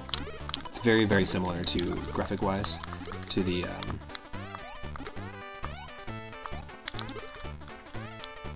NES one, but definitely a totally different style of game. It feels like it's more akin to the not Super Nintendo, the Sega Genesis one, Buster Bust Loose or whatever, the one that probably more well-known Tiny Toons game.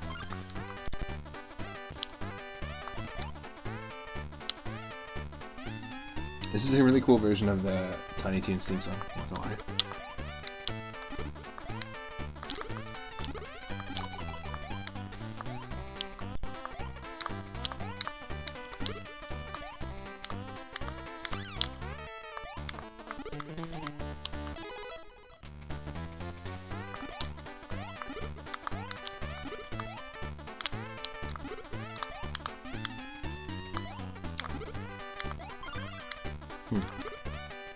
You must get different characters later on.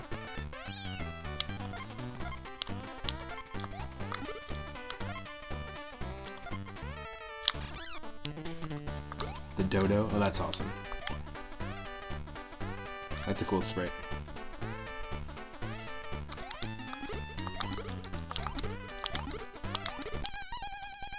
Oh, what? What the? I thought it was a... I absolutely thought it was a...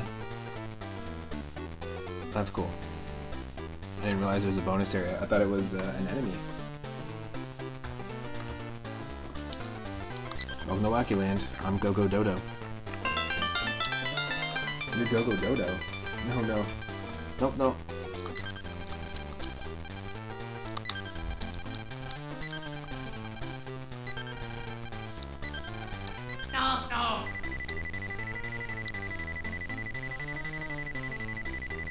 Come on. Big money, big money, big money. No whammy, no whammy. Stop. Yes. You win one more heart. Cool.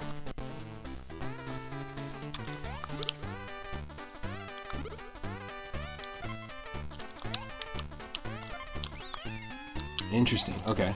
I like the run mechanic. It's actually really unique. So we can kick enemies, but also if we press down and then left or right when we're pressing down, then we can run. So watch this. So down, right, wait, down to charge. That's actually cool. It's a unique mechanic.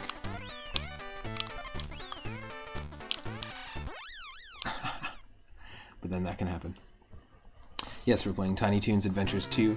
We've played and beat Tiny Toons Adventures 2 on the NES, which is a game I grew up with. I grew up and was only really supposed to borrow it for a short period of time, but ended up borrowing it for way longer from my cousin. But this is cool. This is very similar, and obviously is very much a platformer, more so than just like a collection of different levels and different mini games of different genres. I'm liking the music a lot, and Konami did a great job with these games, considering the limitations that they had to deal with. Alright, come on, big money, big money, big money. No whammy, no whammy, stop. Yes. You win all your lives back. Oh, hell yeah. That's cool.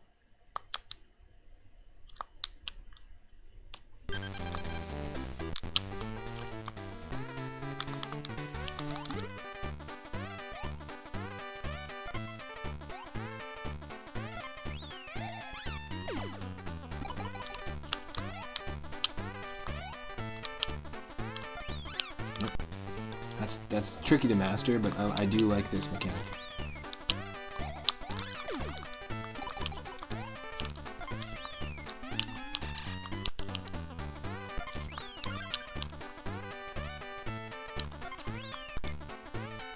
It's interesting to do. You have to, it's down and then left, or down and then right away. But then it's kind of like that Mickey Mouse game in that you don't want to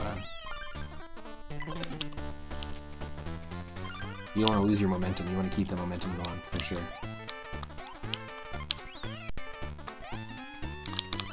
Whoa.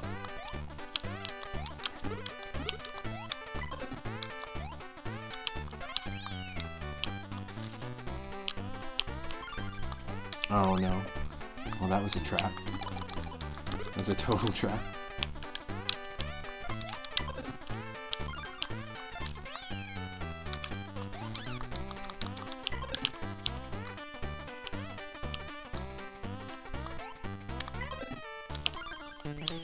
Nope.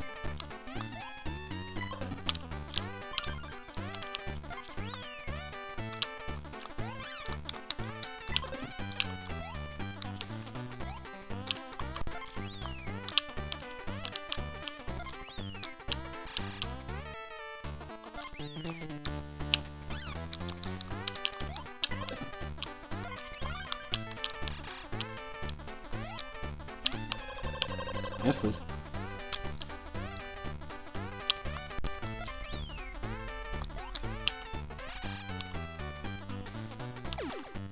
Oh shit.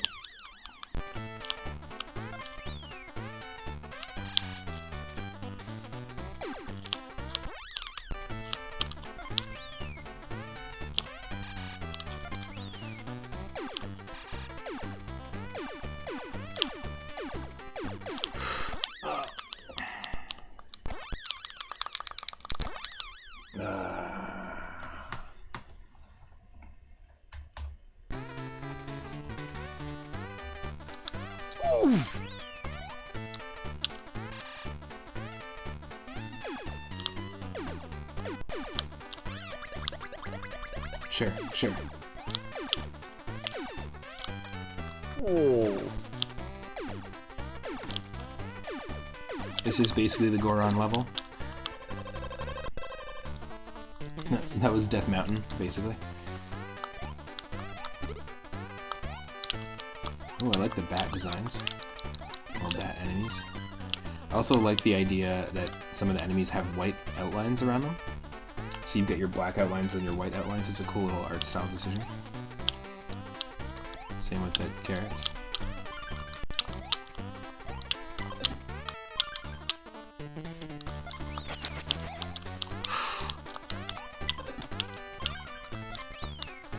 Somehow we were able to save ourselves.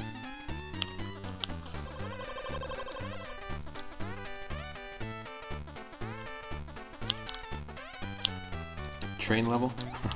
Oh my god, look at this.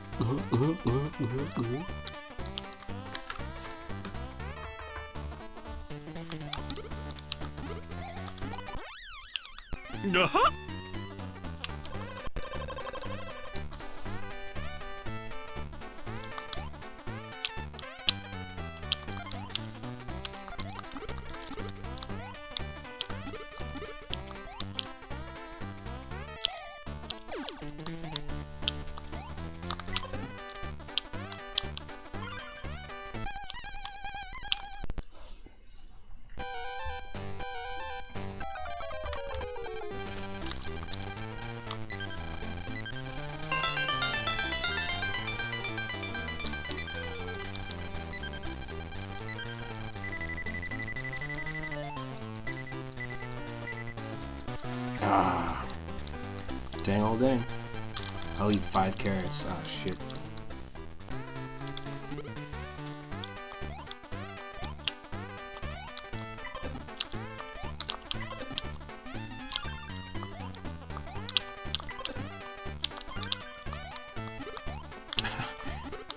These horses. This is a total Epona situation. It can see the carrot in front of it.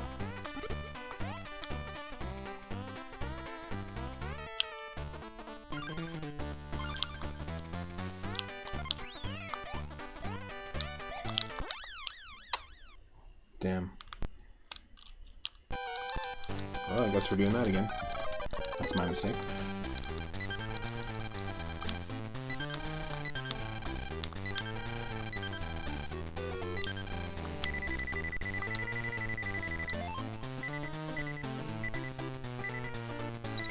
Yes. What does this guy get you? You win an extra 100 points. Eh.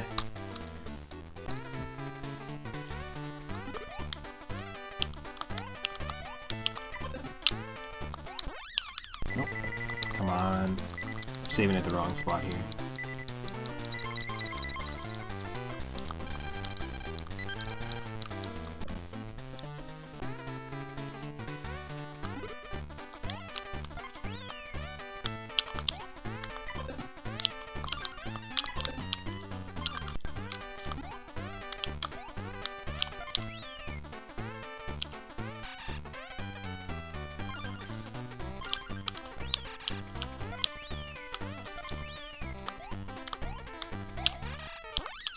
Nope. Come on.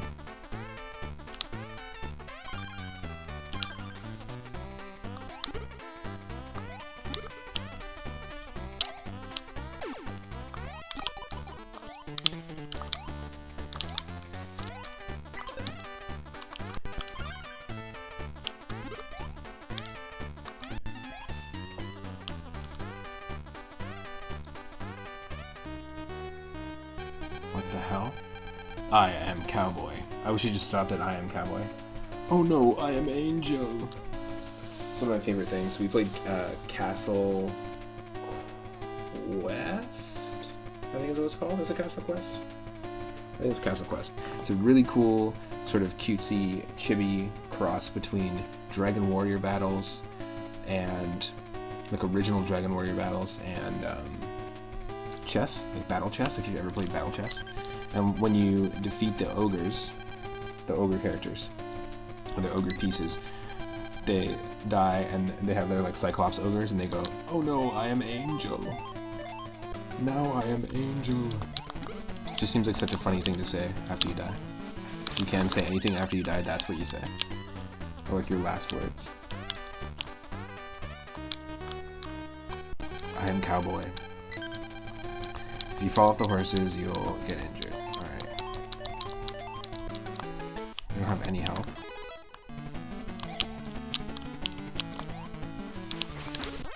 What the f... Are you kidding me?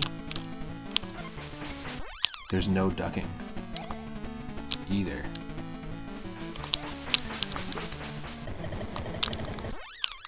What?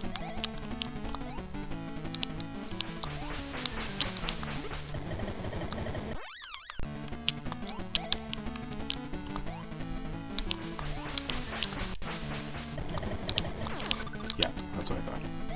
To jump on him. Jump on him.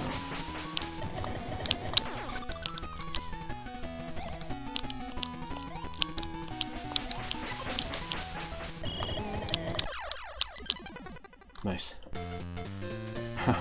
That boss fight reminds me so much of, what's his face? The boss fight with Wario at the very end of Super Mario Land 2. You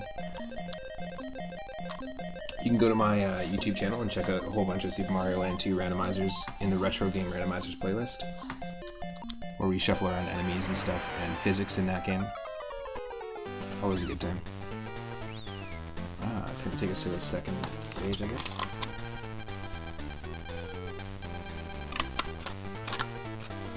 Okay, it's now Space Jam.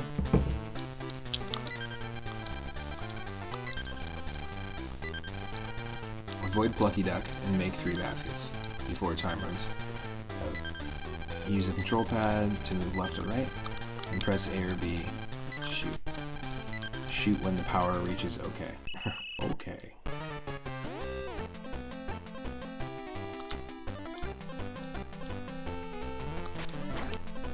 Oh, I see. You need to use left or right.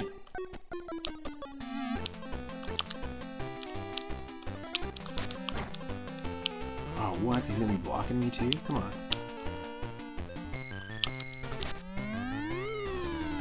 Yes. I see, you gotta deke him out. You gotta duck him out.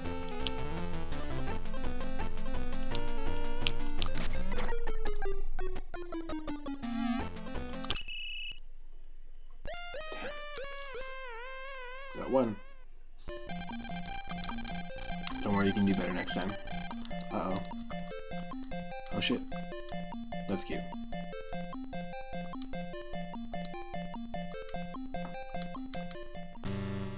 The graphics are good in this. Drats. Now showing in theater number 2, Samurai Saga. Cultural appropriation land.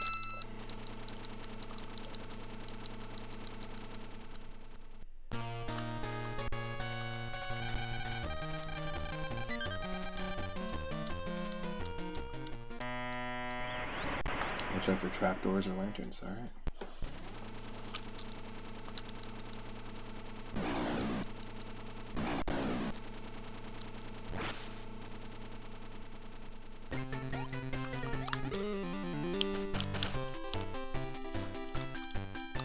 Yep, cultural appropriation land. Ooh. We got some Warner Brothers frogs.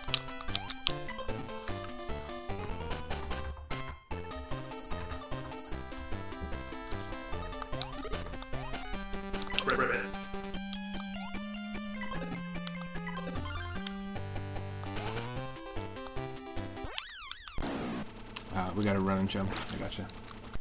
I gotcha.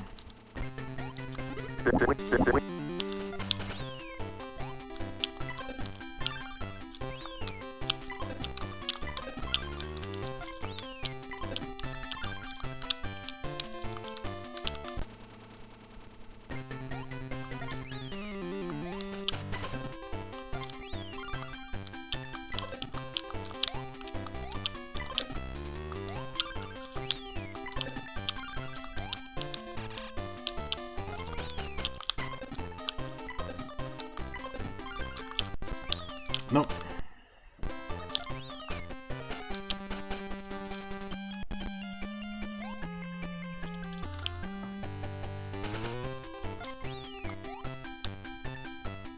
Is there anyone that grew up with this game? Like, I grew up with the NES one, but is there anyone that's watching that grew up playing this or ever got a chance to play this? It's pretty good. It's nice that we're finding some gems today.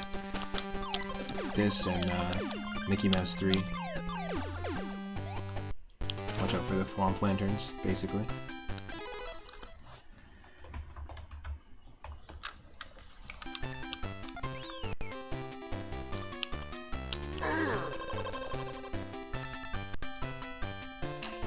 Cultural appropriation land.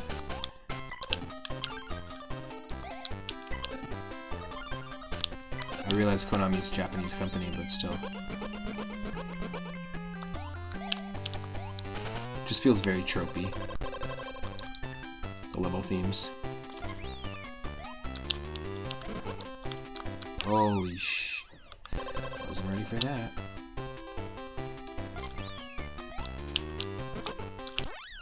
Oh, you have to do Command S. And then a space. For all the sound effects. Just because of the way that I have it working on my Mac. It's actually from... It's Prince Froggy, which is a Yoshi's Island boss. But it's a sound effect from Tetris Attack, which is an awesome, really fun co-op puzzle game.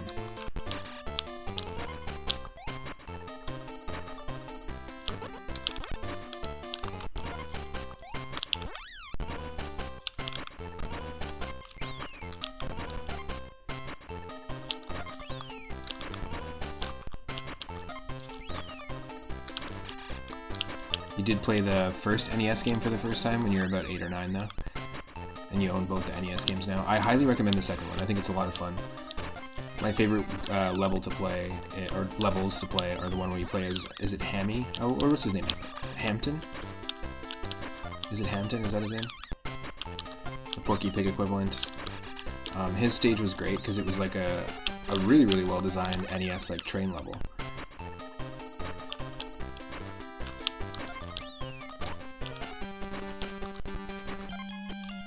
And then Babs's stage was amazing too because it was basically... Actually, all of them are great. Whatever the Sylvester equivalent is, like I don't know the names of all the Tiny Toons off by heart. But the cat who Elmira constantly tortures. I don't know what it's called, but if you play the level as the cat, it's like a really fun sort of like Splash Mountain log flume ride level, and really, really challenging. And then Babs's level is a roller coaster, kind of like an interesting take on a minecart level. And yeah, this is the cat I'm talking about here. So you can play as this cat, you can play as Babs, Plucky, or Hampton.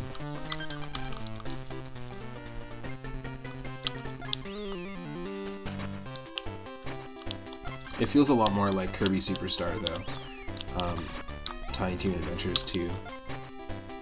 More than this, with the fact that this is levels. Okay.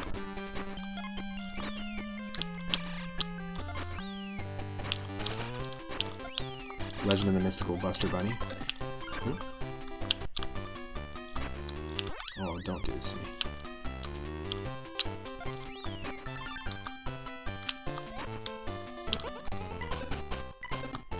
Cool.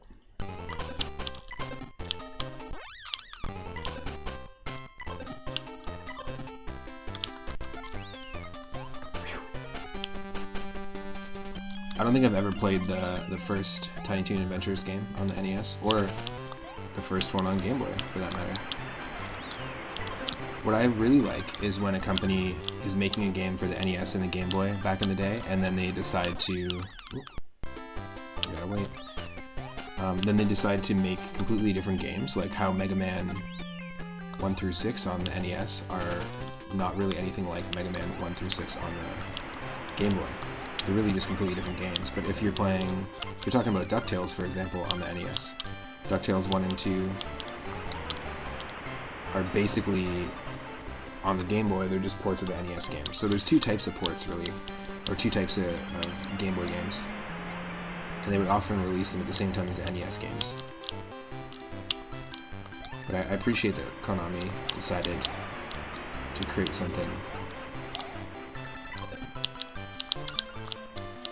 different on each console. They could have easily ported the NES Tiny Toon Adventures to the Game Boy instead of this.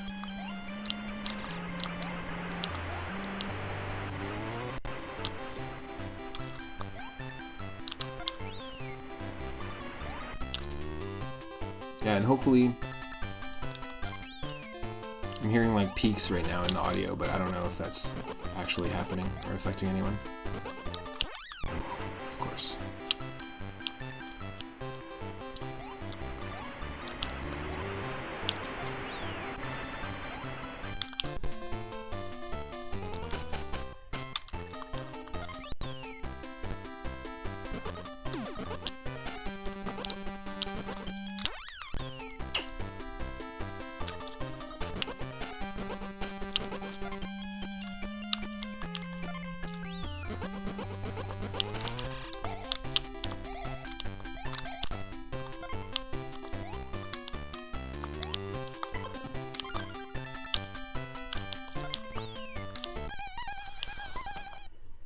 Bonus.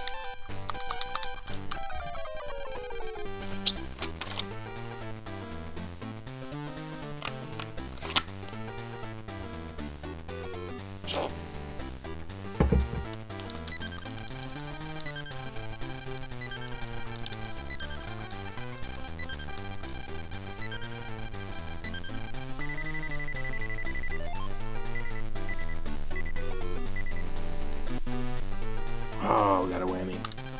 We got a whammy.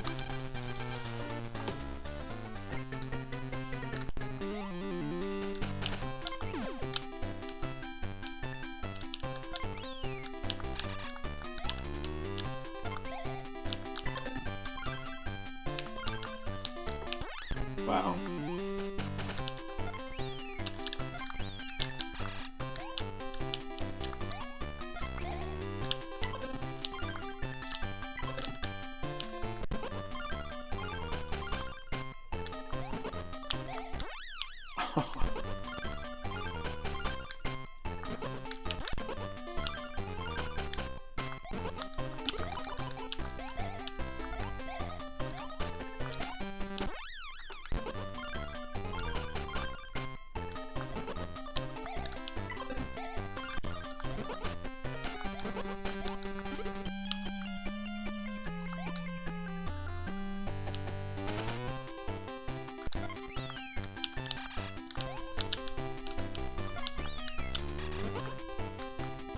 Whoa.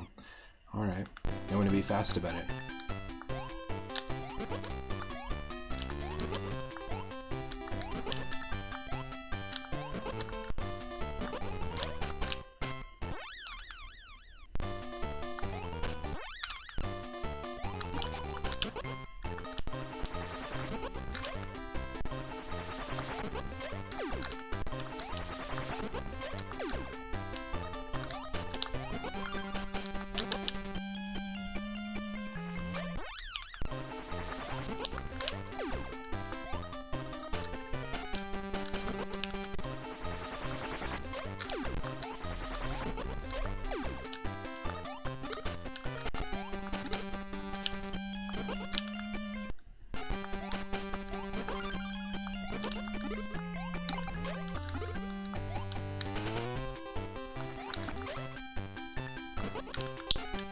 Really?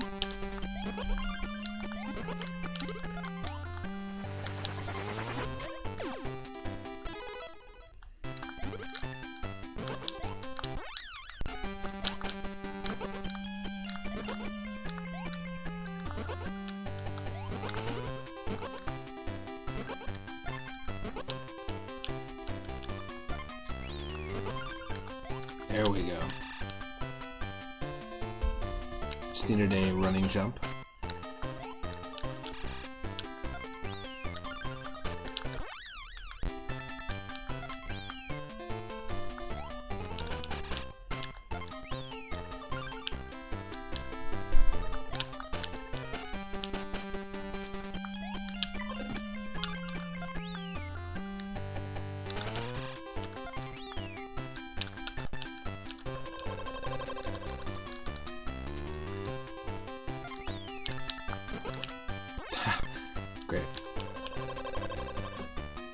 Great.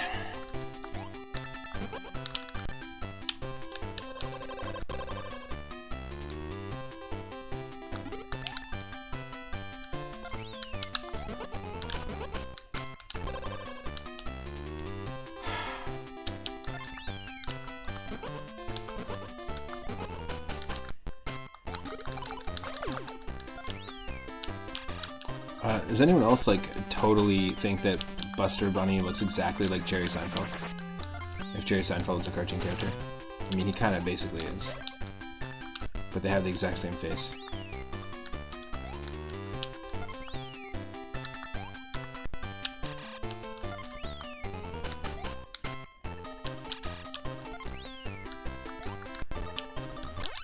Oh, come on.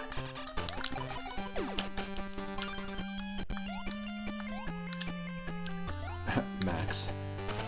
He's got his own lights display. Come on.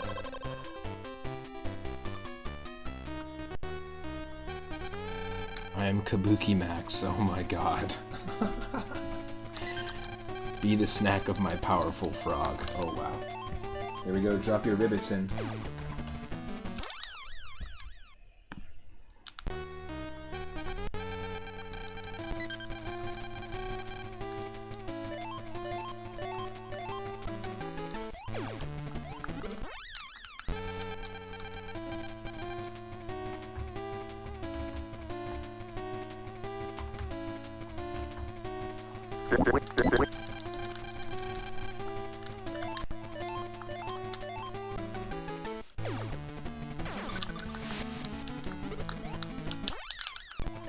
Wow.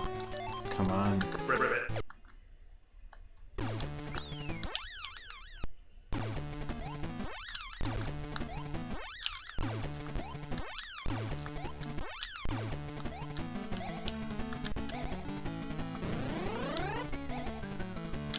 Oh, interesting. Okay.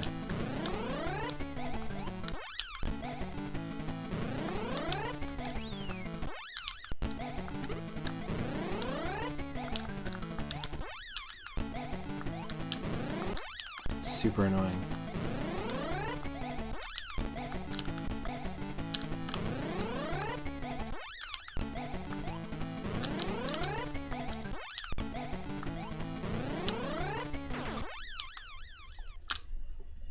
That's dumb.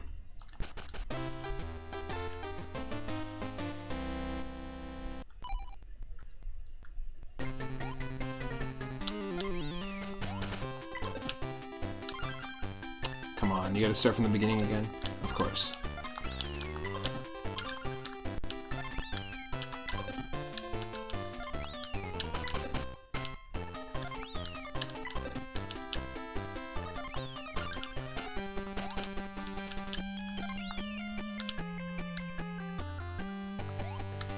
Of course we gotta do it from the top.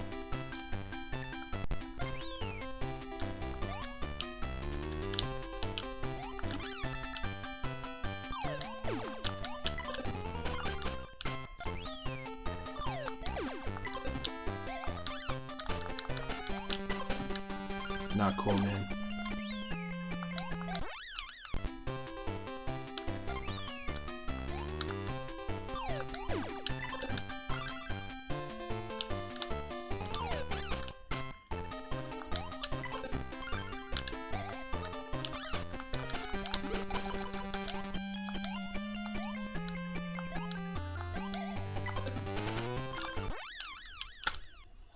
Great.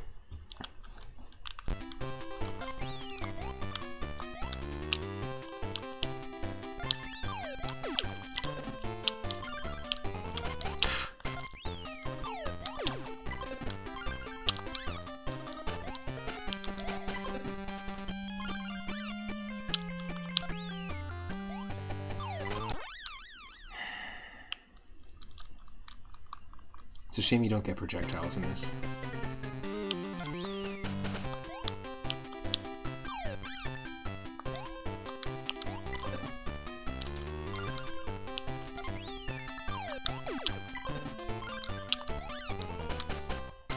No, we're just gonna die so quickly now.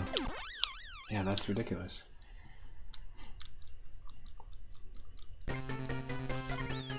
We're on to our last life.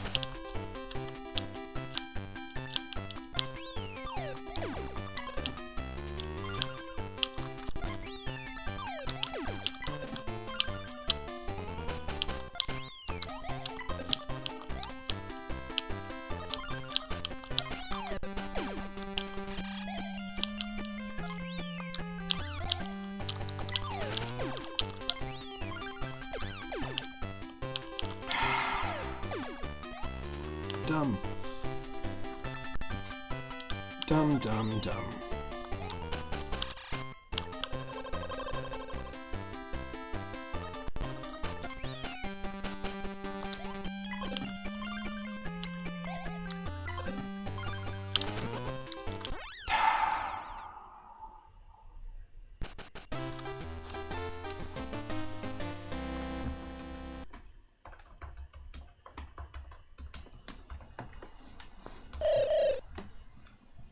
We're going to spin that wheel. I know we have one more continue, but we're going to spin the wheel. Let's just change it up.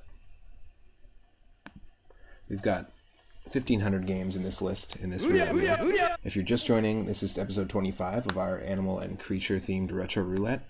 We spin the wheel, we land on game number 567, and obviously we're going to see what game that is, and then we're going to play it. But you can spin the wheel at any time with 1,000 moonstones.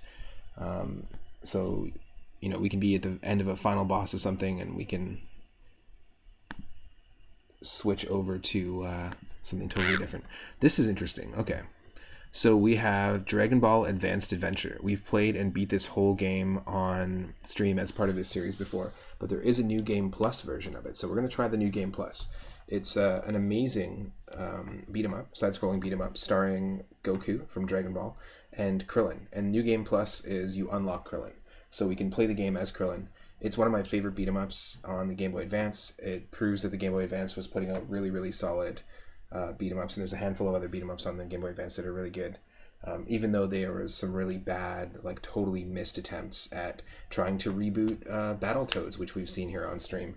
They tried to do like some sort of weird 3D pre-rendered Donkey Kong Country looking Battletoads, but like even though that sounds great, it was not. They tried to reboot Jazz Jackrabbit on the Game Boy Advance, which was failed as well. So there's a lot of those reboots that happened where they're like, oh, remember this? Remember this franchise? You remember this franchise? But it was nice that Dragon Ball Advanced Adventure was just like a unique art style, a unique feeling game, a very satisfying beat 'em up, and it was telling the story of the entire story of Dragon Ball, which is a series that I want to rewatch. I've been wanting to rewatch it for a while. Before I moved across the country, I watched the entirety of Dragon Ball, and it resonated with me even more so than, like, as a kid growing up, I liked Dragon Ball Z, but it resonated with me even more so.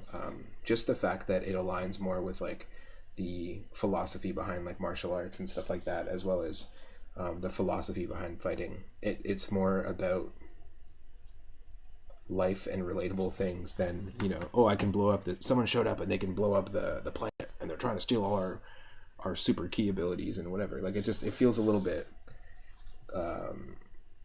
it feels more full of substance. Dragon Ball does. So I'm excited to dive into this. One of our emotes, the Nimbus emote, is actually from this game, and yeah, we beat it already. Let's try out New Game Plus. Stick around, it won't be long. We're going to switch to the other layout, and yeah, thanks again for hanging out and choosing to spend a little bit of your Friday here.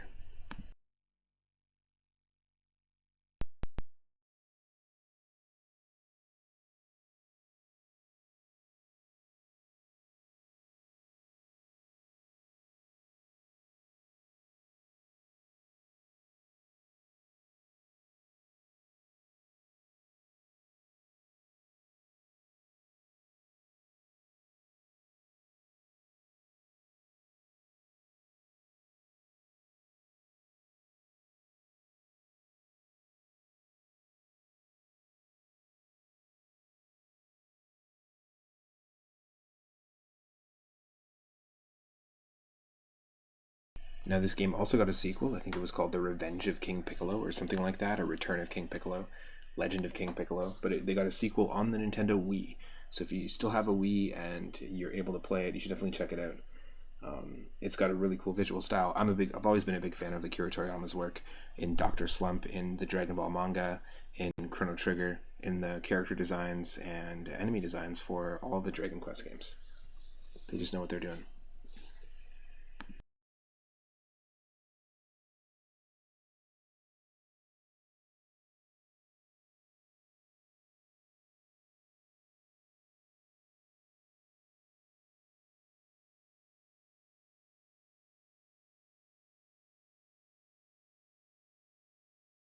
I'll just take a second. I'm going to put some music up from Alter Ego. And then I'll be right back, and we'll dive into Dragon Ball Advanced Adventure. We'll play as Krillin, and we'll do New Game Plus. It's a really, really fun beat-em-up. I highly recommend checking it out. It came out in 2006, so it's actually, yeah, like 5 years into the console's life cycle for GBA.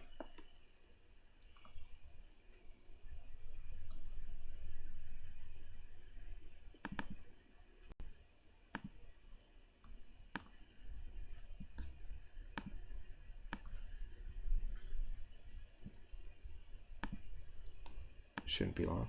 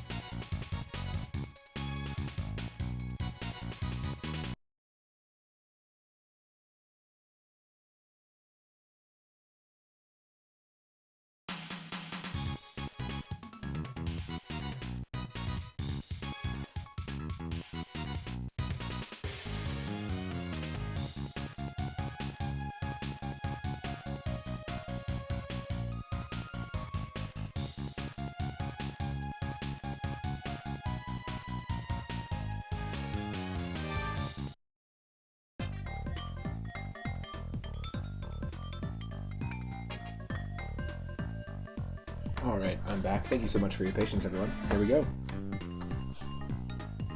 This is one of my favorite games on the Game Boy Advance. I think it's one of the best beat-em-ups that exists on the system, and we've already beaten it.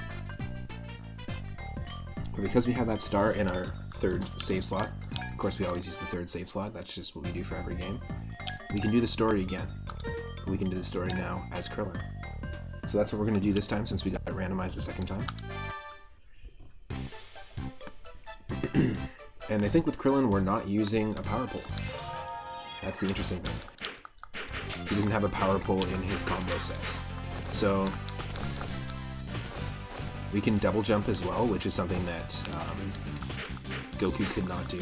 We pretty much have the same sort of like connected combos here. We've already obviously earned more ki. When we started off with Goku, we had less health to begin with, so we weren't in the blue, or the sky blue, and we also didn't have more than one ki meter. We have 4 ki meters here because we've unlocked it. So it's the new game plus, but I'm not sure how much more difficult the enemies are. I'm sure there has to be some sort of change. It looks like we can't get nearly as much range, attack range, like because we don't have the power pole. Like Kakarot. It is an extremely satisfying, because he can dash, it's an extremely satisfying beat 'em up on the Game Boy Advance. If you hold R, you can charge and do key stuff. If you press L, you can use a special. And of course we use Solar Flare, which is awesome. It's just a really cool tie-in to the show. But Goku, when he uses his L special, actually uses he pulls out the power pole and does like a full, sort of like power pole, like hits like almost like the entire screen. And it's kind of similar, I think, some of the Streets of Rage games. I'm not sure if it's Streets of 3, or the Full Fight game I might be thinking of. They have like a spin clear enemies off screen. So something like that. And I think Solar Flare is going to be just effective. You just got different animations, and with the double jump, gives you a few extra little things to access throughout these levels. Great in-game, incredible backdrops, incredible music, animations. So yeah, we're just starting this, and we'll do a new game plus as Krillin. And my cousin Chris, who's one of the followers of the channel, and also a YouTuber who does anime and manga reviews. Krillin is his favorite character, and I think like favorite anime character just in general, but favorite Dragon Ball character. For me, it's always been Piccolo. I've always really thought that's also Akira Toriyama's favorite character that he created. Yeah, like, he did a really great job at capturing the spirit of some of the NPCs and random characters that you end up fighting, or that end up fighting in the amateurs.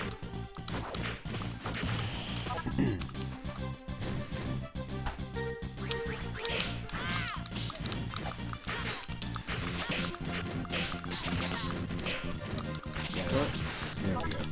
Gotta get a good flow of things here.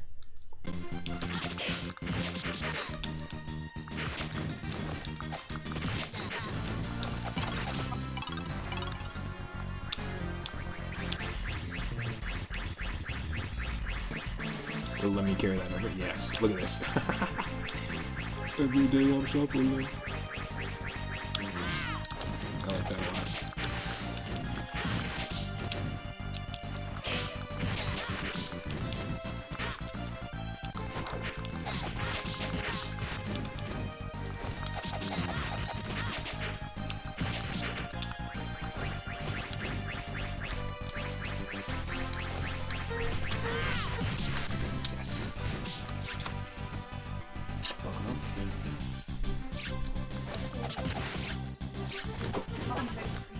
Yeah, well, you got the office, right? Nice. Oh, we have to go back. I have to kill this thing. Interesting. I forgot that this game sometimes lost in scenes. Normally you need the power pole to do that move. But Krillin can just jump that high, apparently. Oh, we can do it any time. Oh my lord. Hold on a second. We have done that with high jump anytime we wanted. I'm not starting with that seat. Because if we could have done that whole time.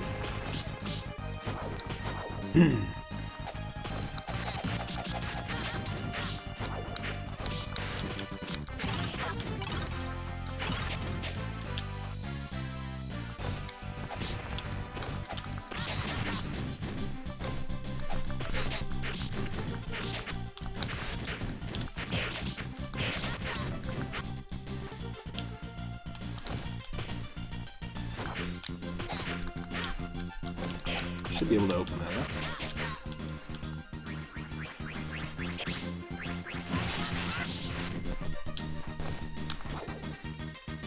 That's so wild that we can do that ultra high jump and then also...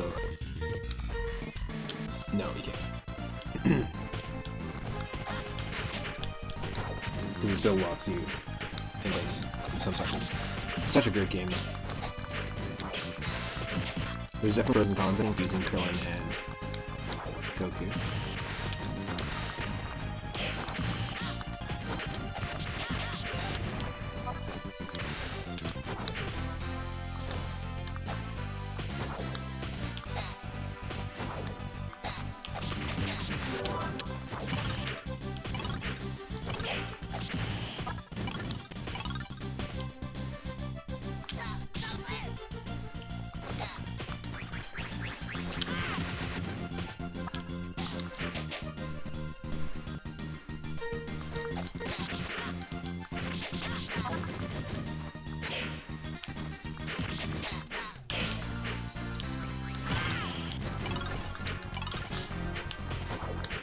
Yeah, that's wild that you do the super.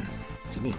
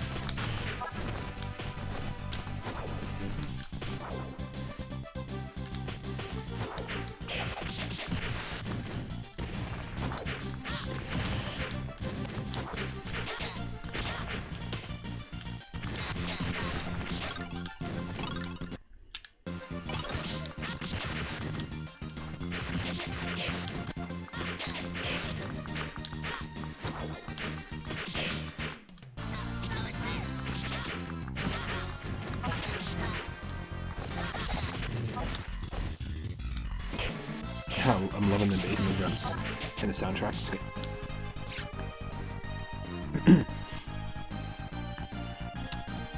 Just gonna turn it up to touch.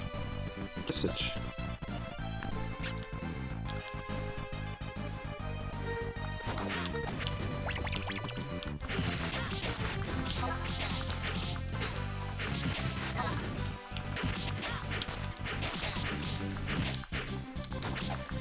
So yeah, Krillin can like knock enemies high up into the sky,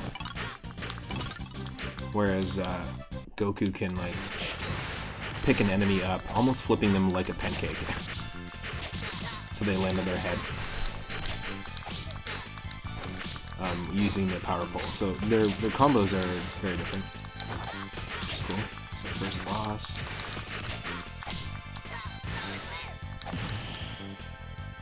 Done. That was nice. Finishing it with Solar Flare. Very appropriate. If you've never played this game, definitely check it out. It's a lot of fun. Nice. Obtained the Black Nimbus. That's interesting. Now you can have sky battles with Krillin. Oh, it's Nimbus's. It's a Nimbus for Krillin. Very cool. It's Nimbus's Krillin. It's Krillin's Nimbus. Krimbus is no end. No Krimbus. Oolong's Village. Yeah, cool. I like that. Complementary color. It could be kind of cool, actually, to have a purple Nimbus emote for the channel. We do have some open emote slots. Still just haven't decided on what I want yet. Yes, this is Oolong, by the way. Oolong is a shapeshifter, if you haven't seen the series. And can turn into everything, like a bullet bill, a missile. His true form is a pig. Or just the forms he takes him off.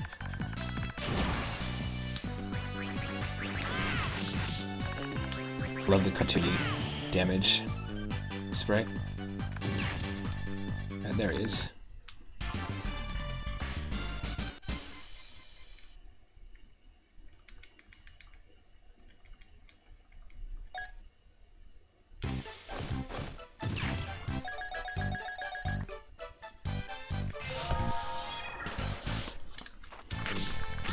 Fight with Yamcha.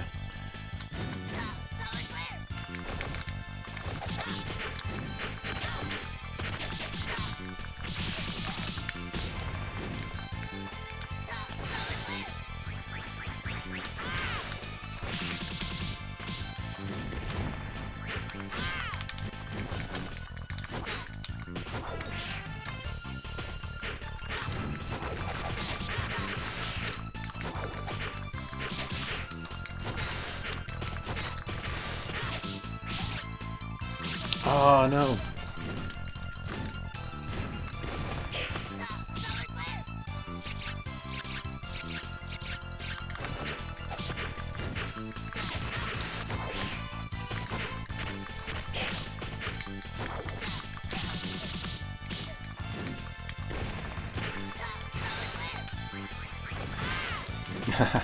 Key blast to the face.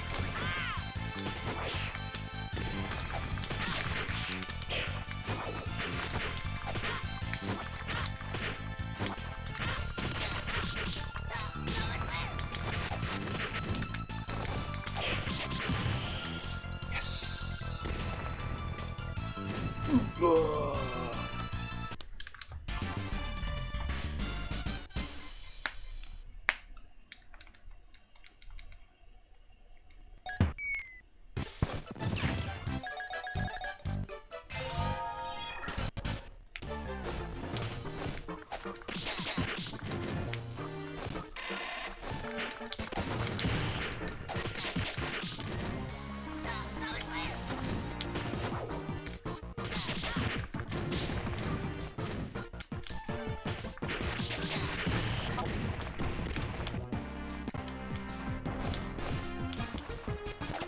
Yeah, you can do wall jumps. There's all sorts of cool stuff you can do in this game.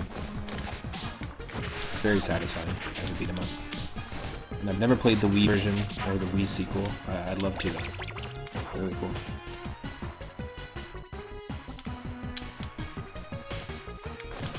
Why is this an animal-related game? Well, dragon is in the title, so we've got a ton of games that are dragon-related because it's an animal or a creature. Also, most of the NPCs in Dragon Ball games, or just in Dragon Ball in general, are like pandas, or you're fighting wolves, or they're like these anthropomorphic dog people. Like the alligator people earlier.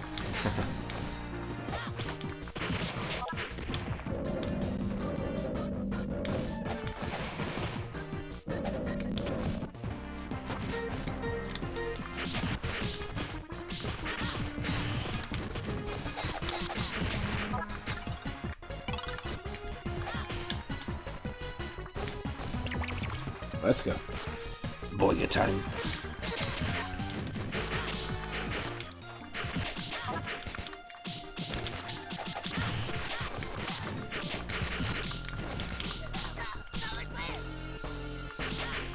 I think it's funny that there's dogs and wolves as enemies, and then there's also dog and wolf people, and you're like, what?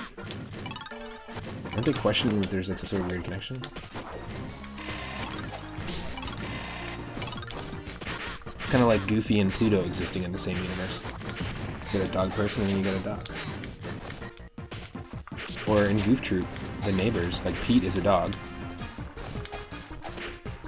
And the neighbors, like Pete's whole family, they're all dogs.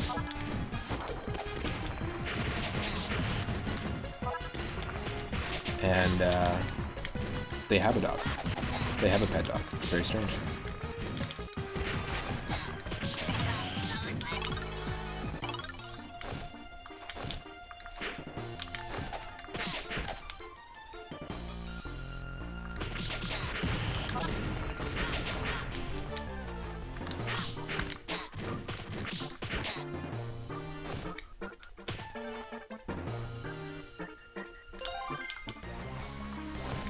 Was the secret worth it? Absolutely.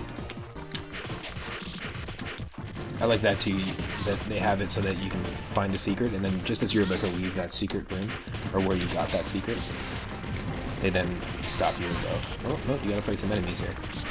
It's a nice little aspect of the flow of the level that really works.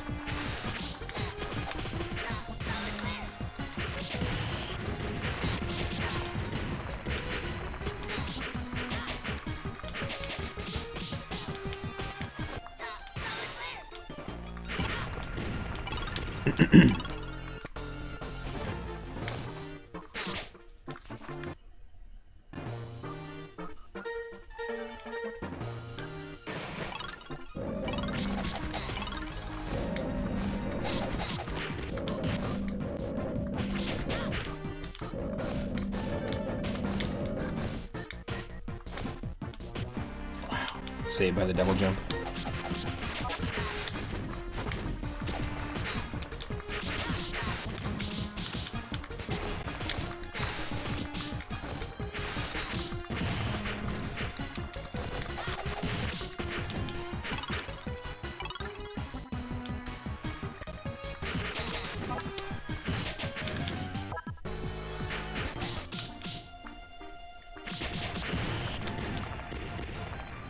They're just like throwing Molotov cocktails.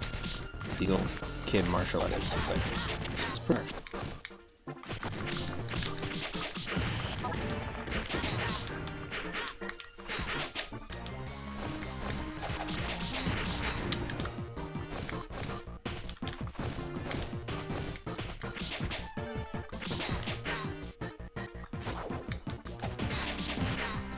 Right, and he just wanted to go shank us. That was ridiculous.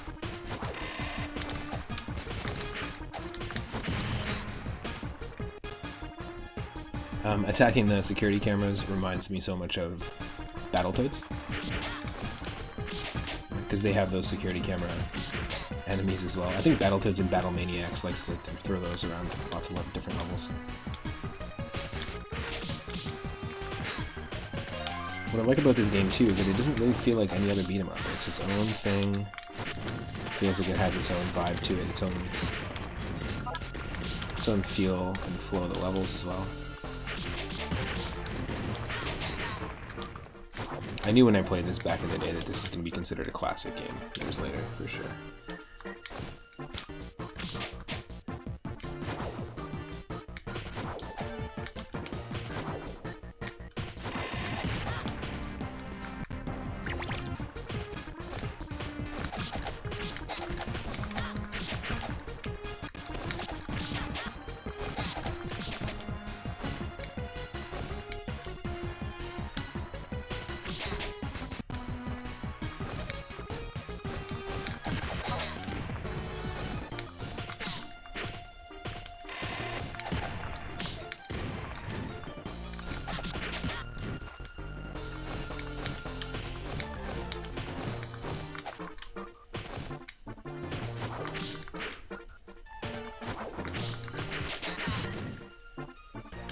Oh, nice. No secret? Is it another secret?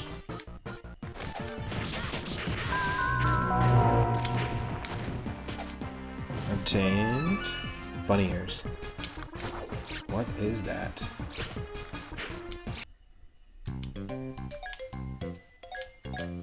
So yeah, we got number 1 super life water. We got 3 of those, which basically increased our life. This increased our key meter. Super warriors water, that increased our special ability. Super Kami water, that also increased our life. Flying Nimbus, there's the black Nimbus. That'd be a cool emote actually. That would be a very cool emote. Because this is an emote here. If you have a Nimbus emote, feel free to drop it into the chat. This is basically what we're pulling from there. That would be a cool one. Don't have anything pro. I'll just screenshot it. At the Dragon Radar, we have the Sasanishiki sword and Yajirobe's katana. We just got these through playing Goku's campaign. And this is actually, there's one-on-one mode, so there's 2 different types of battles in this game, which I really love. There's these levels, which are obviously inspired by like Turtles in Time, Double Dragon, that kind of beat 'em up game, Final Fight. And then you've got one-on-one tournament matches, which I think are like, which is just Master Roshi's alter ego. We've got Gohan's hat to play as Gohan. We've got Grandpa Gohan, by the way, not young Gohan, the old man who raised Goku. Then we've got Hand Grenade and Shen's hat, and this opens up Mercenary Tao and someone else. Can't remember who it is, but we can actually use them in one-on-one matches. And this game had the ability to kind of connect to Game Boy Advances, and you could do 1v1 matches, and you could basically, it was like a little mini arcade style fighting game. So you could, these are characters we've unlocked. You have the Turtle Rock, which is a cool sprite as well. The Demon Egg, I guess Yoshi's a demon, and the Diamond. Very cool.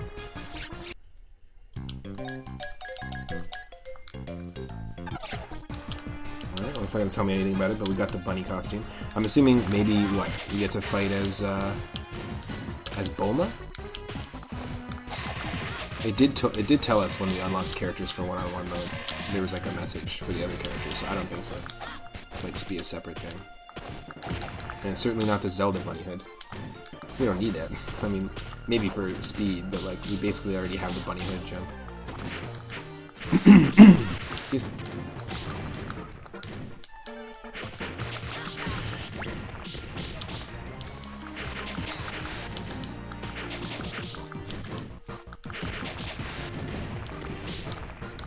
Oh.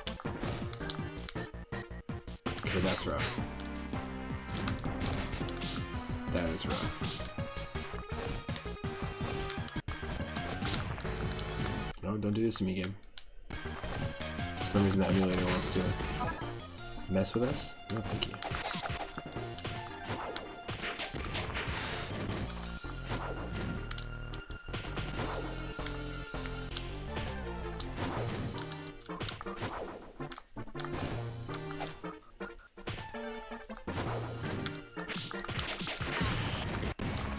Yeah, just a very satisfying beat 'em up.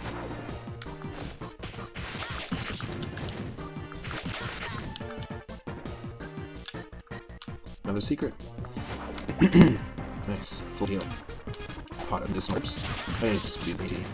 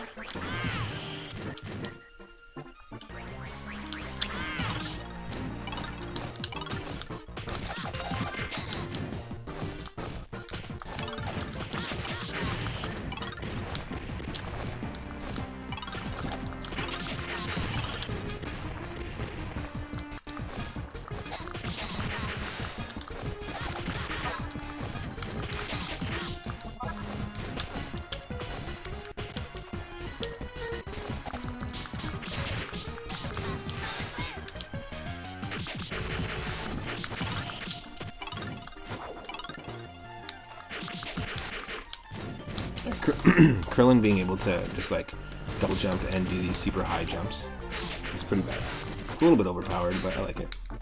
I like that they've like nerfed a few things. It feels like some of the combos are not as effective or not as quick as Goku's are, which is cool. There is a drastic difference in feel between the characters, which is something I really like. Drastic but nuanced as well.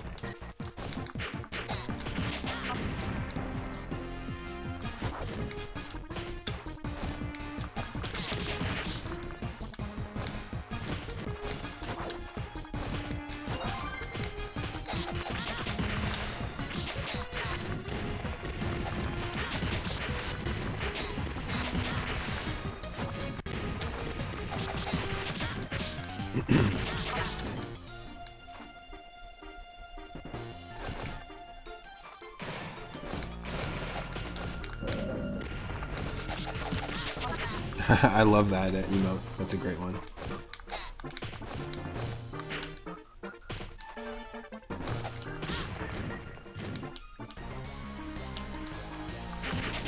Oh.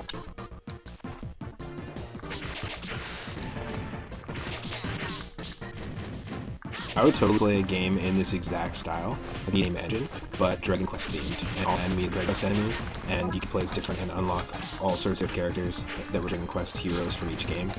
So like your first character, Erdrick, I think, is from Dragon Warrior 1, and then all the different characters that you play as in each Dragon Warrior game. That would be badass. I'd be so into that, because it already has Akira Toriyama's art style. It could be easily transferred over. I mean, it wouldn't make sense to necessarily... I don't think they're going to pull from, Atari does the licensing for these games. I don't think Enix or anything like that is going to pull from this, as it's pretty amazing. And the different character types as well.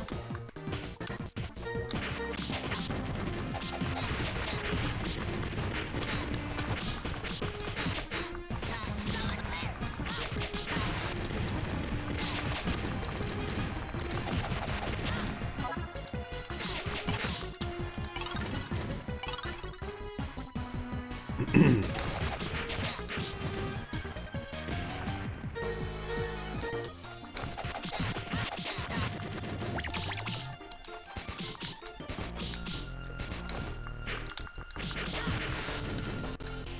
always, spin the wheel anytime you want. If you have 1,000 moonstones, then we can play a different animal-themed game. Speaking of animals, we just have Dungeon Meat. Dungeon Turkey.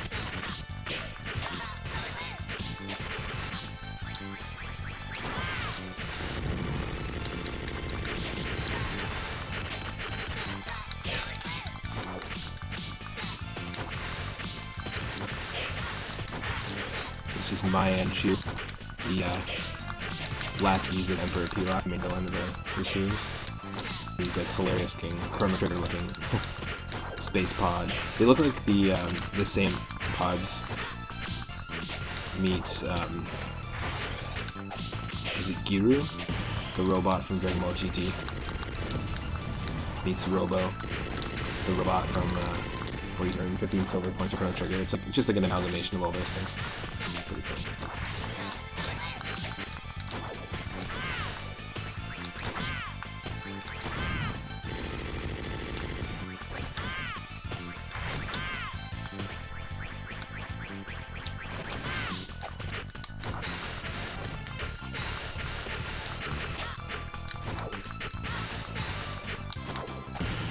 Done.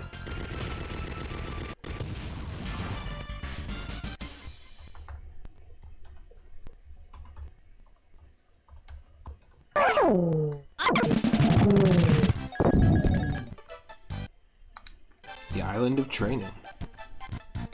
Island of Training.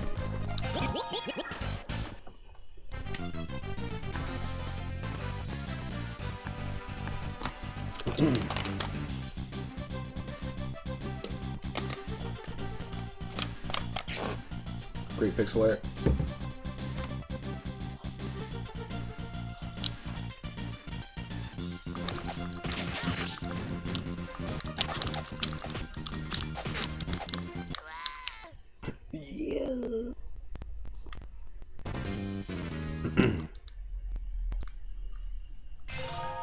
We literally have 22 lives. We're good.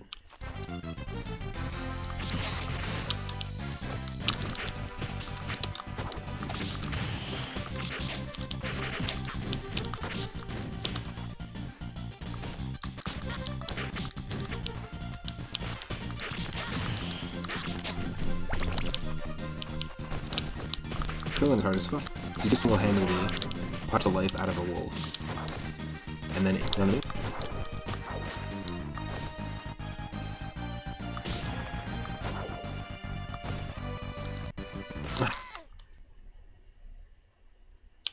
Load me up.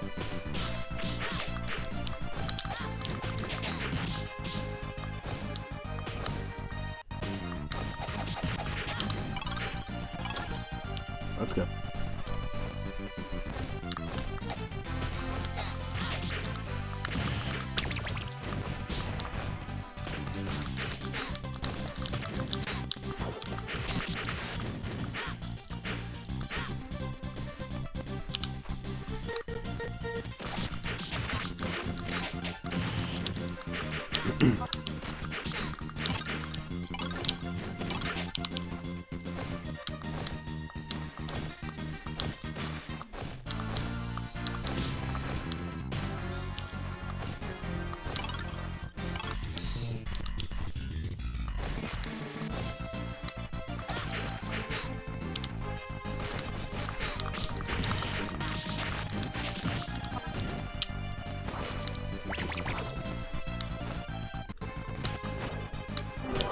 Nice.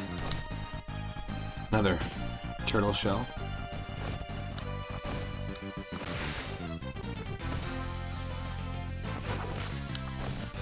He needs a bunch of sections of each level. As Krillin.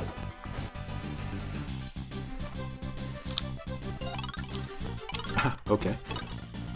Now it's sunset. I guess that's one way to redo a level. Or I guess one way to make a level longer is just make the character or the player have to go all the way back. Change the color palette.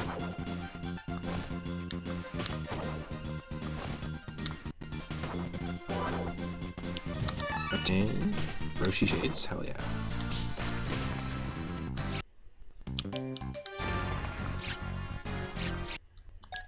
Oh, did it not save that other item? It didn't save the bunny ears. Damn.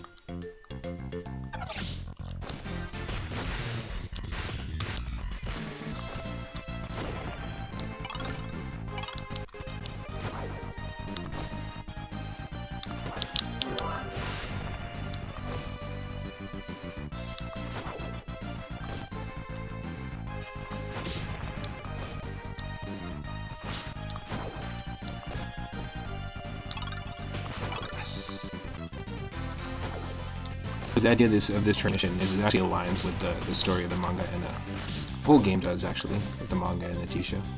But the idea here was a rock was thrown into the woods, like into the wilderness by Master Roshi,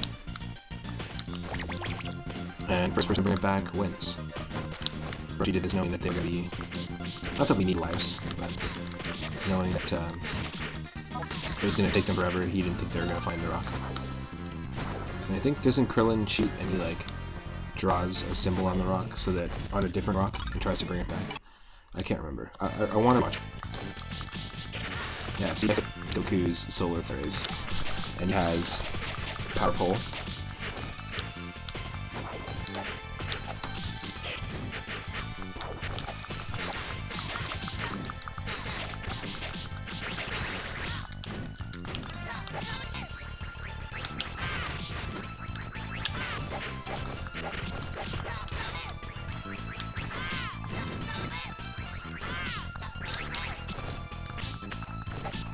Wasted all our key.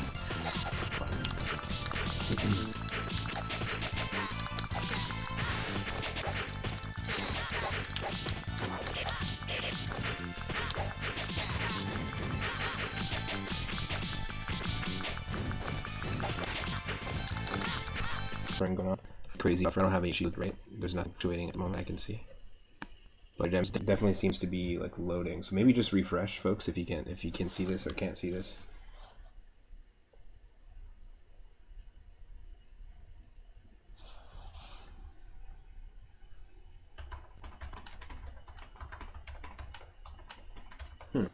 Very strange.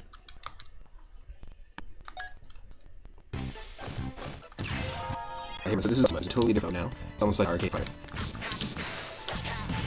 You want to do these like multiple combos. This is different than combo system that we just deal with.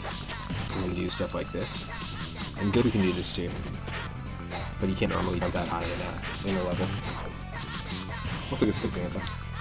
My apologies if there's any issues at the front, and hopefully my actual vlog won't be missing anything, because that's what we really wanna hope for. I just upload all my videos unedited to YouTube.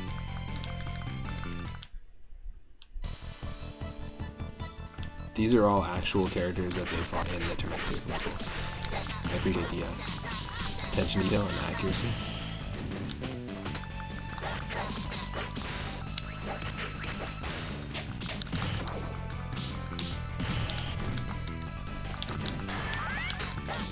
Yeah, so you can teleport in tournament mode, but you can't in the normal game, as far as I know.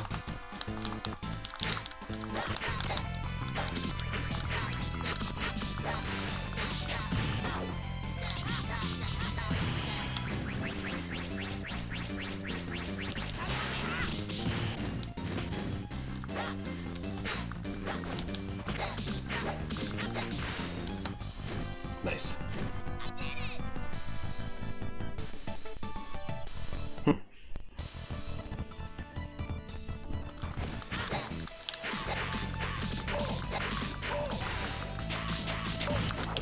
Damn. This game seems to be like lagging real behind too, like minute behind now. Video is recipe, but it's just not caught up. I'm not sure if that has anything to do with low latency mode or who knows.